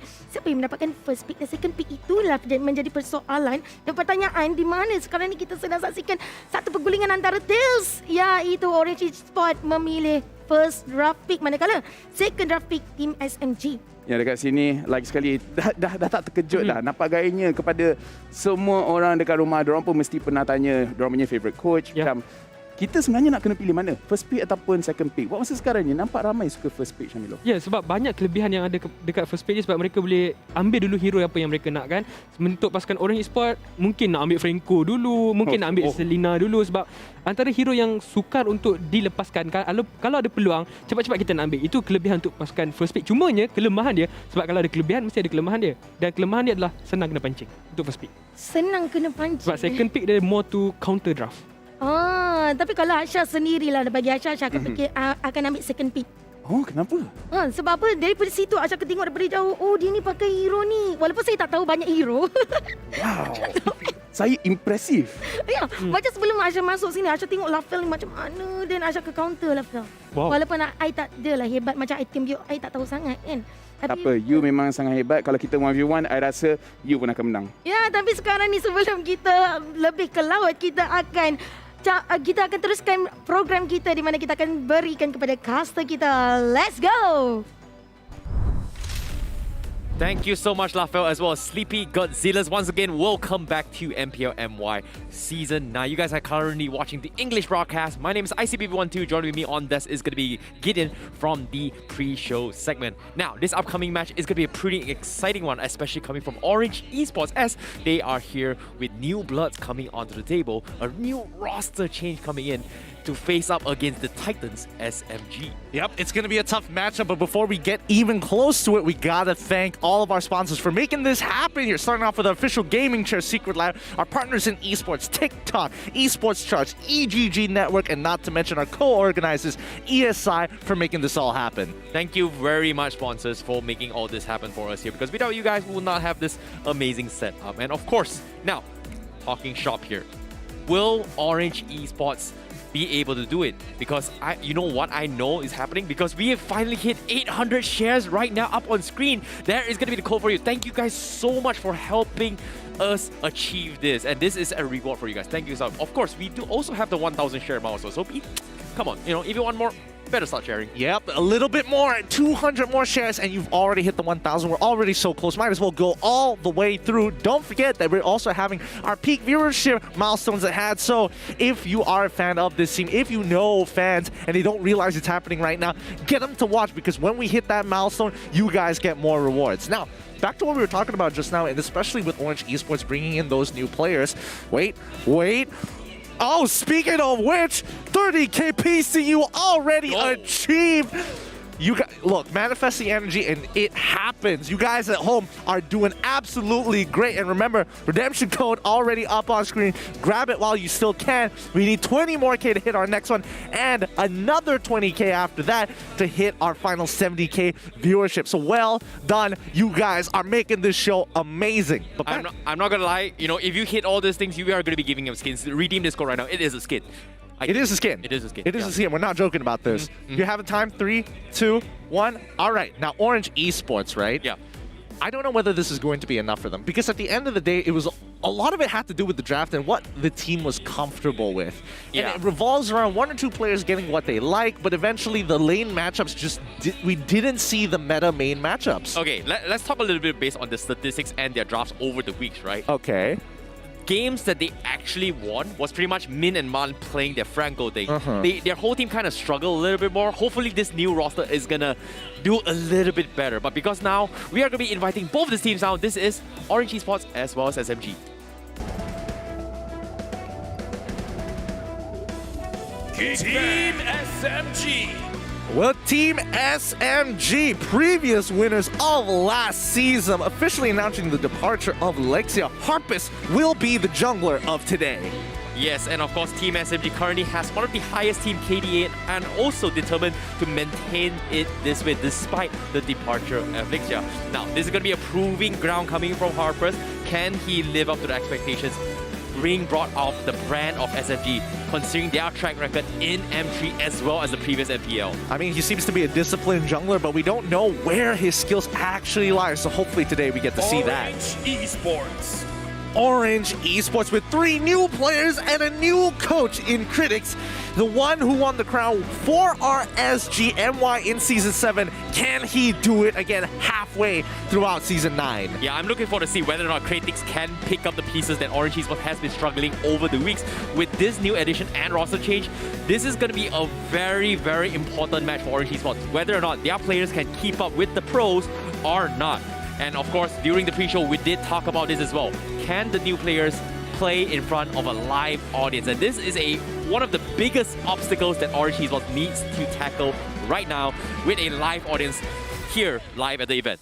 It's a proving ground with a lot on the line here. We're not even getting to tournament lives. It's about making a statement, showing that the improvement and the changes of these transfers were necessary. Exactly. On top of it all, Orange Esports, they do have rookies coming into this in this matchup, and against the Team SMG is going to be extremely difficult, because right now this is the stats coming in. We did hear a little bit coming from Shamilo talking about Smooth's Uranus being a very annoying space creator on the XP lane, and look at the average damage taken he's gotten throughout entirety of the game. 137,000 damage taken. That's crazy. Yeah, it's pretty nuts here. I mean, Smooth is a great controller of that EXP lane. He knows his matchups really, really well and can execute it perfectly whenever necessary, depending on what kind of team composition the team needs. However, it's super, super boring because it's all revolved around Esmeralda and Uranus. I personally hate it, so hopefully we get to see something like Paquito Yuzong in EXP lane. Hopefully Smooth will be playing that, but as of now, the stats don't lie.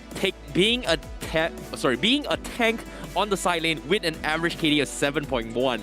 That's not an easy thing to do. Like 7.1, we usually see this coming from the junglers as compared to Harpus who's got 3.5, but for a tank to not die and get kills, Smooth has been pulling a lot of heavy lifts from SMG. I mean, if we're talking about average KDA, look at the average assists coming out of Stormy. Oh, I think wow. he has been quite the standout player for Team SMG, especially being amongst the rookies we have since Season 9. But if we're talking about rookies, we gotta go look over to Team Orange Esports. Whoo, boy, new players on the roster. Yeah, Min and Man is going to be starting off again here. The Min and Man factor has been going on for the couple of weeks here. I'm looking forward to see how Born and Blade Teasy. We don't exactly have a lot of information, but rumor has it they did play with another team from Geek Fam, one of the players from Geek Fam as well. What was that name? No, not from Geek Fam, actually. Red Esports. Zayed actually from Richie Esports. So they were teammates. And now here's what I'm generally curious about. Blade TC plays in the jungle. Zayed also played in the jungle. Who transferred over as a different role, or will they both play in the jungle as sharing that time? I don't know. I have zero clue. Yeah, but that's the thing, right? It's kind of in the gray area for us as well, coming from Orange Esports. But what I do know is that Critics kind of helped RSG during Season 7 to take the crown for MPL MY Season 7. So this is going to be his second proving grounds again. Going to see whether or not can he manage this properly. Are we going to see a stronger Orange Esports, or are we back to the drawing board again? Because over the past few weeks, it didn't exactly go too well, except for the fact that Min and Man has been trying their best. Honestly, to be fair, I can give Orange Esports a free pass for today, and especially for this week, because they are still trying to drive together. We don't know how long Born and Blade TC actually joined the team. Was it early on? It was later. A little tough, but it's time for the head-to-head. Yep, as of now, based on the head-to-head here, SMG will be having an overwhelming stats going in their favor, and on a track record as well with one game against Orange Esports. So this is going to be a very, very tough match for Orange Esports to take in. But of course, you know, all things considered, anything can change. We did kind of see Geek Fam having a transfer window. They haven't exactly worked out their kinks yet. Hopefully Orange Esports is going to be able to work it out. Yeah, I think that's the big question here. Some of the biggest weaknesses we've seen so far is maintaining side lane control. I mean, Miniman doing a great job affecting it, but when it comes to individuals, they always need aid. When are we going to see an independent side laner? Hopefully today we get to see just that. Yeah, I'm looking forward to see. However, let's talk about the hero picks here coming from SMG as well as Orange Esports. Most pick heroes is going to be the Lancelot and Hayabusa as well. Most bans Phoveus as well as the Fanny, and it just kind of shows you that SMG, they still like this mobility kind of playstyle, and Phoveus is a hero that kind of annoys a Lancelot or Hayabusa, which we kind of saw in the earlier day matches between Geek Fam as well as Red, where the Phoveus was able to benefit so much against mobility heroes like Cho and etc. I mean, they do like having that extra bit of mobility, but I also think that, you know, Team SMG is coming to a point where they are becoming very strong playmakers, and I think that's something that everybody should be concerned about. Now, let's see what the rest of the Talons believe is going to win this game, coming in from both sides with, oh boy, everybody is voting for Team SMG. It's just the fact that Adine is voting Orange. Okay, that's the... Okay. You know what's the good side? At least it's not everyone going for SMG, considering that early on everyone expected Geek Fam to win, but they kind of dropped 2-0 against Red Esports, and I'm okay. That's true. It could be opposite day today, but then again, I've had more than enough experiences where Aideen just so happens to be right when he's the only one who votes for the other team. It's been a long time. Okay, it's been a while. Let's not jinx it. Let's not jinx it, because the audience this time are also going to believe that Team SMG with overwhelming odds could beat Orange Esports. So if Orange Esports wins today, wow, the entirety of Friday flipped flipped results. Well, that's the power of transfer windows, man. That's why you catch people off by surprise. But as of now, SMG, do they stick with their game plan, or will Orange kind of catch them by surprise? So as of yet, we know SMG pretty staple roster so far. Before we get into the drafts here, I want to bring in a little bit of a fun fact for you guys, and that is Samsung Galaxy's A-series new flagship phone, the Galaxy A5 2S 5G, an awesome gaming experience in your hands with a sleek design for the best and sleekest, and as we like to call it, an awesome gaming experience when it comes to Mobile Legends. Exactly. The brand new Samsung Galaxy A52s 5G is the message that we are going to be giving you guys here. It's a brand new phone. It's a pretty sick one. You can play all your games as smoothly as you can, anywhere, anytime you want, as long as you've got internet. Yeah, I mean, with the 5G experience, I don't think lag is going to be that big of an issue. So bring it up to your telcos in case anything's going, because it's definitely not that phone. Now, speaking of this game, with 12 more seconds here, Team SMG against Orange Esports, what do you think the draft is going to start looking like for Orange Esports with these newer players? I think Cho is something that is going to be highly contested between both these teams. Saim Senpoi is very comfortable on that hero so far. However, this despite the amazing performances coming in from SMG over the weeks with Zion Senpai transitioning into its Roma role, but a little bit of insider info shared by Arthur as well is that it seems like SMG, they are still struggling with their rotations, even though on our MPL stage, he's been performing out of his mind. So I don't know if it's SMG trying to be the perfect perfectionist. And even in the pre-show as well, you guys did bring it up that SMG, they're still trying to perfect the hit and run strategy. So do you think it's perfect? Do they look good over the week? Personally, I feel they look amazing. I think they look decently good, but that, to be fair, it's because the team, their opponents haven't exactly been punishing them that well. And if we compare Team SMG to an international standard, it is only just so-so, right? It needs to be a lot better, a lot more refined, and that's what we're hoping to see out of Team SMG. A couple of their mistakes were because of their slow rotation. It's 0.5 seconds, and that's unfortunate because that's a very small margin to consider it, quote-unquote, too slow or a mistake. Well, if you want to be fast, you got to be faster than your opponents. This case, SMG is looking to go to the international stage, and I like how their objectives or their goals are going to be set up. However, before we get to the biggest stage in the history of MPL, and even more, the M4 potentially, now we are going to settle down with the regular seasons. In this case, opening drafts, Valentina, Fanny, Phobia's being banned. First pick, Lilia coming from Orange Esports. Franco still kind of in the air, not exactly sure whether Zion Senpai is going to deny it from Min and Mud, even though we know that this is a signature coming from Orange Esports. So with Lilia first picked here, Team SMG could instantly reply with a Kadita to look for that big one-shot before the Black Shoes even pops. I think that's fair if they wanted to, but then again... Beatrix is up for grabs as well. Exactly, that's the thing. Beatrix is always highly prioritized within first rotation, and I feel like it might just be the way to go, but instead of Franco and as well as Uranus this time, straying away from what we saw last week, I think it's fair. Okay. I like how SMG is putting Orange Esports in a very uncomfortable spot. Like, SMG, they're willing to go out of bounds just for the sake of testing Orange Esports. Yeah, we know you guys are pretty good at Franco. Can you play something else? But at the same time, this is a test for Zion Senpai. Can he play the Franco? Yeah, I mean, we've seen him do it before. It only means that he's gonna try again, but it denies this pick out of Min. So he still has a number of options still left. It doesn't mean that it's completely out of the water. Look at the reactions of Min. He's like, okay, I did not expect that at all. He's just like, cool, brother. I see what you're trying to do there. I mean, Cho is still available, and I think Cho is totally fine in this matchup. It looks like it's gonna be instead Matilda and Esmeralda. All right. Pretty safe picks here. They have a pretty solid frontliner as well. But on the contrary, junglers are still going to be open. In this case, SMG, they are going to pick the Hayabusa for themselves. So what is a good matchup against Hayabusa? I'm sorry to say Kufra will not be able to be picked from Orange Esports, or they could force it. Not a big fan of it, but they still have the Matilda. But now, talking about bans, they are going to need a jungler, and SMG, they're going to ban all us. Yeah, I think it's just getting rid of the scaling for the side of OE at this point in time, because having beefy tanks is like, yes, it scales, it's just hard to kill, but it's all about damage dealers at the end of the day, right? So I think at this point, Team SMG still playing for the gold lane. It would make sense for Orange Esports to start getting rid of oppressive gold laners, as we can see them hovering over the Popo and Koopa. Yep, get rid of Popo and Koopa. Definitely understandable. Team SMG, do they want to get rid of the Beatrix and then force a Clint Brody matchup? I was expecting they might double down on just banning off Stormy's heroes like Cecilion or maybe even Kadita in that regards. But seems like they are going to ban the Popo and Koopa, whereas we've seen Sasa kind of flex it out that, hey, I might play a Farsa XP lane, gold lane. I might play a Beatrix, I might play so many other heroes, even the Brody. So I'm a little bit surprised that Orange Esports decides to ban the Marksman targeting Sasa rather than Stormy. Well, I think just getting rid of Popo and Koopa in itself allows for a lot more flexibility in the gold lane, right? Because Popo and Koopa is just that oppressive, and we can see from Team SMG, they're focusing down on the junglers here. Oh, yeah. Knowing that OE still doesn't have one yet. With Hayabusa already locked in, this is pretty good, because what else is left on the table? Okay, now here comes the very, very annoying tricky question. Once upon a time, we have seen the Borat's jungler, but it was paired up with the Rafaela. Do you think the Matilda Borat's is going to come back again in this current meta?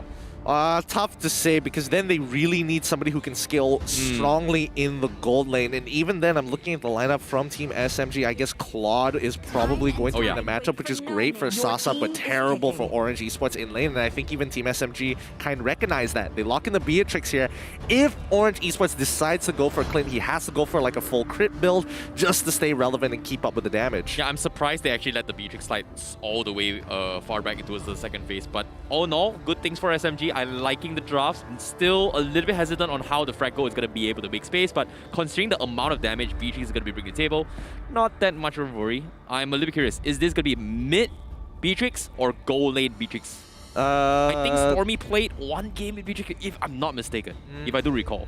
I definitely think it's going for Sasa, but remember that it's still flexible at the end of the day. So it doesn't really hurt either one of these players. They're just waiting for Orange Esports to kind of show their full hand before doubling down on one side. Now, we do see the Ling. Yuzong gets picked up as well, so expect to see the gold lane matchup to be Yuzong. Okay, I like the Ling pickup coming from Orange Esports. It kind of gives them a little bit more room to actually split push potential. However, Hayabusa can kind of ish mirror Ling to a certain degree, but overall in general, I think that Orange Esports, they've got a pretty solid game plan as long as they do not clash head to head or get caught out by this Franco. So SMG, this final pick is going to be very important how in this next team fight, and that is going to be their mage here. So are they going to force the Kadita? Not really a good matchup to catch Ling. What's a good mage to do with this thing? Honestly, I'm not 100% sure. Okay, I think, yeah, you go for the safe. Yeah, you just play safe because I don't think there's any ideal mage or even marksman that can kind of fit that role perfectly, that covers every single angle that Orange Esports is threatening. So I think this is as good as it gets, right?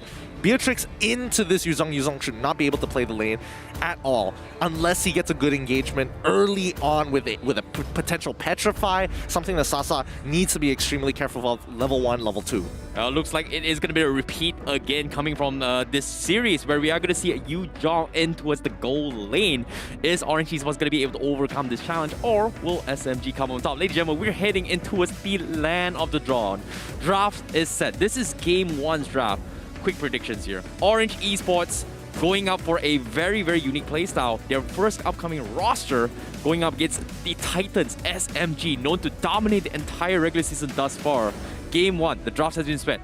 Who is it gonna be? Why do you guys stick around to find out? Because we are heading into game number 1 of SMG versus Orange Esports. Let's hop right into it here. Both teams are ready to prove what they're worth, especially with Orange Esports looking for their first series win of the day. It'd be great if they can start it off against Team SMG to help them out with the season. Orange Esports on the blue side, Team SMG on the red. Yep, Zyme Senpai going to be playing the Franco. He's going to get harassed by the Min a little bit, so he's going to play this a little bit slow. But as of now, we are going to be heading in towards a pause. And as of now, Zyme Senpai not too happy that he's got harassed a little too much. So how can they salvage the situation? Isn't that big of an issue from him being harassed? I think this is to be expected overall. And I think as of right now, Orange Esports do have control over the mid lane a lot better in comparison to Team SMG, and I think that could lead to some potential problems into the side lanes. Most likely going to be on Sasa's side, but Sasa, he can expect these things, and I think it's up to Zyme Senpai to keep mirroring this Matilda and taking this harassment, because if he's taking the harassment, Sasa isn't. Yeah, and speaking of all, I feel like Orange Esports' draft currently, it feels like they should be winning the early rotations compared to SMG, but whereas from SMG side, they are looking to make a play if Sasa hits his 4, or maybe hope that Smooth is going to be able to create space for the team in that regards. So are they going to play this passively, or are we going to expect Zyme Senpai to be aggressive? Do you think he will land a sick hook? Okay, I expect to see a sick hook.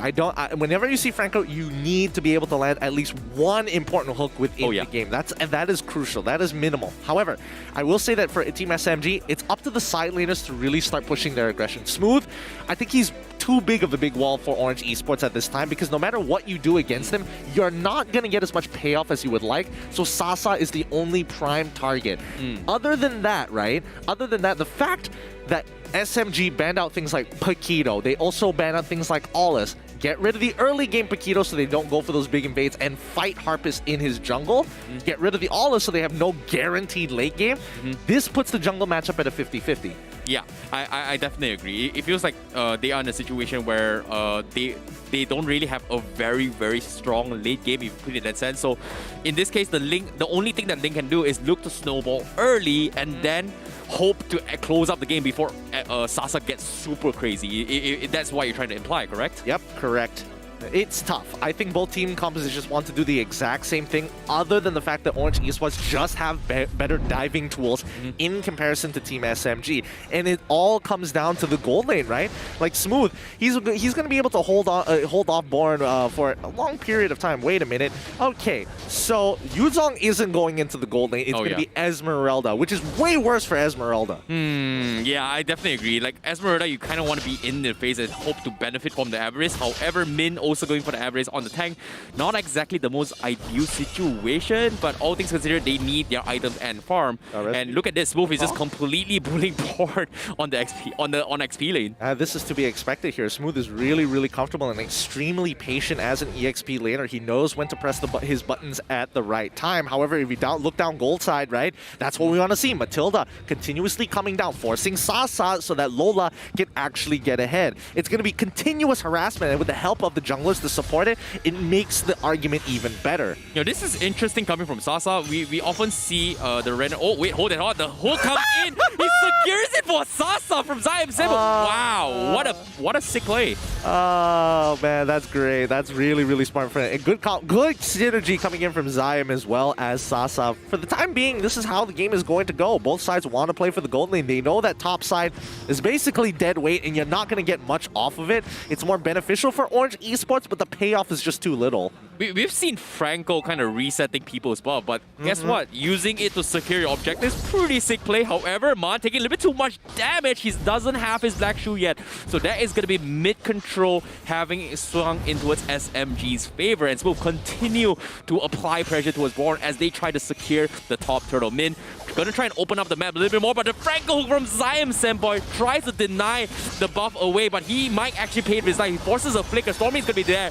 Black Dragon comes in from Brion to try and secure the turtle for themselves. Can they get it? And Harpies patiently waits it. He gets the turtle and they try and back off. However, Smooth will settle down with the tanks coming in from Orange Esports. And the hook coming in from Zion Senpai. He didn't recall back. He was waiting for the right moment to strike, and they catch another kill. And Orange Esports, they're scrambling. Man gets his black shoe, but he's going to be stranded as well as Harpies looking to kill for the final kill. And they get 3. Wait, they don't get the 3. He survives. Oh my goodness, 1 HP left. Oh, unlucky from the side of Team SMG. They're pressing their advantage, and this is the expected outcome coming in from Team SMG. They calculated that perfectly as first blood bounty achieved, but SMG continuing their momentum down on bottom side. They're sick of this constant harassment, and Blade TZ has to pay the price. Oh my goodness, that was a very sick play coming from SMG. Like Harpies securing the Lord kind of allowed them to have that turtle buff advantage, and with that small little boost of shield, kind of allowed Zion Senpai to get back into the fight, and that was really big coming from Team SMG.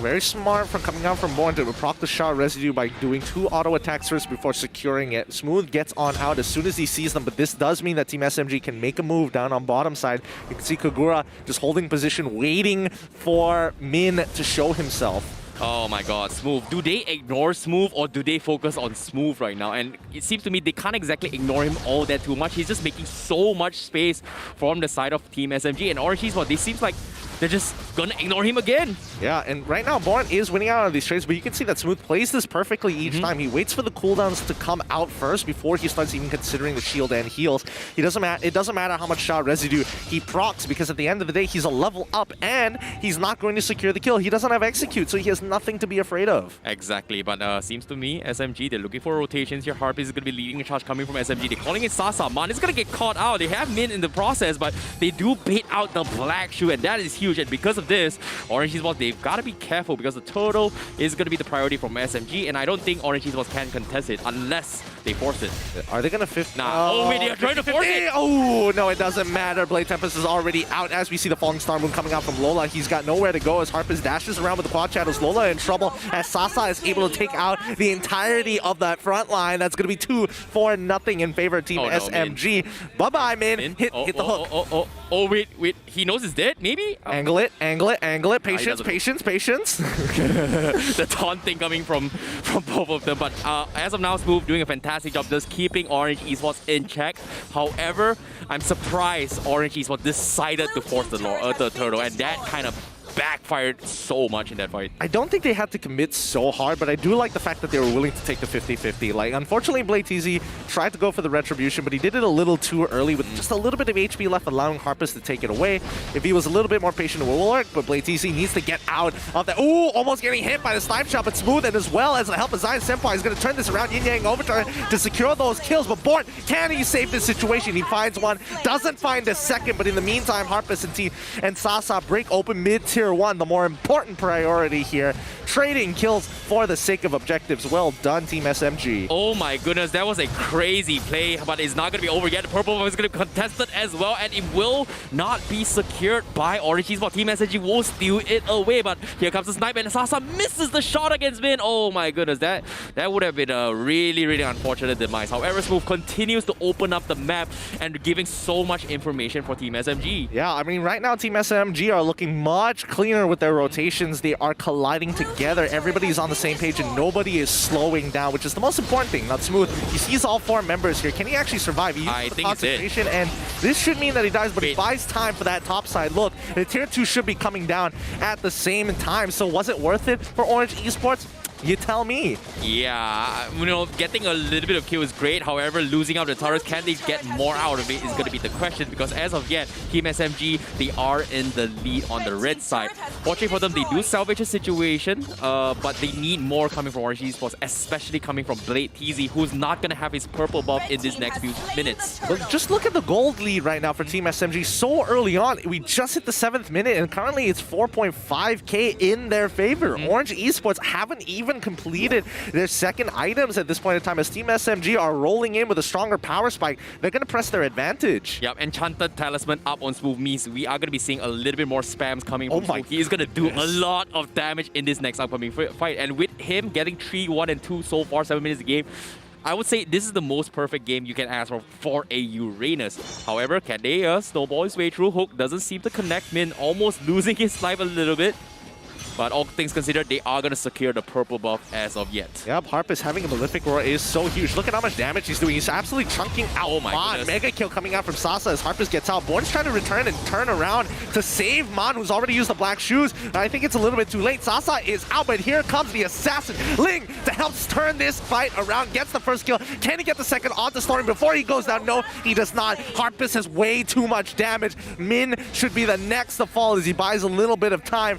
Oh my goodness, Team SMG are just winning out on these trades. Look at the damage coming from Smooth. 4 stacks is just 2 shots. The Matilda, who's about 40% HP, and that is a roamer coming in from Orange Esports. Well done coming from Team SMG. But however, he's actually kind of stranded. He's got the black shoe, but Zaim Boy waiting for a right moment in case he uses it. But I think Man is gonna die. But the hook comes in, steals the kill.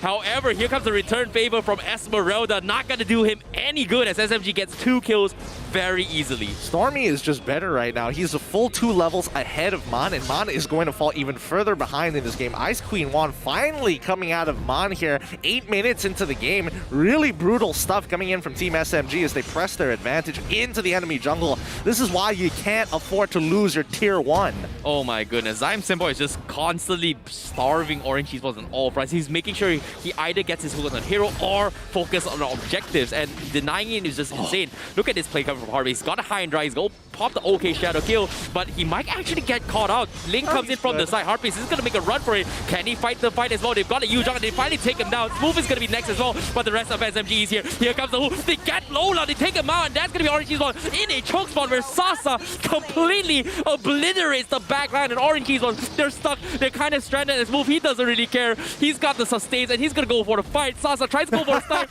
Born going for the side step. He's holding out for his dear life. Can he escape? Seems like SMG, they are going to back off and give him a second chance. Man, however, is going to try and punish Zaim Simboy. Here comes the bite. The rest of SMG is going to take him out instead, and Zaim Simboy says, I'm going to outplay you, my friend. Yikes, that's brutal. And Smooth continuing to disturb BladeTZ as he tries to farm his jungle, literally 2 levels behind Harpus right now, and Harpus is allowed to make bold moves to bait out spells because of resources. from Orange is so limited. Look, no falling star moon already. Born doesn't even have his ult anymore. No Black Dragon form to contest for this Lord. Team SMG, oh, he just got it up. They might be able to contest it now. Oh no, this is gonna be a tough one here. 6k lead coming from SMG. You've got a insane rock in front with Smooth, completely zoning him out. There's nothing Orange Esports can do as of yet. It's 16-4 in the favor of SMG and the Lord in their back. This is going to be a rough one for Orange Esports. I don't think they can do much about it, and I think it's getting very close for Team SMG to close out this game and to stop every single out, unless they make a big mistake, which is a little hard to see, because right now Stormy is just so reliable for Team SMG. If things go bad, that yin-yang overturn is almost guaranteed to one-shot somebody at this stage of the game. Yeah, this is going to be a difficult moment. BladeTZ, he's trying to go in for the split push. However, this is not the right time to do so. They are going to group up to try and fight against SMG. Meanwhile, SMG, they're just waiting to catch out someone off guard. They're just freezing a lane, hoping the Lord syncs up with the top side and push all together. Smooth has made his mark move on the bottom side, whereas the rest of SMG, they're looking to get a pickoff. Yeah, I think for Team SMG, they just have to position themselves aggressively, and now that's exactly what they're doing, making sure that they know the timings of the buffs. Now BladeTZ falling even further behind. He even gets hooked. Harpist is going to come on in, and even with the OK Shadow kill, it's not going to be enough, so he gets out instead of using his ult. Very good discipline from Harpist. His trigger fingers are so controlled. Yep, Zyme is still relatively healthy as well. He's looking for the high and hook. Doesn't connect. Orange Esports is going to be okay, but looks like they are going to try and force the issue. They have not hopped the Black Shoe yet. Here comes the Black Shoe, but they are surrounded. But SMG, they don't really care. The Lord is pushing in. They can't play as aggressive as they want. Orange Esports, they're holding on for their dear life. They're backing for the reset. They need to defend against this Lord. Meanwhile, Smooth is making it extremely difficult for them. Sasa misses the snipe, but the hook connects instead. They do catch the Matilda, and that is going to be SMG taking one pickoff at a time. Smooth looking for the opportunity again to set it up for Zyme. The hook comes in, doesn't connect, but it's all is well. But they do get a little bit more inhibitor as SMG is looking to push the pressure. Stormy! But they burst Stormy down. Oh my goodness, they burst Mon out, and that is going to be SMG going for a complete stomp potentially. Harpy is looking to finish out Born, but nope, it's not gonna happen. SMG, they've got to back up, but Sasa is still there to apply pressure. This game is basically over, right? Yeah, with one more minion wave to go through, they're trying to clear it out as soon as possible. OE are gonna sacrifice their HP to make this happen. They've already found one, and there we go. Lola is down, Min is the next to fall as the yin-yang overturn comes on out. 2 alive with 3 in the base. Born is holding on, but he can't. He only just procs the shot residue at the very end. 4 versus 2 alive, and Zyme flexing as much as he can, getting a triple kill for Sasa as they farm them right under their base. GG, well played for Team SMG. Oh, what a play, and Sasa got the Maniac at the last second of it. Oh, SMG at a complete wipeout in Game 1 against Orange Esports. Wow. Just amazing plays and objectives being secured from SMG on all fronts. They pretty much won every single lane at this point. Yeah, they did. They won every single lane, and it came down to a couple of interactions to close it out. That is a good snowball lead and very reminiscent of the previous matchup that we had here today. So well done for Team SMG. They're looking a lot cleaner. However, there were a couple of moments where Bates could have been, well, it shouldn't have been Bates. Yeah, there were a couple of moments where SMG, they dive all the way to the back lines of Tier 1. That was kind of scary. It felt like things could have gotten out of hand, but somehow they managed to survive, and the amount of trust they put in Smooth as well as Stormy is kind of crazy. Okay, yeah, no, I do believe that, you know, Stormy is really kind of coming onto his own. He makes these incredibly well-positioned yin-yang overturns, which is rather shocking, as he is able to put himself in positions that are not exactly the most aggressive, but just enough to catch them right at the edge of his max range. I think he is a wonderful rookie and a great addition for Team SMG. Yeah, I'm really looking forward to see more coming from him. But all in all, SMG played the perfect game on all fronts, and the Franco, after seeing Zyme play it, and how annoying him trying to deny objectives from SMG, from Orange Esports, seems to be a big problem. But before that, let's take a look at the itemizations real quick before we go into the nitty-gritty greedy during the replays. Yep. Looking at the item build so far, I don't think there's much to say, but just well done for Team SMG with an overwhelming 23 kills to 5 as their kill score. 13 minutes is all they needed to end this game for Orange Esports, and I think overall, oh boy, what do you really do against them? Sasa is so fed. Stormy already has 3 perfectly built items that work in tandem with each other, and Harpist is such a disciplined jungler. Yeah, it was really interesting as well, considering that Harpist didn't go for the killing spree or any jungle ambler. He went for the high and dry, expecting that maybe if things didn't go on a plan, expecting that PlayDZ is going to be going for the split push gameplay. So Team SMG, they had a lot of layers of strategy being planned out for. Whereas for Orange Esports, they completely lost everything. And here, based on the itemization coming from Lola, not a big fan of the Esmeralda going for Calamity Reaper in this current patch. But even if he gotten the Dominance Ice instead, I don't think it would have been a big factor or to tackle SMG at all. No, I think it's important that he got the Calamity Reaper, because where else are you going to get damage on this team? Born, as you can tell, he's building after. He didn't even go for a sustain build. He just went, give me War Axe, and I want all tank items after that. He didn't want to go Bloodlust Axe. He didn't want to get Bloodlust Axe first item as well. It just tells you the style that Born was trying to get for. And more importantly, so when you're talking about damage, Mon had literally the worst time in the mid lane, having a lot of difficulties, especially when he's getting zoned out of lane by Stormy when the supports decide to move out of the mid lane. This is going to be a tough one. However, ladies and gentlemen, the MVP for game number 1 is going to be none other than Sasa with an 11-1 and 4 KDA. And on top of it all, securing the Maniac on the last second against Orange Esports. Well, they are literally boosting their numbers right now, and well done again, coming from Sasa. Yeah, he's crushing it, and you know, with how he plays with his team, how he's informing what he wants, and how the team is giving and feeding him these kills, literally spoon-feeding him sometimes. Like, Sasa, he's a happy boy. Yep, Zion Senpai, thank you very much for all your hooks, especially the first crackdown bottom. That was a sick hook from them. Denying away from Ling was just... I feel bad for the Ling coming from Orange Esports. The big question is like counterplay question mark? Not much counterplay unless you waste the retribution, but Turtle is coming up, so it's just like you don't want to use it, but I guess you have to. Well done, nevertheless. I think Orange Esports need to move away and start thinking about game number 2.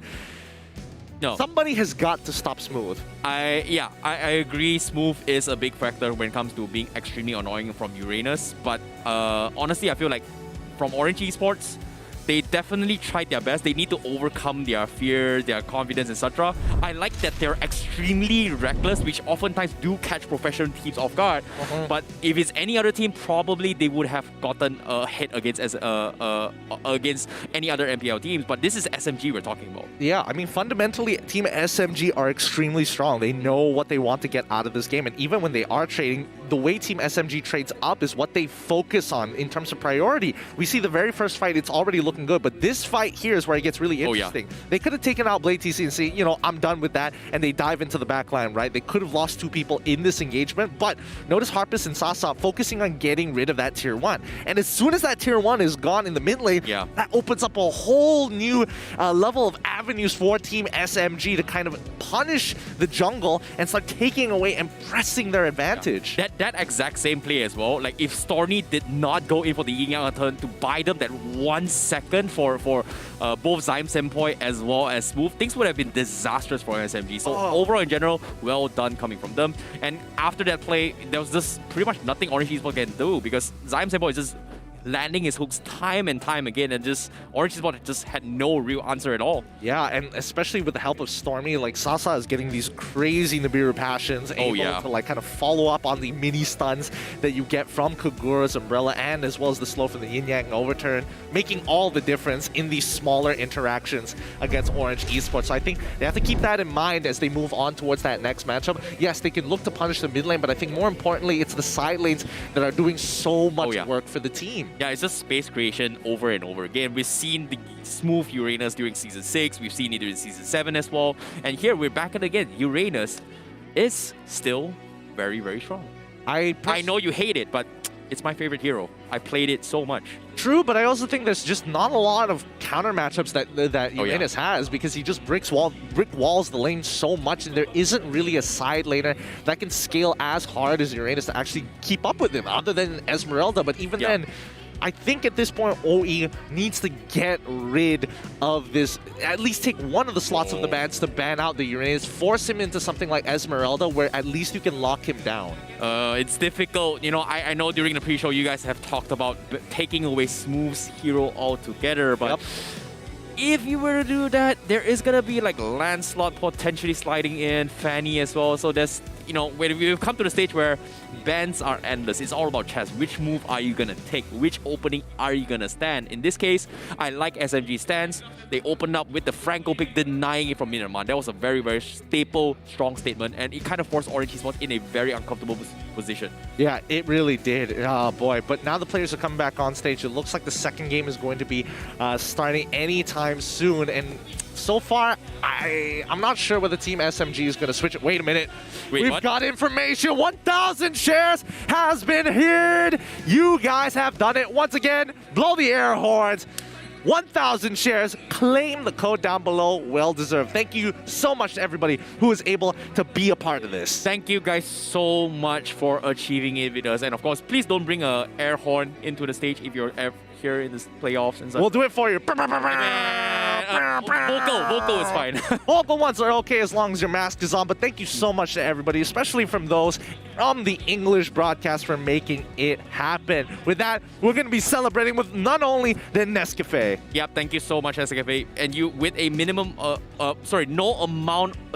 no minimum spending of 30% off. Scan this QR code right now, up to 20 ringgit discount is going to be up for you guys. All you got to do is use the promo code NESMPL30 and you get yourself from pretty sweet deals. And a little bit fun fact with you guys, I know over the weeks, right, we were talking about the flavors coming from Nescafe. I'm a big fan of mocha, but today, Nescafe brought in like a latte for me, and I kind of enjoyed it. I was a little bit surprised. Hey, wait, maybe latte is my thing now. Yeah, no. You were convincing me over the weeks. I'm like, yeah, I actually liked it. It's not bad. It's not bad. You got to try it for yourselves, and a good opportunity is when you scan that QR code, by the way. Now, as we move on towards this next game and this next potential draft, the question is whether Team SMG is going to stick on that red side, or are they going to go on to that blue side?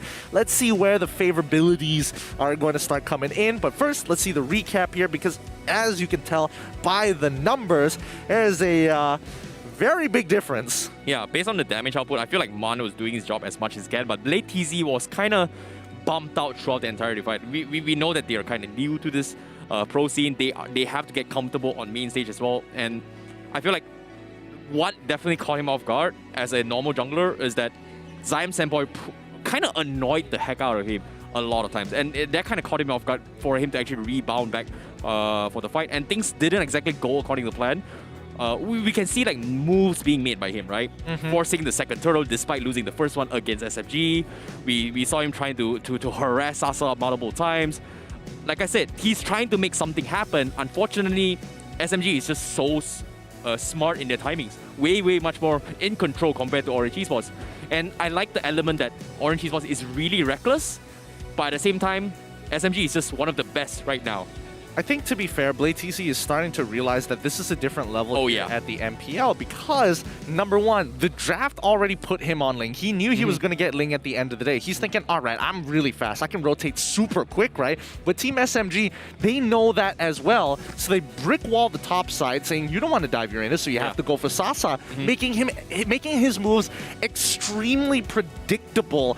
Now, I think for Blade TC, he has to realize that every second is going to count, because he's going to have very short windows of opportunity to punish Team SMG. And if he misses it, and if his team isn't in position to actually capitalize on those short few seconds, they're always going to be one step behind. Exactly. And on top of it all, you know, they need to rethink the drafts as well. Beatrix is just a staple hero to be not given out. Surprised they did not first pick in their favor, nor banned it in the second phase. They banned the Yif, which is not exactly a bad ban as well, but you can't ban him more. Do you want to let Yif... Like, I feel like I would rather play against a Yif rather than play against a Beatrix. Really? Yeah. Okay, I could definitely see where you're coming from. One definitely has a different stance in terms of a team fight compared to the other. One bringing a lot of impact in terms of damage, the other very utilitarian.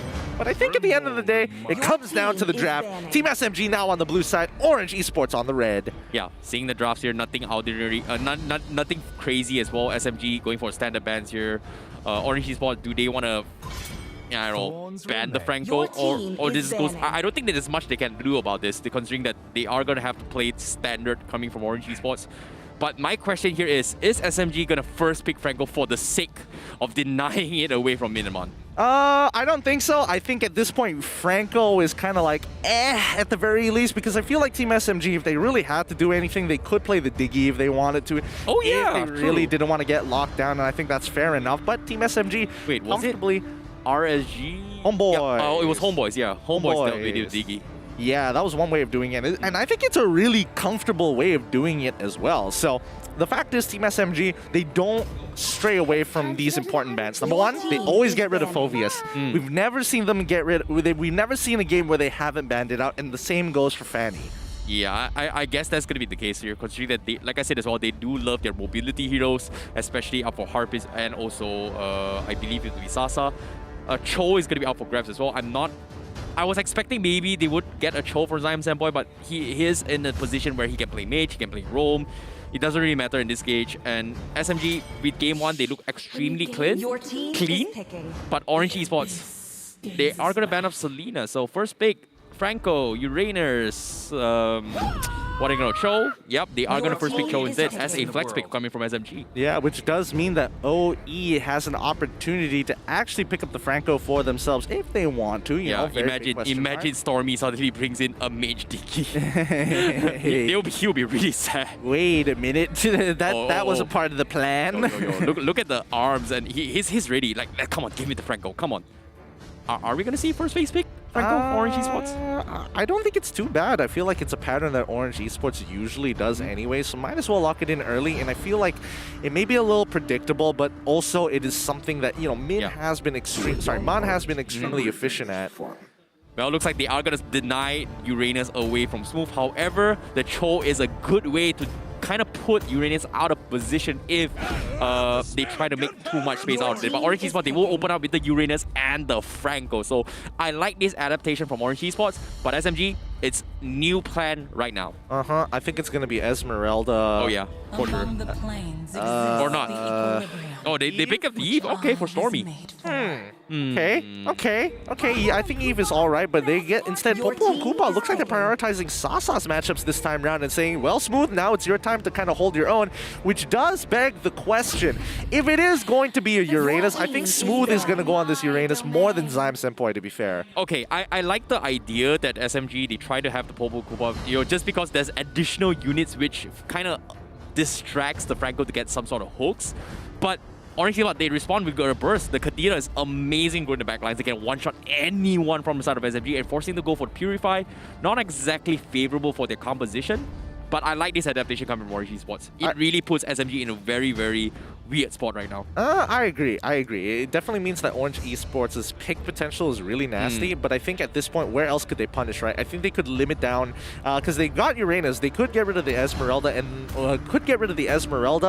I would like them to get rid of the Matilda, because I do feel that's what SMG is leaning more towards to, but they first start off with the Allus, which I think is fine. Yeah, I still think the Cho is something that they can be flexed for maybe Smooth playing the Cho, maybe even Zyme someone playing on Cho as well. But I feel like if they decide to go for the Digi, it just completely denies whatever the Kadita nor the Franco is trying to do in this situation. So I feel like it's going to be forced, but SMG playing safe, ban Hayabusa, denying away junglers away from Orange Esports. And out the Paquito, might as well get rid of it. Don't need to deal with it. And then we'll see what Team SMG Harpist is able to pull out, actually. Because now that I think about it, the fact is, Ling is the only thing that's up, and OE has shown that they are capable of, Blateezy in particular is capable of playing Ling. Might as well, it doesn't seem too bad.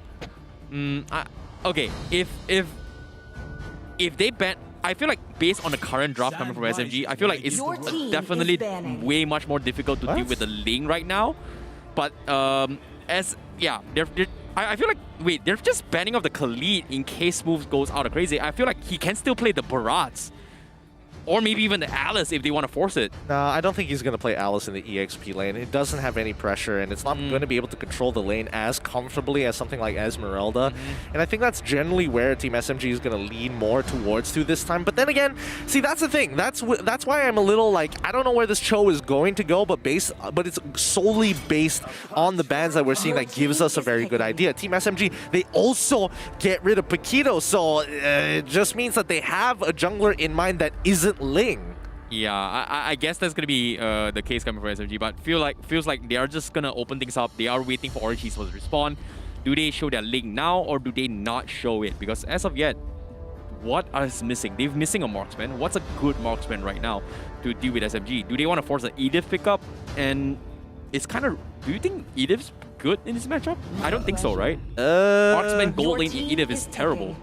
But they are going to force Karina. Okay, I like this a little bit more. Yeah, I think it's a great denial pick coming in from Orange Esports. They know for a fact that it's like, oh no, now my auto attacks really aren't going to matter at the end of the day. However, they still have plenty of CC with just Popo and Koopa as well as Cho alone, which is already going to prove to be quite an issue for the side of Orange Esports considering what their lineup has. Yep. Maybe not Uranus, but the rest of them who are very combo-oriented. Based on this composition coming from Orange Esports, they've got 3 magical damage CCs and damage output towards the entirety of the team fights. Whereas SMG, they don't exactly have a very tanky draft, so this magic can actually penetrate towards the entirety of SMG's draft unless they pick up like a very annoying hero in the front lines. In this case, are they going to pick the Esmeralda? Yes, they are, and looks like they are going to bring in the Yin for jungle. Okay, all right. Okay. I can respect that. I can respect the fact that Ian is going to get picked up here. Does it beat Karina in a 1v1 matchup? Very situational, and I think it's a bit of a coin toss there, but I'm okay with it. I don't mind seeing people really show what they have because Yin is extremely difficult to play. I kind of like Orange Esports draft as of yet, but SMG, they are going out of their usual comfort zone, and I'm looking forward to see how they play it. And they will pick the Yuzhong coming from Orange Esports. Now, the question here is this gold lane Yin or wait, Zyme Simple Yin? Huh? No, it's getting to Harvest. Okay, it takes some time. It takes some time. Don't worry about it. Now, obviously, we are seeing there's going to be a lineup that's a lot beefier than the other here, and I think generally it's okay, but Lola is going into the gold lane with that Yuzhong, and hopefully it's going to be enough to beat Popo and Koopa, but Popo and Koopa is so oppressive in lane. I don't know. Personally, I don't think it's going to mean much for Sasa, especially. He will win that lane. Well, ladies and gentlemen, here we are heading into towards game number 2 as the draft is on its way. Orange Esports going for the Karina draft as the jungler going up against SMG with their Yin being played. This is going to be a very interesting matchup as SMG is going out of their usual comfort zones to test out their strategies, and they can because they are 1 game ahead against Orange Esports. But Orange Esports, can they bounce back with the Franco in their favor? Ladies and gentlemen, we're heading into its game number 2. All right, game number 2 on its way. Is Team SMG going to be ending today with a 2-0, or is Orange Esports going to be able to equalize it as they always do and will continue to do so against the best? SMG on the blue side, Orange Esports on the red. Yep, and as of yet, Smooth is going to be playing on the bottom side. Team SMG, they are going to try and protect the hook coming in, but you can see the screams coming in from you guys on the land here. Min is very happy that he was able to stop the orange buff away from Harpist. Harpist immediately concedes it, goes on towards the purple buff instead. Yep, that's going to slow him down because now Blade TZ instantly going to get on top of Litho Wanderer, so that just means that, they're not going to be able to contest. However, the hook onto Stormy is pretty good here so far. Early damage, but they still have battle spells to save their butts, and they managed to get on out of there. Purify being used by Stormy, Zyme Senpai already losing a flicker. Oh, I feel so bad for Stormy, especially when Orange was so happy about that play. He got the hook. Stormy was a little bit late on the Purify, but still got this play. So basically, Orange Esports was able to bag out big spells coming from him. Yeah, Smooth is doing a really good job. He just knows how to play this lane matchup so well. It's shocking to see that Smooth, after playing almost an entire season of Uranus, has taken the experience and brought it to another level, applying it to all of his counter matchups as well. He's just got so much experience for multiple seasons, and currently now Sasa, that was very close. But Sasa still managing to secure the crab. Yeah, and now he's supposed to be bullying this Yusong out of lane, but you can tell that Orange Esports is going to be playing towards that side of the map. So having that early level control and taking Lethal Wanderer early on and slowing Yin down just means that backup for the gold lane isn't going to be there just yet. Yep, and as of yet, looks like Team SFG, they are not looking to play. They are going to play a little bit slow, whereas Orange Esports is scrambling to go in for the fight. On the bottom side as well, we do see Smooth as well as Harp is trying to clear off the jungles away from Orange Esports, when they will safely back out of that fight. Meanwhile, Zyme Senpai is going to be out of position. He might actually fall here, and that's going to be his downfall as Orange Esports gets first blood in that matchup. Yeah, pretty big mistake there coming in from Zyme Senpai. He should have known that Man was about to hit level 4, and that would have mean that he dies straight away because he doesn't have his flicker at the same time. So very confident coming out of Zyme Senpai, but a big blunder. Yeah, but all in all, SMG, I'm not exactly how they are going to do this, but you look at this, Min on the Franco is going to continue to reset and disrupt Harpist. Zyme Senpai is going to try and go in for the kick, but he doesn't have the way of the dragon. So Orange Esports controlling the tempo in game number 2. And also achieving first blood bounty on top of it all. So they've got a pretty decent early game going for them right now. Let's see whether Orange Esports can keep up this momentum, as Born is going to do the exact same thing as Smooth, as they both proxy each other's waves, looking to maybe rotate or catch off the enemy jungler and disturb them in their own farming route. Yep, Orange Esports still having a little bit of the lead here. Sasa still doing a fantastic job making sure he is alive throughout the entire game, because he is going to be the fallback plan for Team SMG. Meanwhile, Blade Easy looking to set up for those plays. He's got the mystery shop, looking for a couple of kills, and if he gets it, he is going to get super far. But here comes the Domi coming in from Harvest. He's going to go for a 1v1 against Born, but it's a Uranus. He's super tanky, and I don't think he can do anything about it. But however, he's going to be stranded as well, because here comes the Karina as Blade Easy snipes him out. I don't think that was the right target that Harpist was looking for. I think he was definitely looking for Blade TZ at the very least, but he gets punished once again, and you don't get to see the snowball coming in from Harpist, as we can see that Sasa is able to get a solo kill on Taman, even though it's a 2v1 lane. Makes you wonder what in the world is going on there. Well, if anything happens, Sasa is the backup plan, and Sasa is just making things work for on the side of SMG. Meanwhile, now Zyme Senpai is going to open a back. He gets a double stun. He goes in for the kick. Sasa, can he go for the setup? And guess what? They trapped Min into the turtle pit, but that's not going to be enough damage, as Blade TZ completely shuts down Zyme Senpai. Yep, Sasa has no mana, so he cannot keep up with this fight any longer than just that one kill. But it does mean that Orange Esports will have control over that top side. 8 more seconds until Turtle. So I guess they're going to sacrifice Turtle, or knowing that they've already gotten a kill, they're just going to reset their low members, farm off the energy plating, and then rotate towards Turtle. Yep, as Sasa making sure that he doesn't die. He's gonna, continue to farm very, very patiently. Meanwhile, the Turtle is gonna be conceded in favor of Orange Esports as they make their way there. As SMG, they are a little bit slow in terms of rotation, whereas Blade TZ is level 7, almost closes level 8, and Hardbase has not hit it yet. Top side, Black Dragon has been expended on Lola. Can they get the kill? He's buying time for the rest of the team, but Orange Esports is nowhere to be found, as they are on the other side of the map securing the turtle. Yep, they might be able to catch somebody off of rotation, and this is what I'm talking about. Orange Esports, knowing that they are uncontested, detect somebody might be caught in the middle of the mix, and Orange Esports managed to punish out Stormy once again. No major turret objectives being taken so far, but it looks like a potential dive on top side, and yes, Sasa is in trouble. He already gets hit by every single combination possible for Blade TZ,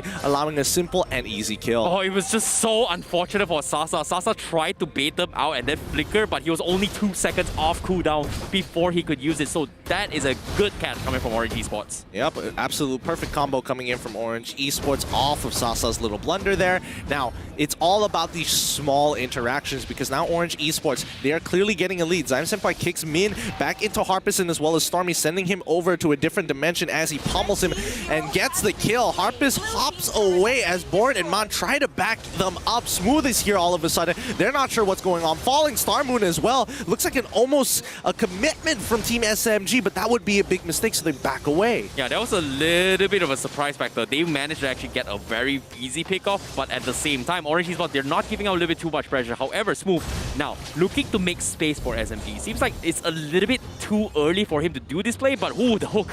Very, very close. If Smooth lost his life, things might be a little bit worse than it already is. Yep.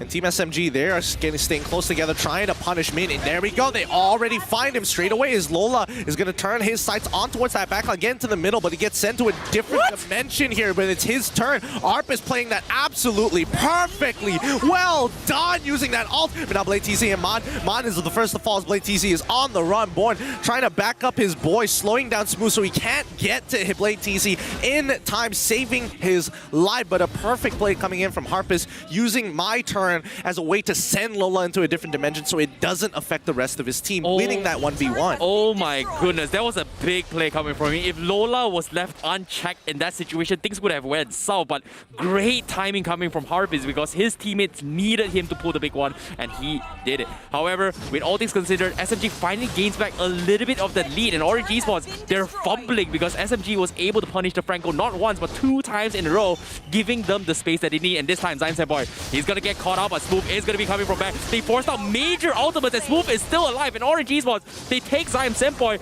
but what can they do? They have Blade TZ, but seems like Turtle's gonna be out for contest. Can they secure it? Sasa waiting for the right moment, right? But Esmeralda focus on the back lines instead, and the Turtle will be secured from Orange Esports. As SMG, they have to back out. Sasa's a little bit too low. Smooth is still alive, but now here comes the My Turn again. The Domain comes in. Harpus is gonna try to fight against Lola again. Can he win his matchup? The rest of Orange Esports, they're just waiting patiently for them to strike, and they will get it. Lola wins the matchup, and Smooth will salvage the situation, trading 1-for-1. Here comes the kick from Zyme Senpoi. The Purify comes in. Born is still trying to make things work. The hook comes in. He connects on Koopa. It doesn't really matter. Zyme Senpoi is forced to flicker out of that fight, and Orange Esports will somehow come on top. Well played, well played. I mean, so far Team SMG, Harpus especially, is trying to make sure Lola is out of that fight, but he doesn't really want to fight it entirely. Rough Waves comes out, which means Lola is going to be all right. Real world manipulation. He doesn't see, but no! Min finds the hook onto Yves, giving the kill over to Mon. Well played as they manage to turn that around, saving Mon's life. Oh my goodness, the amount of layers in that team fight between both Orange Esports and SMG is insane. But all things considered, Orange Esports finally gains back the lead. However, in terms of economy-wise, SMG is not that far behind against Orange Esports. Yep, they're matching them 1-to-1 every single time. They're 2 turrets up, even though that Orange Esports has 3 turtles under their belt. So yes, they do have a little bit of an EXP lead, but not enough to hurt them. Like Blade TZ, level 11, Harpus, level 11. They find the initial kick onto Born. He can't get out of there, doesn't have the concentration just yet, and dies as he gets kicked under the turret. Even a real-world manipulation being expanded. Yep, SMG, they're finally back on their timings here. Sasa is looking to party as well. He's died once, but he's all things considered, he's farming very efficiently. Whereas Orange Esports, as the game drags on by, they don't exactly have a marksman to compete against Sasa. Yeah, they haven't been able to translate their kills into major objectives for themselves just yet. And even Orange Esports realize that they are strong and they have to utilize this time to continue to punish Team SMG, because this is now going to breaking even. Team SMG basically even goal with Orange Esports. Not exactly the momentum that Orange Esports is looking forward to, but still well played coming from SMG.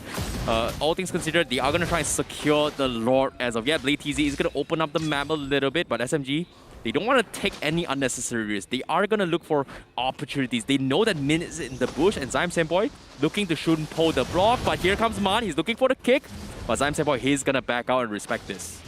Yep.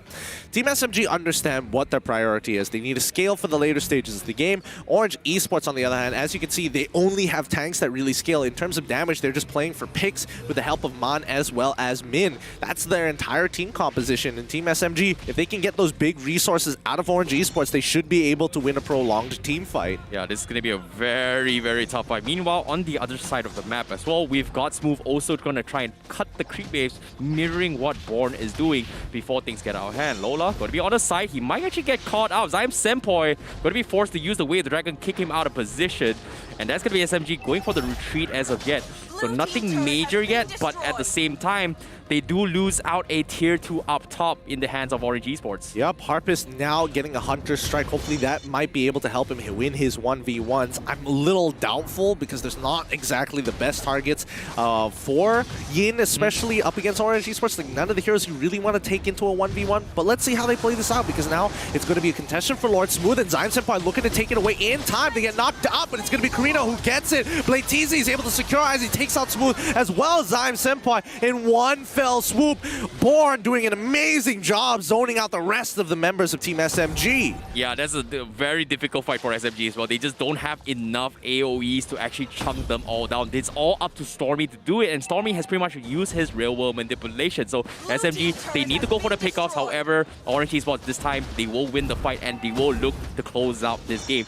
Here comes the hook from Min. Doesn't seem to connect, but SMG, they have to buy time for the rest of the teammates before this next fight. Yep, they're going to be losing their outer turrets here as Orange Esports continue to press their advantage. They don't even have lowered empowered minions just yet, as it just spawned. So let's see how much Orange Esports can create in terms of an onslaught against Team SMG, because they need to break open at least an inhibitor to make this worth it. Exactly. SMG as of yet cannot afford to be picked off. You can see Min looking for the strike. He's going to get scouted out, so he's going to back off as well. The Koopa is going to try and slow him in the drag. Where does the hook? Doesn't connect. So Orange Esports, they will need to disengage for now, as SMG is going to look for the full defense coming in, as the Lord is going to be knocking on the top side. Yeah, Blade TZ is just so fed right now. He is really tanking. I'm guessing he only has one damage item, while the rest is going to be tank. No one-shot coming out of Man just yet, but Min finds it, and no, doesn't actually land the hook. No inhibitors fall down. They brought it down to 50% HP, but not enough to consider it a win. Fantastic defense coming from SMG. They played it out as perfectly as they can. However, they still have an opportunity coming from Orange Esports. Min looking for another hook, but SMG, they're just not giving it, playing it very safe from SMG. So I like this discipline coming from SMG, but all things considered, how do they deal with this matchup? Because currently Blade TZ, he's 5-0-1, and he's gonna go crazy. And the items here just shows you he's almost max item on that jungler. Yeah, what's scary is that, oh wait, they find the initial hit on towards Zyme Senpai, realize that it's not worth it. Man doesn't waste any of his resources just yet, as Lola will begin the engagement. Braun is already in the front line. He's trying to get on top of Sasa, and they successfully do so. Sasa flickers out of the way as the Shroud Residue is proc. Sasa holding on strong, manages to survive as Zyme Senpai is able to kick Blade TZ out of position and will be giving his life for it. Blade TZ gets stunned by Harpist as he moves on onward. A perfect situation for Team SMG, getting a pick while Orange Esports gets nothing. Well done coming from SMG. Orange Esports, they were so occupied in making sure that Harpist dies if he comes up from his ultimate, but they were so focused on towards the Yin's ultimate, they completely ignored that SMG is also looking to get pickoffs on the sides, and that was a beautiful play coming from SMG. A very difficult setup for Orange Esports, considering that they cannot see what is happening on the Yin. Yeah, that's the big issue, right? Because Yin is able to take somebody out of the fight for a short period of time. It doesn't mean that Yin has to win the fight, but getting that second form is definitely a lot more impressive and has a lot more impact in these fights at the end of the day. Now, Smooth, he's trying to slow down Born, but it really doesn't matter. And I think Team SMG kind of acknowledged that, okay, we can't really do anything about this, but this Luminous Lord, are we able to make it in time? And now Born, he now has to chase the backline as Zyme Senpai is looking for an initial kick. He gets locked down as Lola jumps into the backline. Oh, he gets sent down into the other domain. Now the rest of the fight has to be dealt with the rest of Team SMG's real-world manipulation as it gets cancelled out. Blade TZ looking for a target. Smooth is able to try and find Mon. They managed to find one kill onto Lola. It's going well. Born is backing off, and Orange Esports realize we cannot prolong this fight any longer. Well done coming from SMG, especially coming from Zul, making sure that they keep Orange Esports in check to make sure that Harpist is able to win his fight successfully and come out without being caught. Born, however, getting shot up pretty hard, but Team SMG, they're not looking to apply more. But with this 4v5 matchup, Team SMG is looking to secure the second Lord. Orange Esports is in the vicinity, but do they force the issue? I don't think they do. I think Orange Esports has to wait till everybody has their ults up. The only person who doesn't have their ult up is Born. And Team SMG understand this, that it's all about just how Orange Esports utilizing all of their resources, because in long drawn out fights is where Sasa can actually start winning it for his team. And you can see Zyme Senpai finds the initial kick onto Mom. This is perfect, but Stormy is following up with real world manipulation, takes a step back as the rough waves already come through. Zyme Senpai, he's trying his best, but he's done more than he can. Third hit of G-Kundo doesn't go through as smooth, taking a brunt of that damage, locking down Blade TC just in time as Born is going to chase him through. Void Blast going to slow them down. Ice Queen's want more than enough. Yin, unfortunately, goes down in the process. Zyme Senpai unable to cover all the angles. Oh, that was a sick play coming for Harpist. He had the damage to win his 1v1. He was able to capture the Black Dragon in his dragon form for Lola, keeping away the pressure from his teammate. But he lost against the U-Job by only a fraction of a health. If he got a kill onto his Lola, things would be a little bit different. But all things considered, Orange Esports are very happy with that play. Yeah, and right now Lola is getting so much value from being Yutong, right? Because he's just one of the strongest sustained fighter heroes that you can get. Great at engages, but more so his 1v1 potential is really, really nasty once he procs that Sha residue. Yep, and all things considered, let's take a look at the items real quick before things get out of hand. Alola going for a little bit more defensive item to deal with the Yin in this 1v1 matchup. However, goal is in Orange Esports' favor. In this next fight, can Team SMG defend against the Lord? Technically, the earlier fights, we had 3 immortalities up against Orange Esports, whereas SMG didn't exactly have immortalities yet. So it was a very risky fight for SMG, and this is them paying the price.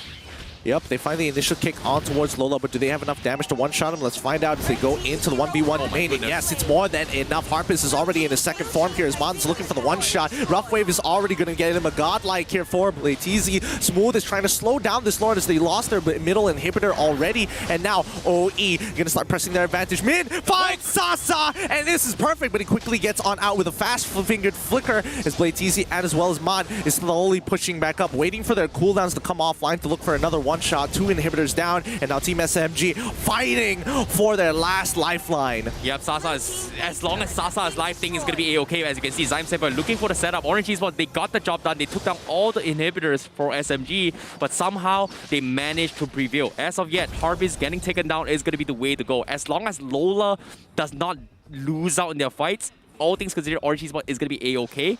But I feel like at this stage of the game, SMG needs to match Orange Esports items in terms of getting immortalities up on most of their heroes. Yeah, but that's still difficult because at the end of the day, Team SMG are just getting to their max item builds. Zyme Senpai gets the initial kick on towards Born, but does it matter? Absolutely not. Min, is he going to press his advantage with the Iron Hook? And it looks like he does find Zyme Senpai going to crack open with that Bloody Hunt straight away. You can see the rest of the members. Sasa wants to get up, but nobody's creating space. Falling Star move coming out of Smooth so far. It's looking great. Lola is down. Real world manipulation. They find an opening, but unfortunately, it's going to be Koopa who gets pulled on backwards. Smooth is going to zone out the rest of the members as Orange Esports don't have their ultimates. Lola trades for Zyme Senpai. Lola has pretty much died 4 times in a row in the previous four engagements against SMG from Orange Esports, and time game, SMG, they're winning some sort of trades here, losing a support tank to a fighter, but most of the times SMG has been losing out on the jungler, so they have kind of switched off the trades, but Orange Esports still in perfect control. However, we do start to see the damage potential coming from Sasa, and it is kind of scary. Yeah, Orange Esports are starting to really fall off here in terms of scaling, where Team SMG has got them beat, but the biggest issue is that all of this damage is coming from one man. Harpist can take on one person, sure, but the 4 other members need to make sure that they don't take that much damage from Sasa. So it's all about who can out-sustain the opponent. In Orange Esports, the main resource that they have are their abilities. The moment their ults are down, they don't have the consistent damage to keep up with Sasa. The win condition from SMG is pretty much killing everybody else from Orange Esports. Whereas Orange Esports, as long as Sasa dies, game's over as SMG. But Born, he's gonna take a little bit too much damage as he's gonna get completely focused out. He gets taken out. However, the rest of Orange Esports is busy taking the lore. It's down to his half HP. They're a little bit slow, and SMG, they know this is happening, and they might actually force the issue. Can they get the lore? They set up the Black Dragon to actually stall times for the team. Lady Z is work on the lore. Does he secure it? Yes, they will. Real world manipulation comes in. They catch up with Min, and Min is gonna get picked off. Immortality is there, but Smooth is looking to try and stall things for Team SMG, as Sasa will kill them off. They've got 3 for nothing, but the Lord is going to be in Orange Esports' favor, and SMG cannot push back as the minions are pushing back in their base. Good decision making coming in from Team SMG. They need to be able to clear these waves fast and punish Orange Esports, but this Lord is going to be such a big deterrent. They have no inhibitor turrets, so even their minions on a regular basis gets shoved into the base really quickly. With Lord empowered minions, it becomes an extra hindrance for Team SMG, so they want to break open all the outer turrets, but they can't. There just isn't enough time. They have to focus all their resources into a Needle's Edge for that mid-tier 2, and that's all they're going to get. But you can see that Blade TZ, he doesn't care. Gets kicked away by Zion Senpai. They finally nail their objective, but now here comes Sasa. He's dealing some good damage against Born as well as Blade TZ, but that Shadow Dance making him immune to auto attacks just stalls so much time. Oh my goodness, this is a very hard battle coming for SMG, but they managed to equalize the score in terms of economy against Orange Esports. But at this stage of the game, it doesn't even matter. As the timer increases bit by bit, the death cooldown timers will increase tremendously as the immortality's value will slowly increase from both sides. Yup, and I think even for Team SMG, they understand, like, this is one of those painful late game, early games. Falling Stormwind and a good kick on towards mid side is going to slow them down. Sasa is getting attacked by Lola. He's in trouble. He flickers out just in time as Lola is chasing him down. He doesn't find the kill. He's 1 HP. It's the real war manipulation. It's going to help. Mod comes through. Where's the rough waves? He's already used it early on. The knockup doesn't go through. Zion Senpai falls, and Smooth is the last to hold on strong. They don't have enough damage to get him, but he will stall for as long as possible. Sasa makes it back to the base to clear up the minions, and Stormy, no Purify to save him now. It's all up to Smooth to slow down this onslaught coming in from Orange Esports. They're dedicating that damage, and Sasa and Stormy back him up as much as they can, but you can see that these waves and having no inhibitors is really hindering them. Oh my goodness, this is a very risky play coming from SMG, but thankfully for Stormy, he was able to make sure that Sasa was able to get out of that situation alive. However, this spot right now is not what they want to be. 3v4 situation. Black Dragon comes in. Orange Esports, they're looking to close out the game. They've got immortality. Smooth is going to be the punish for this, but can they punish out this? Stormy go for real manipulation. Sasa! But Orange Esports, they're focusing on They don't really care. They're going to try and chunk down the crystal, and they make the comeback. They finish off game number 2, and Orange Esports with a nail-biting finish in game number 2. They bounce back, tying the series 1-1 against SMG. The tank scaling from Orange Esports actually helps them with the lack of DPS. They develop enough advantages to press and stick onto the crystal for a grueling game, and Team SMG have lost that war of attrition. The sigh of relief coming from Orange Esports faces. You know that there was a hard, well done battle coming in from that fight. Oh my goodness. GG, well played to Orange Esports. What a grindy game that was, with no easy win condition from either side. It just came down to who had more resources and who had more advantages, and finally Orange Esports was able to wrestle it out of Team SMG's hands. Yeah, I'm looking forward to see how game 3 is going to go, but because Orange Esports, thank you very much for making that happen, because SMG, they kind of overestimated their drafts a little bit more, and they were definitely caught on by surprise. But as of yet, 2 games in a row, Franco has won their matches. Yeah, I mean, Min has been doing a phenomenal job of playing on this Franco, continuing to press their advantage overall. But again, I don't like these grindy games because it really came down to who can waste each other's resources more, and you can't help it. We want better win conditions for the next game. Yeah, I definitely agree. Based on drafts here, they kind of forced the yin. I can see how the yin was played as well. It's something that SMG is still trying to incorporate and develop. But overall, in general, I feel like both teams played as best as they could based on their drafts, and I'm not gonna lie, that was a pretty good game, and I feel like this might be the best game potentially for this entire week. I would love to agree with you, but I'm really hoping that we do see some better plays being made by other teams later on this week, because so far I think it's interesting how much damage Harpus was able to kind of force out, especially from targets like Born, for example, playing Uranus. I'm quite shocked with how much damage Harpus was able to do in that fight. But you know, at the end of the day, Orange Esports able to edge it out ever so slightly in this 22-minute and 40-second punch fest. Yeah, I agree. And on this fight as well, like, shout out to Blade TZ. His second game here in MPL. He's got 8-0-3 against SMG. There's got to be some bragging rights to a certain degree, right? Absolutely, absolutely. He played a solid game, and the fact is that Sasa can't deal with him because his auto attacks literally do no damage. He is immune to auto attacks in his Shadow Dance form. So I think this has been a really good draft coming in from Orange Esports.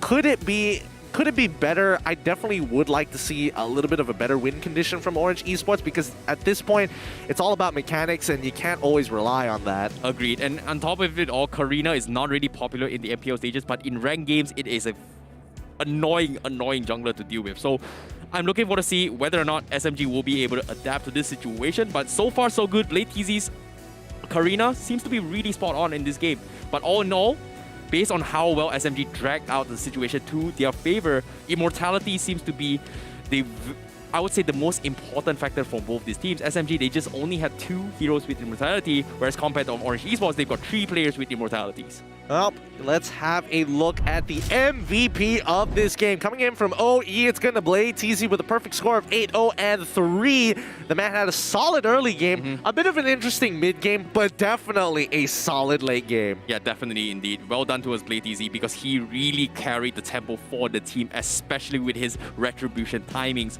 against SMG. SMG, they just don't have enough AoEs to deal with the entirety of the team fights, whereas they've got only Yu Zhong from Orange Esports, which became the priority focus for SMG. But it looked like a pretty solid plan, but all in all, Orange Esports just had the more crowd control or AoE in terms of team fights. Yeah, I think in terms of just the advantages they built up, let's say Orange Esports weren't able to take inhibitor turrets, I definitely think this game would have looked more Team SMG favor, because these grindy fights are so dependent on whether they can pick off Sasa or not. And, that's why Yu Zhong is so good. Sasa is always put down to like 1 HP every single engagement coming in from Lola. And I definitely think a big shout out to him on his Yu Zhong. He was doing a great job. Yeah, I feel like Lola's priority has been really making sure that Sasa doesn't have a great time. But every single he dives in, the Yin is just making sure that he gets taken out of the picture. So I'm looking forward to see how the highlights by Samsung Galaxy A series is going to bring you to the table. In the early stage game, we can see that SMG was just completely outclassed in terms of the momentum swing, just because of how annoying the Franco kind of slowed down Harpist's rotations. Well, that and also Team SMG just making some very fundamental mistakes. Zion Senpai giving away that first blood way too easily when it was really unnecessary to go in from it. Just the lack of awareness. Harpist as well, having 1 or 2 mechanical mistakes as he's warming back up to Yin. But later in the game, he does get a lot better with his target priority and doesn't miss his ultimate on the wrong targets. And I think even here, when we're talking about these initial kills, that's when you see Blade TZ really show his stuff to press his advantage. People like Sasa is in trouble, and the backline as well, having to be extremely careful of where Lola is, but Blade TZ understanding when he can get in and out of fights.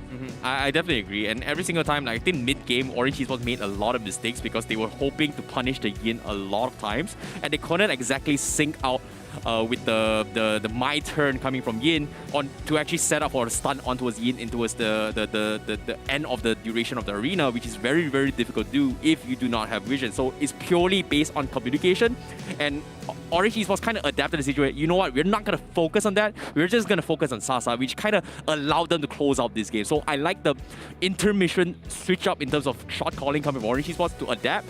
But like I said, it is only tying the series. There is still a game 3 between both these teams. Yep, a little unfortunate and a very grindy Game 2 series, but hopefully we get to see the draft change up a little bit, as once again, Team SMG, my guess is probably they're going to be onto the blue side, as Orange Esports will... Sorry, Team SMG will be on the red side, as Orange Esports will go onto the blue side, and as we've seen thus far, having those first 2 picks, and especially when Orange Esports is trying to dictate their draft, they would much rather the counter pick, and it looks a lot better here. Yeah, I'm not exactly sure what kind of things that Orange Esports is going to be pulled to the table, but as of yet, Franco is going to be the priority coming from both these teams. So I'm looking forward to see how they adapt in game number 3. Do they first phase ban it, or do they just keep it in towards the pick pools? But as of yet, we are going to be taking a very short break, as we are going to be heading into game number 3 for the final match of today. Yep, hopefully that's going to be enough for you guys, as the teams will take a breather, and so will we. We'll be back real soon.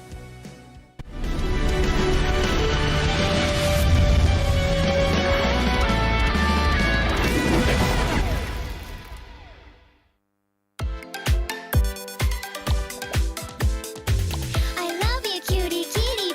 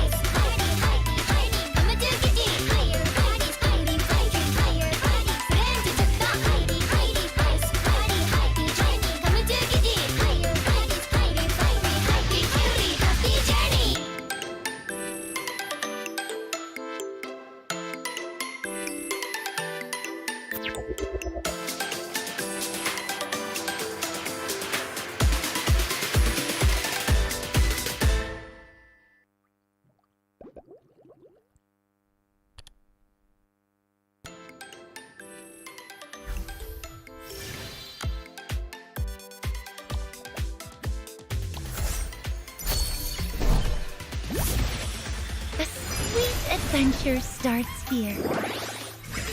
Let's go out and play! Introducing my buddy. That's Maru. Friendship is a magic string that binds us together. Are you ready for a super cute adventure?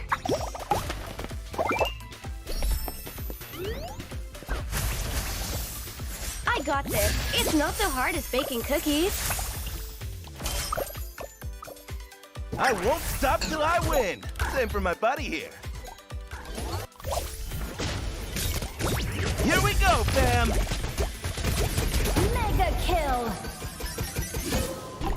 What should I draw today? Purin or a pudding? Making the magic happen on the tip of my paintbrush. Don't fear. Orange Sport is always on time.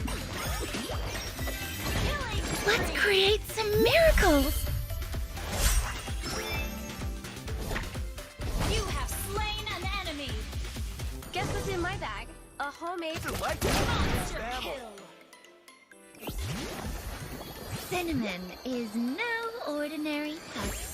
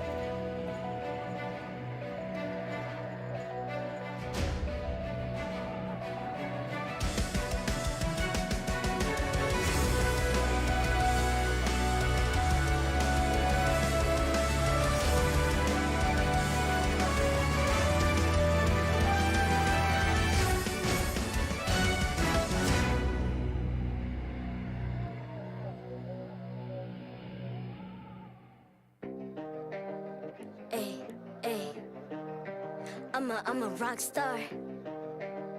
Yeah, rock star. Hey, hey, hey. I'm a rock star, baby. I'm a rock star. I'm a rock star. I'm a rock star. I'm a rock star. Panggil aku rock star. Ini kejohanan kita semua orang rock star.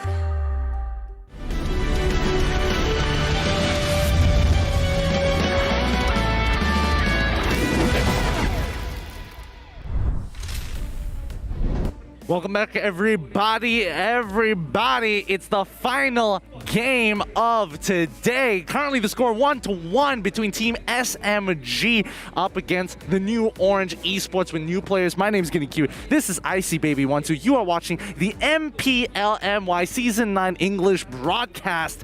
Oh boy, this game has been an absolute grind, but you guys are bearing it with us, and more importantly, our sponsors are making sure that everything runs smoothly and dealing with the amount of grind we're seeing up on stage here. So we got to thank our official gaming chair, Secret Lab, our partners in esports, TikTok, Esports Charts, EGG Network, and our co-organizers, ESI, for sitting through such a brutal game with us. Exactly, and this is going to be the decider match between both SMG as well as Orange Esports, and we did talk talk about throughout the entirety of this week, where transfer window is going to be one of the biggest factors coming from every single team coming in MPL. And guess what? Orange Esports put a staple statement with a little bit of roster change and also with a new, very, very prominent coach.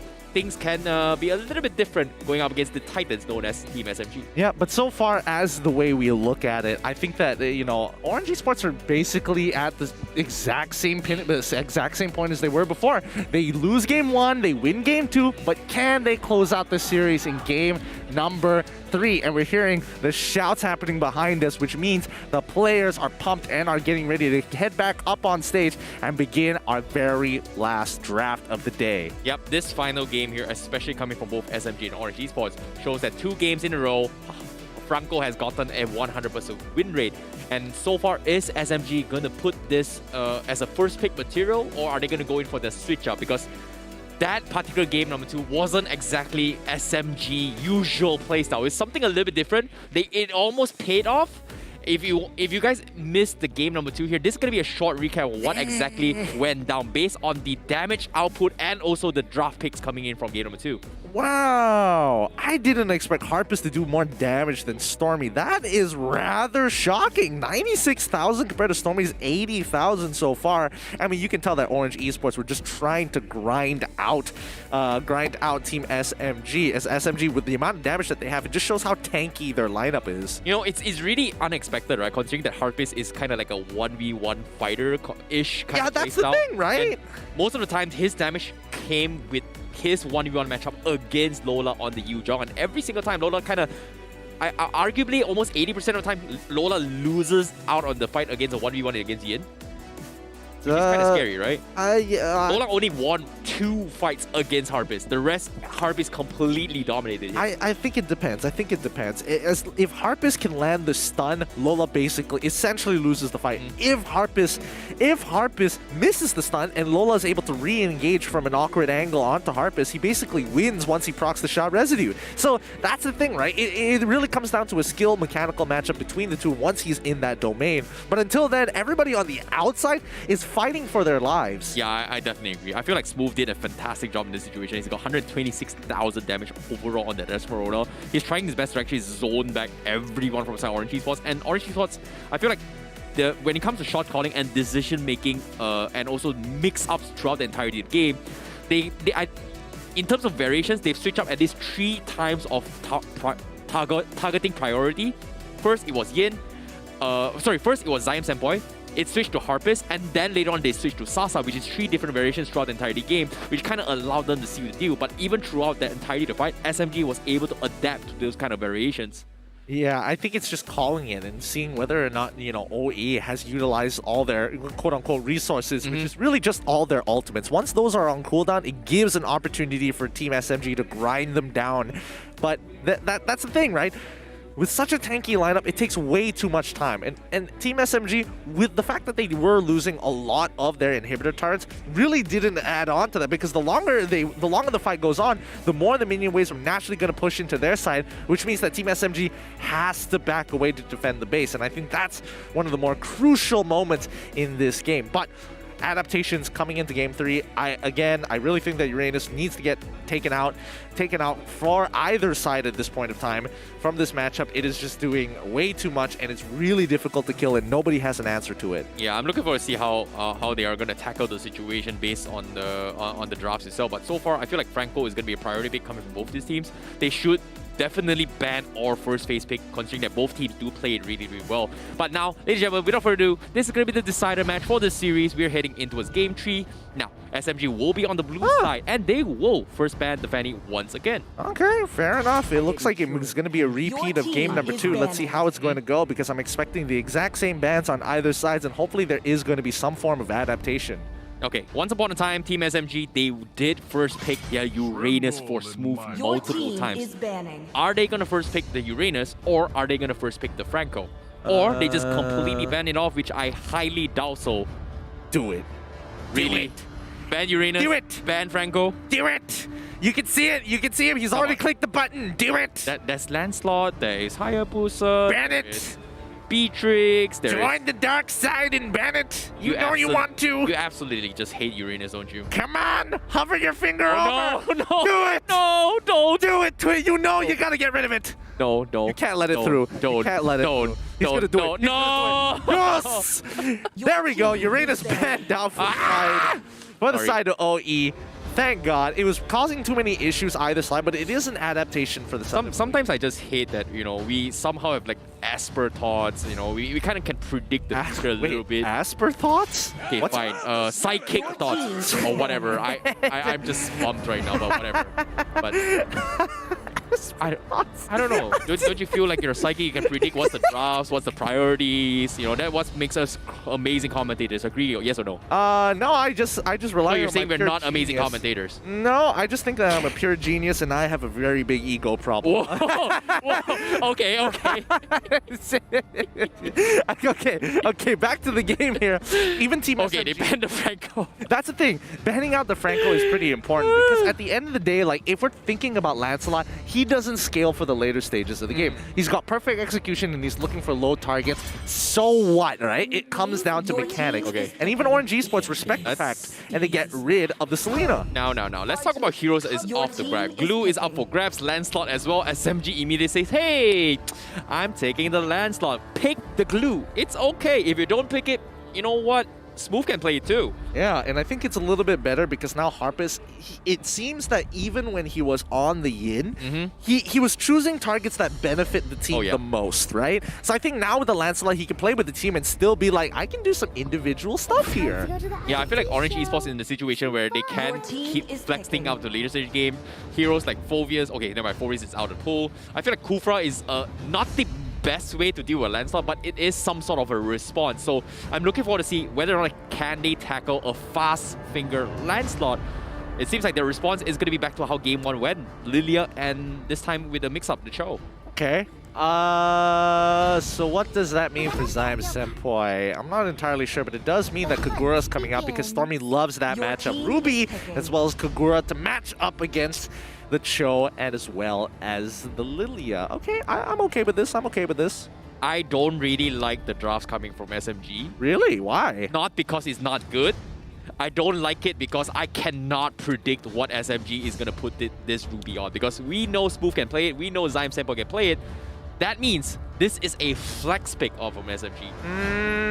I hate it. I will bet money that Zyme Senpai is the one who's playing it. No, I'm never taking a bet with you again. Like, I've lost multiple times over the seasons, and betting is haram, bro. Haram, come on.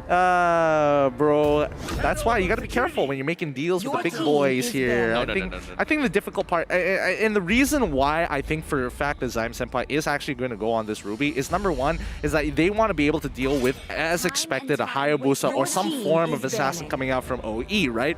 But gold lanes, that's the big focus on both sides. Team SMG will complete their composition first, and OE will almost guaranteed get at least one counter pick, right? Yeah. So, where's the counter pick going to go? Is it going to be the gold lane or is it going to be the EXP? And I almost guarantee they're going to target that gold lane based off of this Beatrix. And now SMG are like, okay, if you want to focus on gold lane, we'll focus on EXP. I think SMG is just flexing in a sense where they are targeting Orange Esports' comfort picks rather than the usual meta picks. And because of this, SMG, they are not that afraid even if they target Sasa's heroes because he can play multiple heroes. We've seen him play Farsa Gold Lane, we've seen him play Brody, we've seen him play Beatrix, we've seen him play a lot of different marksmen. Whereas Orange Esports, this is our first time seeing them play, considering ever since their new transfer window. So Yu Zhong is something they picked 2 games in a row. Franco is also something that both teams prioritize. And I feel like this is a situation where Orange Esports, do they have what it takes to outbeat SMG in their versatility and mastery of hero pools? So they're going to bring it to a 50-50 matchup, and I think that's a good way of doing it because now it's going to come up, it's going to come down to whether Orange Esports is going to be like, I'm going to first pick Esmeralda and maybe throw her into the gold lane again, while Team SMG is like, I could play Brody, Clint, and if SMG were dealing against any international team, I think that would be the case where it's like, I'd rather, play the mechanical matchup of Clint versus Brody. That's totally fine with me. But here in Malaysia, you know, now that they're bringing up these fighters in the gold lane, personally, I'm not very into it, and it shouldn't be working. You can see they're hovering onto Esmeralda as well. It's a good shout coming from you, just denying the XP lane. However, Glue is also up for grabs. So do they want to risk the 50-50? Seems like they are going to try it. Oh, is Orange Esports going to take the Glue? I think Orange Esports will take the Glue. Are they going to take something else? Because, like, what other matchups are there at this point? It's Glue, Paquito. Paquito, EXP. Paquito is good. Paquito is good, but then Glue is going to come in and be like, I don't care. You can push the lanes. It's like, whatever. Speaking of Paquito, we did see Paquito being banned 2 games, I believe, in the early stage to try and second phase ban against Orange Esports in case they picked up the jungler from SMG. So I feel like they might pick it up for themselves, but at the same time, they already showed their Hayabusa, but looks like the Kufra is going to be the response to deal with the landslide. That is a way for them to actually handle with it. Okay, pick Paquito here. Come on. Come on.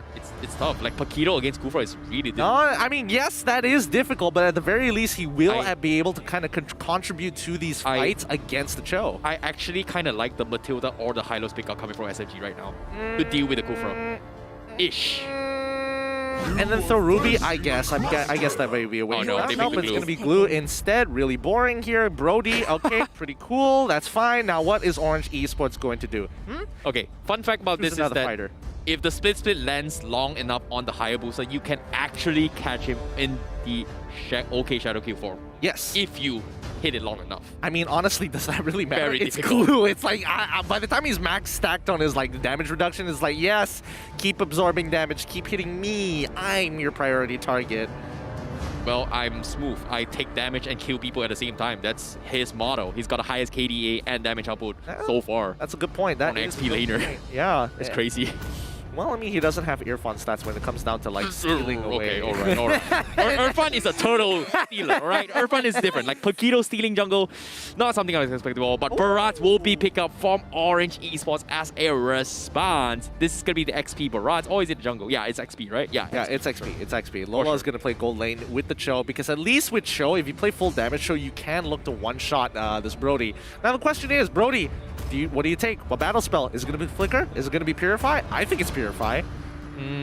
I think it's going to be Purify for sure, because Kufra can just stop it. But at the same time, Flicker, you can still Flicker it out. So it's going to be a 50-50 thing. But ladies and gentlemen, here, the draft has been set. So far, I like this adaptation coming from Orange Esports.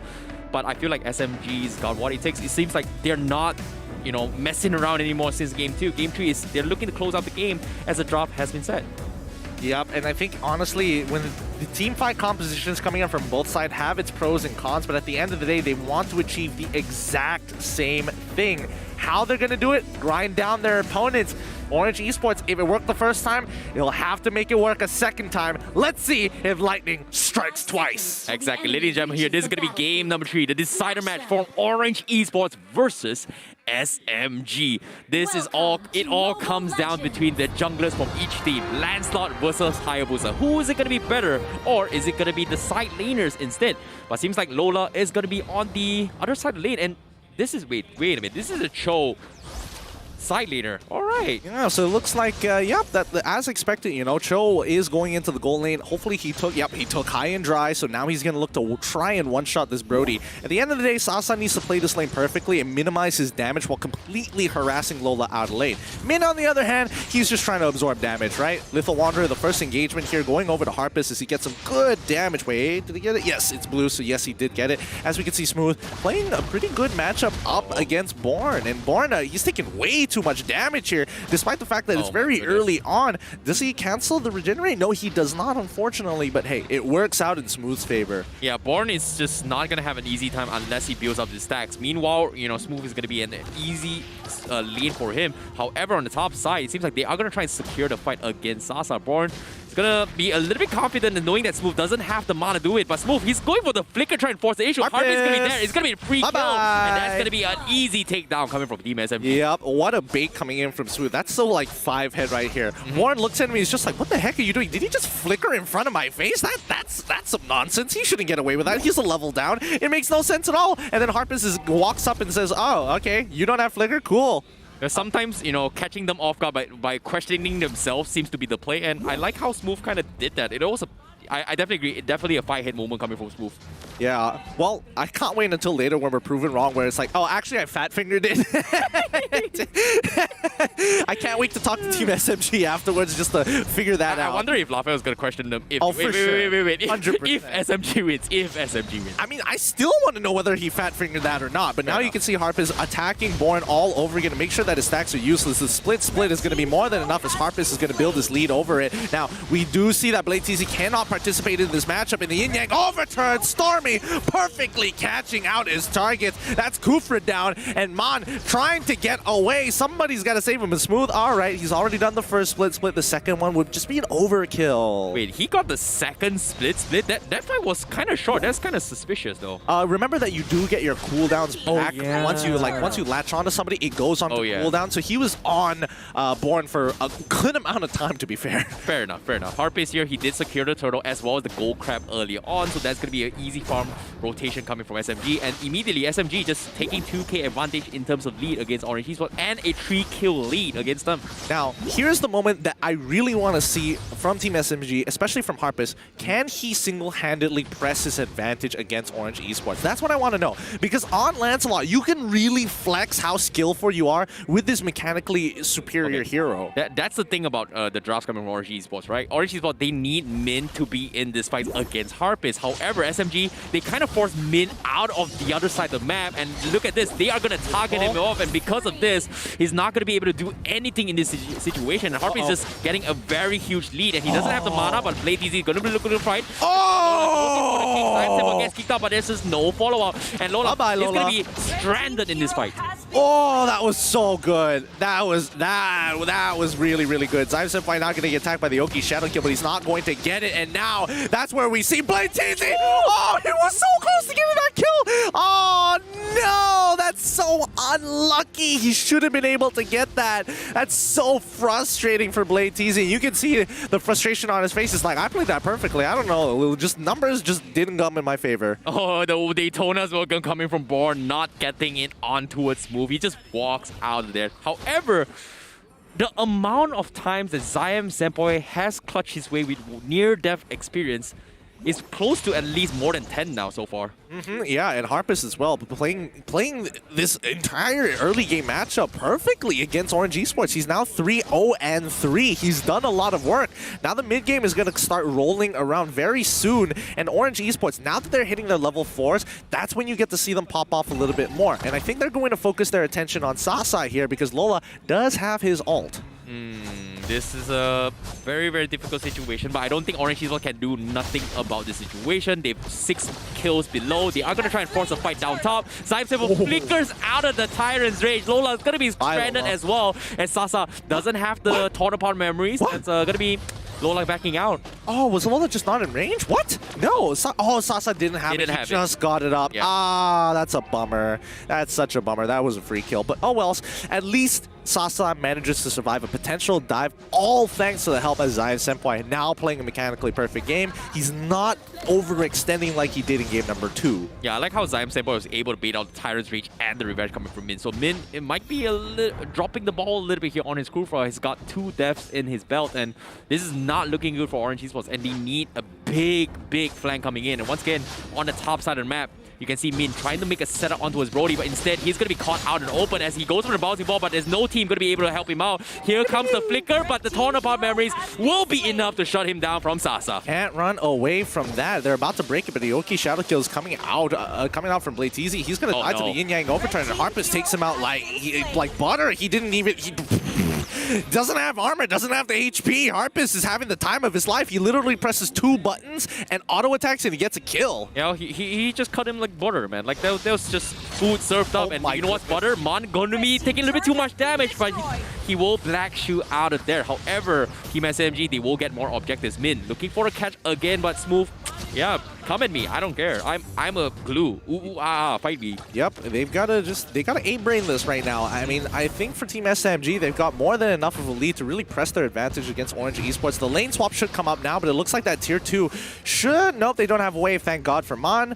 Now they're going to rotate down to the bottom side. That's where Brody is going to really take advantage of his early game damage into cutting down structures. But Harpus already 1 step ahead. He's like, whatever, you can take it. Doesn't matter to me. I'm a big boy. Yeah, and what's the game plan coming from Orange Esports? Seems like I don't see a way. I feel like Born needs to open things up for the team, but as the game drags on by, Orange Esports don't exactly have a very strong late game potential compared to SMG, which they have Sasa, and also with the turtle slayed, they are in full momentum right now in actually controlling the tempo. I think, yes, I agree with you. Team SMG purely controls the tempo as of right now, but if we pull up the item list, I need to know where exactly Mon is at in his item build, and it looks like he still hasn't gotten the Ice Queen's Wand. That's the next item power spike that we're going to have to wait for. Mon needs his Ice Queen's Wand for sure. Blade TZ needs to finish off his second item at the very least, and then Lola can really start playing. Daytona's welcome on that first initial target here. They're going to get that first kill onto Zyme Senpai. He's able to buy enough time, but really they can't do much about it. Harpus trying to get on him, but realizes what he's walking into, decides maybe that's not the best choice. As you can tell, tier 2's already fallen for the side of Orange Esports. Bottom side broken wide open. Yeah, they finally got a pick-off coming for Orange Esports. That is going to slow down the tempo a little bit more, but still, it's only a tank. The biggest tempo setter coming from SMG is going to be none other than Harpus, who's pretty much unstoppable at this stage of the game. 8 minutes so far, level 12, close to level 15. Very, very soon as compared to Blade TZ, who's only level 10. That's scary. Yep, Smooth trying to absorb as much pressure to make sure that top tier 1 stays alive, and Sasa's going to farm the rest of it. Good teamwork from the both of them, but you can tell that Orange Esports are getting a little desperate here, right? They're trying to stick together, stick very patient, and wait for those picks that Lola can set up, and the same goes for Born. And if they're capable of doing that for a long period of time, it's great, but now Min is going to get yoinked backwards by the Amifendit. Sasa is getting free hits. Min is trying to get out, but he should die here to Harpus, who double punctures, gets locked down against the wall, and a mega kill coming out of Harpus. Born is the next to fall. Harpus manages to get out of the Daytona's welcome and Smooth. Going to go into the split form, looking for any targets that he wants to. Yin Yang Overturn is already down. Blade TZ. He manages to dash out just in time. That's going to be Stormy finding one. Harpus! He manages to dodge the second half of the way of the dragon. The man's got fingers like feathers. Absolutely insane. That is a style points coming from Harpus. Well done coming from him. However, Orange Esports, you could see in that scramble, they just do not have the mobility to catch up for any kind of setups coming from Min. Not gonna lie, the Barats just doesn't have big legs or movement speed to actually catch up. Oh my goodness, mechanical superiority. Harp is really sure he's got fast fingers, light fingers. He's managing to get out of tough situations where most players would have already fallen. And even in the mid lane, they found their initial pick here. Zyme Senpai sets it up perfectly. As Smooth continuing to be an absolute nuisance for the side of Orange Esports. First Lord is going to be crashing on to Orange Esports' base real soon. Yeah, this is a very difficult match here coming from Orange Esports. They need a way to shut down Harpus. Harpus is very close to his level 50. He's half a level away from being max level against Orange Esports. 11-1. This middle tower needs to stay alive from Orange Esports, but for how long can they do so? Min is going to get dragged back out of his comfort zone, and he's going to get focused down as Sasa gets a kill. His torn apart memories connects on towards Mon as well, and look at this, half HP on the mage from Orange Esports. Yep, they have to start pulling their attention away. Orange Esports are about to lose a potential inhibitor if Team SMG stack on one side of the map. Lord is getting attacked by Blade TC so far, but Zyme Senpai is waiting for Blade TC to take one of the quad shadows back. He's trapped, and now he's going to get locked down. Mon gets hit by Smooth, and a mega kill from Stormy on that top side. Mechanical mistake as a kick comes onto Smooth. You can see Lola's damage trying to pick up Smooth, but he manages to hop over the wall with a quick flicker. Now Born's the next to fall. This is not looking good for Orange Esports. Oh my goodness, Born is pretty much stranded as well. They know they've got it in the bag, and SMG will shut him down, but Smooth surviving that pickoff after killing Mon. There was a little bit of misplay coming from Lola to kick him out of his danger zone. That pretty much saved Smooth's life coming from that play. That was a beautiful, beautiful play coming out from Team SMG. It looks like Orange Esports is burnt out here. They are not working cohesively together. They know what they need to do, but the team just feels very disconnected. And you can tell with a 10K lead, Team SMG has checkmate on Orange Esports. Yeah, 11 minutes of the game. Harpus is 15 levels with a 507 as compared to Blade TZ is only level 12. very, very difficult situation here. And not on top of it all, Sasa's got an immortality with a 505 lead on this marksman. Now, here comes the catch coming from Zyme7. They are trapped. They're going to get chunked out. Born is going to keep things alive with the Daytona's welcome, but Orange Esports are not looking to fight that at all. Makes no sense at all. Min was in position to actually face check the brushes for him, but instead, it's going to be Blade TZ who's actively trying to farm. Orange Esports are just so lost in this game, and Team SMG, they are just going to press their advantage. They can do whatever they want. Zyme7 can sit in front of the base and absorb all that damage and not even care. The first inhibitor is going to fall, and it's going to be the mid lane one as he pulls on back Min. He needs to get that kill. Harpus doesn't get the right target. He does bait out the black shoes from Mon, and that was his true target after all this time. A monster kill and a decisive team fight from Team SMG is going to put Orange Esports back into the base. The oppression is too much for them to handle. Sasa is huge. Zyme7 refuses to let them play the game. Without minions, doesn't even matter. As Team SMG, they've got the nuts, they've got the hand, and this game is over. GG, well played for Team SMG. Well done coming from SMG. They close up game number 3 very, very convincingly. What a game, what a game. Well done to Orange Esports as well, but SMG is the better team as of yet.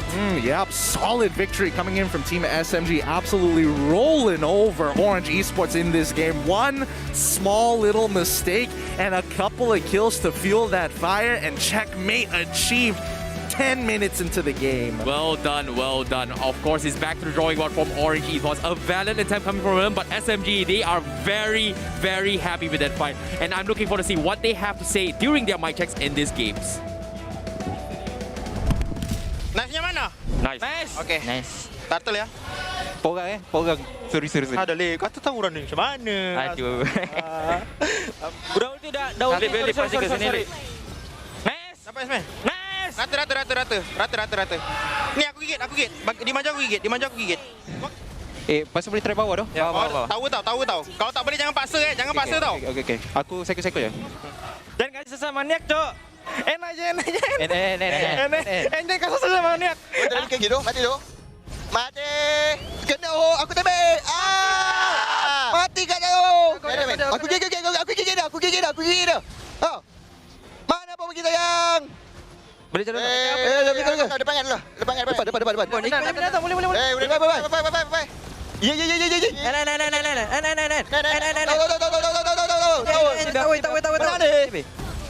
Ya. Tahu. Let's go. Nice try, bro. Nice try. Saya boleh stun dia. Mana you stun? I yang stun. Sustain lah. Panik bang. Tadi you pakai depan sikit je. Sama. Tarik je. Dapat. Ayo. Nice. Nice-nya mana nice-nya? Boleh. Goreng. Apa ni? Bawa dia wave. Nice. Yang pasal Tutor. Boleh lah. Terima kasih banyak, dan sekarang ini kita berada di atas pentas di mana pemenang kita pasukan SMG bersama dengan saya Stormy. Apa khabar Stormy? Khabar baik. Baik, alhamdulillah. So dekat sini, I nak tanya, untuk SMG mula-mula season ni ramai orang fikirkan yang Zyme7 akan jadi mid laner, tapi Stormy mengganti Zyme7 menjadi mid laner. Ada pressure lebih ke tidak untuk gantikan tempat dia? Pressure tak rasa sangat, tapi nak bagi good expectation from the fans. Yeah, I feel good. Ya, bila ganti tempat Zyme7 you main mid, kemudian dia main sebagai roamer. Macam mana you guys punya chemistry pada awal dan sekarang? Pada awalnya rasa macam tak ada chemistry lagi, but so far from right now dah ada dah. I see, excellent. Lepas tu kita juga kena tanya, dekat dalam game kedua kita boleh tengok di mana Orange Esports diorang betul-betul control the game. Apa yang terjadi sebenarnya kat game kedua? SMG tak boleh nak menang. For game tu saya rasa mistake draft and tak ada damage, only for CC only. So boleh dikatakan dekat dalam game kedua kalau adjust sedikit pada bahagian draft, maybe banyak perubahan yang boleh dilakukan. Tapi anyways, you walaupun you adalah rookie, you punya performance sangat-sangat bagus. Untuk semua fans SMG, nak dengar apa kata-kata yang you nak cakap kepada semua fans SMG? Untuk fans SMG, I want to you guys just keep supporting us to the end. We will give you guys the best from all of us.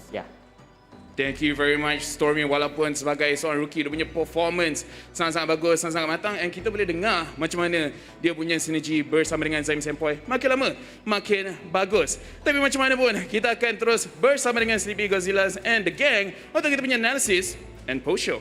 Take it away.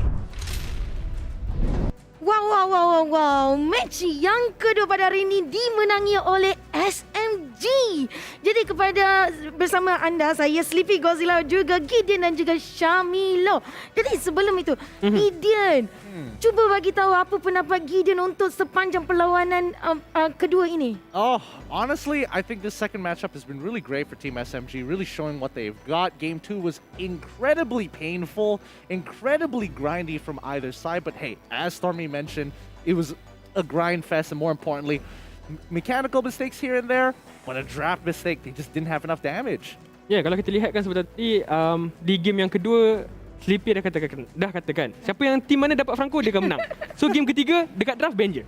Ban, so kita tengok macam mana tim SMG lebih berkata menguasai daripada segi gameplay. Ya, mereka dapatkan Lancelot dan pasukan Orange ada cara untuk counter, ada Cho, ada Kufra, tapi perkara tersebut tidak boleh dilaksanakan dengan cermat disebabkan kerana adanya Ruby daripada Zain Senpai. Jadi untuk tahu draft apa yang dia ambil tadi, item apa yang disiapkan oleh pemain-pemain, kita akan terus kepada item build ketika ini, di mana Smooth selaku EXP laner banyak impak yang dia lakukan dalam game dengan KDA 1013. Dia siapkan Curse Helmet terlebih dahulu untuk menambahkan extra damage. Kemudian ada Oracle untuk memberikan lebih banyak regeneration kalau digunakan split-split. Boleh dikatakan banyak momen kalau Kufra masuk ke hadapan menggunakan Tyrus Revenge, dengan adanya Smooth, split-split, tangkap Kufra, agak sedikit sukar untuk Kufra larikan diri, agak sedikit sukar untuk Bond yang menggunakan Barat. Kita tahu Barat, kalau dia nak gunakan Detona's Welcome, banyak hero daripada skill SMG boleh melarikan diri. Contoh seperti Kagura boleh larikan diri, Lancelot ada skill dash, Ruby dan juga Brody ada flicker, kemudian Smooth dengan adanya split-split, boleh dikatakan di EXP laner pasukan Orange Esports sendiri gagal untuk melakukan sesuatu perkara dan agak sedikit berat di game ketiga ini.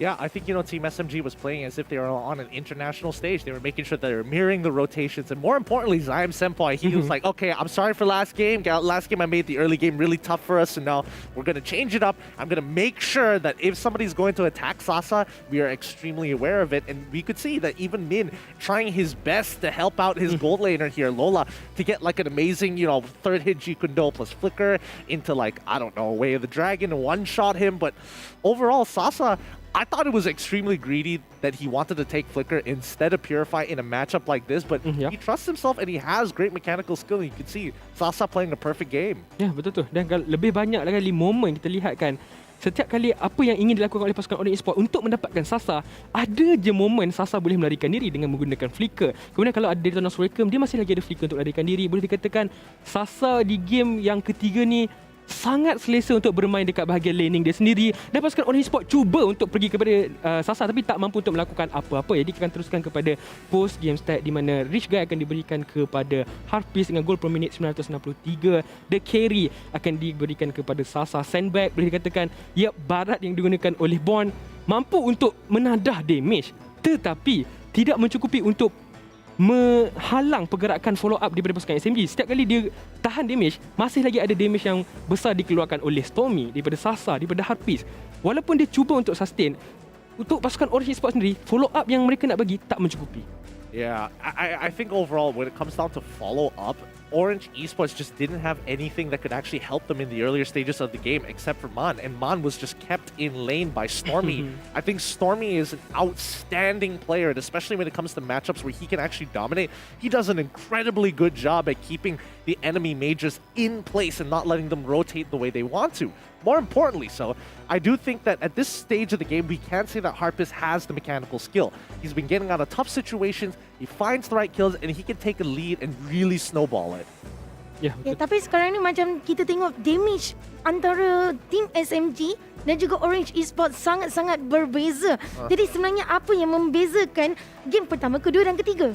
Game pertama boleh dikatakan itulah kekuatan SMG. Di game yang kedua, seperti apa yang Stormy katakan tadi, mereka ada sedikit tersilap daripada segi drafting, di mana saya rasa mungkin kalau Yin tu digantikan dengan Pakito, dengan Roger, lebih banyak perkara yang boleh dilakukan oleh pasukan SMG. Tapi untuk pasukan Orange pula di game kedua tadi memang sangat baik. Mereka bermain dengan sangat kemas. Kita nampak macam mana Blade TZ gunakan Karina sangat baik. Tapi di game yang ketiga boleh dikatakan mereka cuba counter draft pasukan SMG. Tapi pasukan SMG seperti macam dah kata dah, okey, mereka dah tahu mereka akan ambil Kufra, mereka akan ambil Cho untuk counter Lancelot. Tapi kita ada Ruby, counter kepada Cho, counter juga kepada Kufra.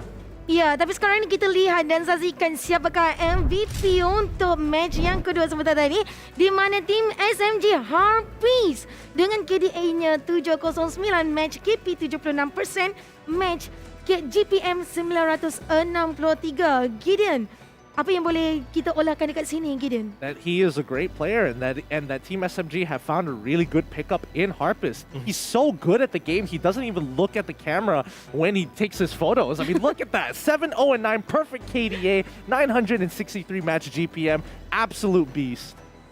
Boleh katakan daripada segi item, yang terakhir mungkin dia nak siapkan Blade of Despair. Well, kalau kita tengok daripada segi gameplay, Lancelot dia, minit ke 10 kalau tak silap saya, dalam minit ke-10 dia dah level 15. Jadi agak sedikit sukar sebenarnya Min nak masuk gunakan Tyrus Revenge, Tyrus Range dengan adanya Tone Rose. Sekali je Min punya nyawa tadi separuh, dah tinggal nyawa penuh, tinggal separuh dengan hanya satu skill. Itu menunjukkan bahawa Lancelot dapatkan free farm, snowball pada awal game menyebabkan Orange sukar nak lakukan apa-apa walaupun mereka pick counter. Wow, pada minit ke-10 dia dah 5 minitnya ke-15. Tapi sebelum itu kita akan lihat dulu highlight untuk game sebentar tadi di mana SMG lawan Orange Esports. Kita mulakan dengan Gideon. Yep, I mean, so far as you can see here, a lot of this just small individual mechanical plays that really mess with Orange Esports. And once they felt the pressure of that lead, like Stormy perfectly able to time and predict where exactly Orange Esports needs to be at the right time. It's just continuous wins after wins after wins. Every single play that Orange Esports were trying to make gets absolutely countered as Team SMG is making sure that they mirror them every step of the way. They don't have to do any of the engaging. It's up to Orange Esports to make these plays because at the end of the day, Team SMG will outscale them. Ya, boleh dikatakan pengalaman yang ada dalam pasukan SMG sendiri menunjukkan bahawa mereka antara salah satu pasukan yang perlu digeruni. Dan satu setup yang baik ditunjukkan oleh Zain Sempoi. Setiap kali ada I'm offended, mesti akan ada flicker. Kufra tu macam sepatutnya dekat je jarak dia tahu, tapi bila combo dengan flicker, jarak tarikan tu akan jadi lagi jauh. Dan follow up yang akan dikeluarkan oleh pasukan SMG yang lain seperti Sasa, seperti Stormy akan menjadi lebih mudah. Dan kita lihat yang ketika ini apa yang berlaku. Sasa free hit, senang dapatkan stack. Agak sedikit sukar untuk pasukan Orange lakukan pertahanan. Satu lagi, combo I'm offended dan juga flicker. Boleh dikatakan ketika ini semua pasukan SMG semua top form. Itulah penggunaan spell itu sangat penting kalau kita pemilihan spell. Jadi tapi sekarang ni kita baru saja tamatkan ketiga-tiga game sebentar tadi. Kita tengok standing kedudukan kumpulan sekarang di Group A. Di tempat yang pertama tim SMG dengan 12 poin, manakala di tempat yang kedua MLBB Esports dengan 9 poin, tempat ketiga Suhas Esports 4 poin, Homeboys tempat yang ketiga 3 poin, Orange Esports di tempat yang kelima 3 poin. Masih lagi match win rate untuk Esports 0%. Kalau kita lihat kat sini, sebenarnya untuk Group A, mereka ada kekuatan mereka sendiri, tapi boleh dikatakan lebih mencabar untuk pasukan Group A adalah menentang daripada lawan mereka Group B. Kita tahu bagaimana Group B punya pasukan lagi berbahaya, tapi untuk Group A ketika ini pun agak sedikit boleh kita katakan berat sebelah, dan pasukan Orange Esports masih lagi belum ada kemenangan dia. Yeah, I think at this point in time we can definitely tell that who are the better teams, and I think Team SMG and Homeboys are doing a phenomenal job so far with the games that they had in hand. What I'm worried about is once the second round robin is done and it becomes inter-groups, who's going to be the food, who's going to be the prey? It's going to be tough, Tapi kalau tengok daripada sini, Homeboys masih lagi mengekalkan win streak. Dia masih lagi tiada kekalahan. Mungkinkah Homeboys akan melonjak naik ke tempat yang pertama menggantikan SMG ataupun tidak? Saya tak terkejut sebenarnya benda itu berlaku, dan kita nampak macam mana kemampuan Homeboys. Mereka bermain dengan sangat baik. Mereka ada chemistry yang sangat mantap, dan juga boleh dikatakan daripada segi pool hero mereka boleh lakukan banyak drafting. Cumanya ketika ini untuk berhadapan dengan Group B, adakah mereka cukup bersedia untuk berhadapan dengan Todak, untuk berhadapan dengan RSG, Red, yang ketika ini memang performance mereka atau prestasi mereka sangat-sangat cemerlang. Tapi berbalik kepada perlawanan antara SMG dan juga eSport. Let's say, jom kita cakap pasal SMG. Sepertinya Arpis adalah pemain baru untuk SMG. Tapi macam mana pula dengan performance ni? Bolehkah dia menggantikan sepenuhnya Lezia punya kedudukan ataupun tidak? Untuk menggantikan Lezia, saya rasa tak ada masalah. Dia punya hero pool pun lebih kurang. Lezia pengguna assassin. Kita nampak dia main Yin agak sedikit kurang. Tapi perkara yang perlu difokuskan untuk pasukan SMG adalah bukan daripada segi jungler dia. Kita tengok macam mana EXP dia juga. Smooth, mainkan peranan yang sangat penting. Dia akan tadah semua damage. Dia akan buang semua skill pasukan lawan. Kemudian baru ada follow up yang baik daripada pasukan daripada Stormy, daripada Sasa. Dan ketiadaan Lezia tidaklah memberi impak yang besar. Tetapi untuk pasukan SMG sendiri, mereka dah ada highlighted player mereka sendiri, iaitu Sasa dan juga kalau kita lihatkan Smooth. Di bahagian lane mereka dah kuat sebenarnya, Gideon, betul tak? Yeah, no, I definitely agree with you that Sasa and Smooth definitely can control their lanes extremely well. And I think at this point, to answer your question, Sleepy, the fact is the fans are going to be like, but I want to see Lexia. Where did he go? I think Harpy at this point of time, the only way he's going to be able to turn the minds and hearts of people is if he makes one hell of a play. He's got to make a play that nobody can forget. Dan dahsyat juga dengar. I suka information yang diberikan daripada Gideon dan juga Syamilo. Tapi OE, Orange Esports, tapi hold dulu. Jom kita tengok key to success untuk tim SMG. Di manakah satu key to success yang mereka menggunakan dengan sepenuhnya? Dan kalau kita lihatkan, mereka cuba untuk pegang early game, mereka withstand atau bertahan dengan early aggression. Mereka berjaya untuk melakukan perkara tersebut. Jadi mereka dapat momen-momen yang baik seperti game pertama. Kalau mereka menangkan early game, sepertinya game tu dah 80% milik pasukan SMG. Tapi di game yang kedua kita lihat macam mana early game mereka kena pressure, kena beri tekanan, jungle kena rusuh. Jadi sedikit sukar untuk pasukan SMG lakukan sesuatu. Cuma mengharapkan kepada momen-momen yang baik, tapi tidak mencukupi untuk game yang kedua. Tapi boleh dikatakan banyak kali atau banyak key to success ketika ini untuk pasukan SMG menunjukkan ataupun menunjukkan mereka kepada kejayaan dengan adanya secure ideal matchup for Sasa. Banyak kali marksman yang diambil oleh pasukan SMG adalah untuk melawan dengan goal laner pasukan Orange Esports. Dan kalau kita lihat Orange Esports, mereka tak gunakan marksman. 3 game mereka adalah fighter. Yeah, I definitely agree with you. I think these fighter matchups are getting more and more ridiculous as I see them. I do think that it really comes down to whether the supports can actually help you. But as we saw in this third game, if the supports are matching up against each other perfectly every single time, the enemy support shows up, your support's already there, then you're just left to fight these individual 1v1s, and half the time you need to be able to hit level 4 before something even happens. So personally, the way I see it, if Yuzong is banned out, Cho is the second best, but Cho is limited to only his level 4. Yep. So personally, I think at an international stage, I would love to see how the other regions are actually handling this gold lane. Well, potential problem, but it's creative. It's something different. Tapi apa yang kita boleh tengok sebenarnya SMG sendiri membawakan konsisten dalam permainan di setiap permainan yang mereka bermain kan. Jadi tapi kita berbalik-balik kepada persoalan Aisyah sebelum kita pergi ke kita sukses sebentar tadi. Orange Esports, kita dah tahu dia membawa 3 orang pemain baru.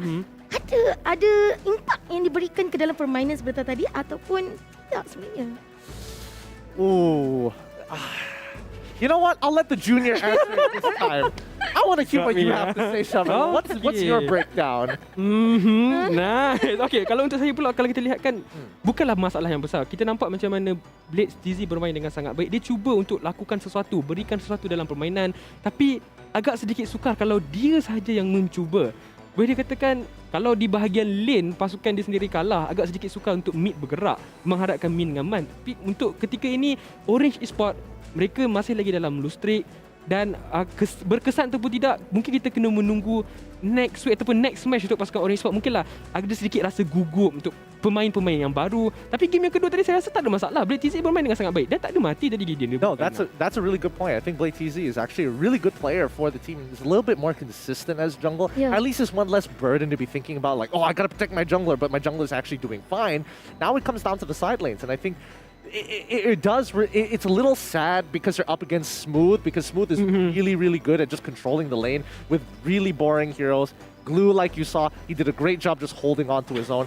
So I think Orange Esports against other teams will have a much better showing. Ya, itu yang kita baru saja dengar, di mana pertukaran tidak membawa, mau cakap boleh positif pro and cons dia. Tapi sekarang ni kita akan lihat tomorrow punya schedule. Siapakah yang akan bermain? Di mana kita ada 3 match yang akan berlangsung pada esok hari. Di mana match yang pertama Todak versus RSG. Match yang kedua Geek lawan Karakal. Homeboys lawan Suhas Esports. Yang mana satu menjadi tunggu-tunggu untuk Syamilo? Kalau saya rasa Gideon pun setuju sebenarnya Todak dengan RSG. Inilah game yang paling ditunggu-tunggu sebelaku match yang pertama untuk esok hari. Dan saya yakin yang penonton mesti ramai. Mesti penuh ketika ini kerana Todak banyak fan, RSG pun banyak fan kerana ketika ini performance ataupun prestasi kedua-dua tim ni sangat-sangat cemerlang. Untuk match yang kedua Geek Fam dengan Karakal, ini adalah titik mula. Kalau Geek Fam menang, kalau tak silap saya, kalau Geek Fam menang 2-0 dengan Karakal, dia akan naik satu nak tangga. Betul tak dia? Yeah, no, I definitely agree with you here. It's important that they collect these points early. And I think for Geek Fam, they are going to need it. It's not going to be easy. And the same could be said for Suhas Esports as well. They're up against Homeboys, who's basically undefeated so far. So not only is it about the points, but also the statement, the meaning behind that matchup. If they do win, it gives a much better positive image for the rest of the season. Ya, sebenarnya ketiga-tiga tu pun memang ditunggu-tunggu oleh kita punya penonton. Tapi yang paling ditunggu sebenarnya kepulangan Ciku di dalam permainan Todak. Tapi itulah tu, sekarang ni pun kita akan teruskan lucky draw winning. Siapakah yang menang ya? Di mana 1000 share lucky winner kita ada 5 pemenang. Faris Hakim, Farid Ahmad, Ali Fazli, Syarul Nizam, Azhar Fadli. Tahniah kepada anda kerana memenangi lucky winner untuk 1000 share. Itulah anda. Share pun dapat hadiah. Menonton pun ada sesuatu yang diberikan Muntun kepada anda. Jadi tak rugi. Kita sebagai penonton, kita tengok pun kita membawa sesuatu ke rumah. Itulah yang bagusnya. Setia menemani Muntun dan tengok MPL. Okey, tapi itulah tu di mana kita baru saja akhirkan dua match pada hari ini, di mana Orange Esports menang SMG. Lepas tu kita ada Red Esports. Tapi itulah tu, itu saja pengakhiran. Yang lainnya kita akan tengok pada esok hari, di mana MPL musim yang ke-9 minggu yang ke-4 akan berlangsung pada esok hari. Jadi jangan lupa saksikan.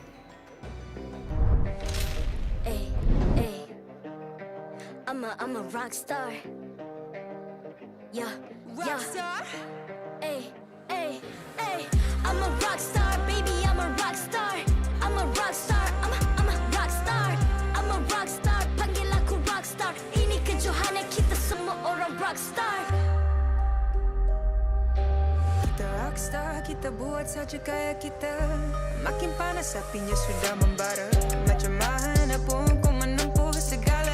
Demi negara kau buat semua bangga. Step into my world, you know I'm always in my zone. You know I got my team, no I'm never alone. Bring out my best, buat yang terbaik. Jadi juara perlahan kita naik. Aku nak push, naik-naik jadi lebih bagus. Jadi hero, ku ada skill. Berapa banyak musuh aku dah kill. Ramai cuba mencabar, cause they envy me. Tiap game aku pasti jadi MVP. Easy. I'm a rockstar, baby, I'm a rockstar.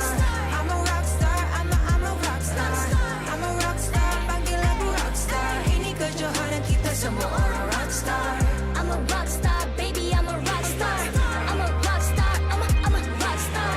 I'm a rockstar, panggil aku rockstar. Ini kejohanan kita semua orang rockstar. Tengok nanti siapa yang juara. Ni peluang kita bawa pulang piala.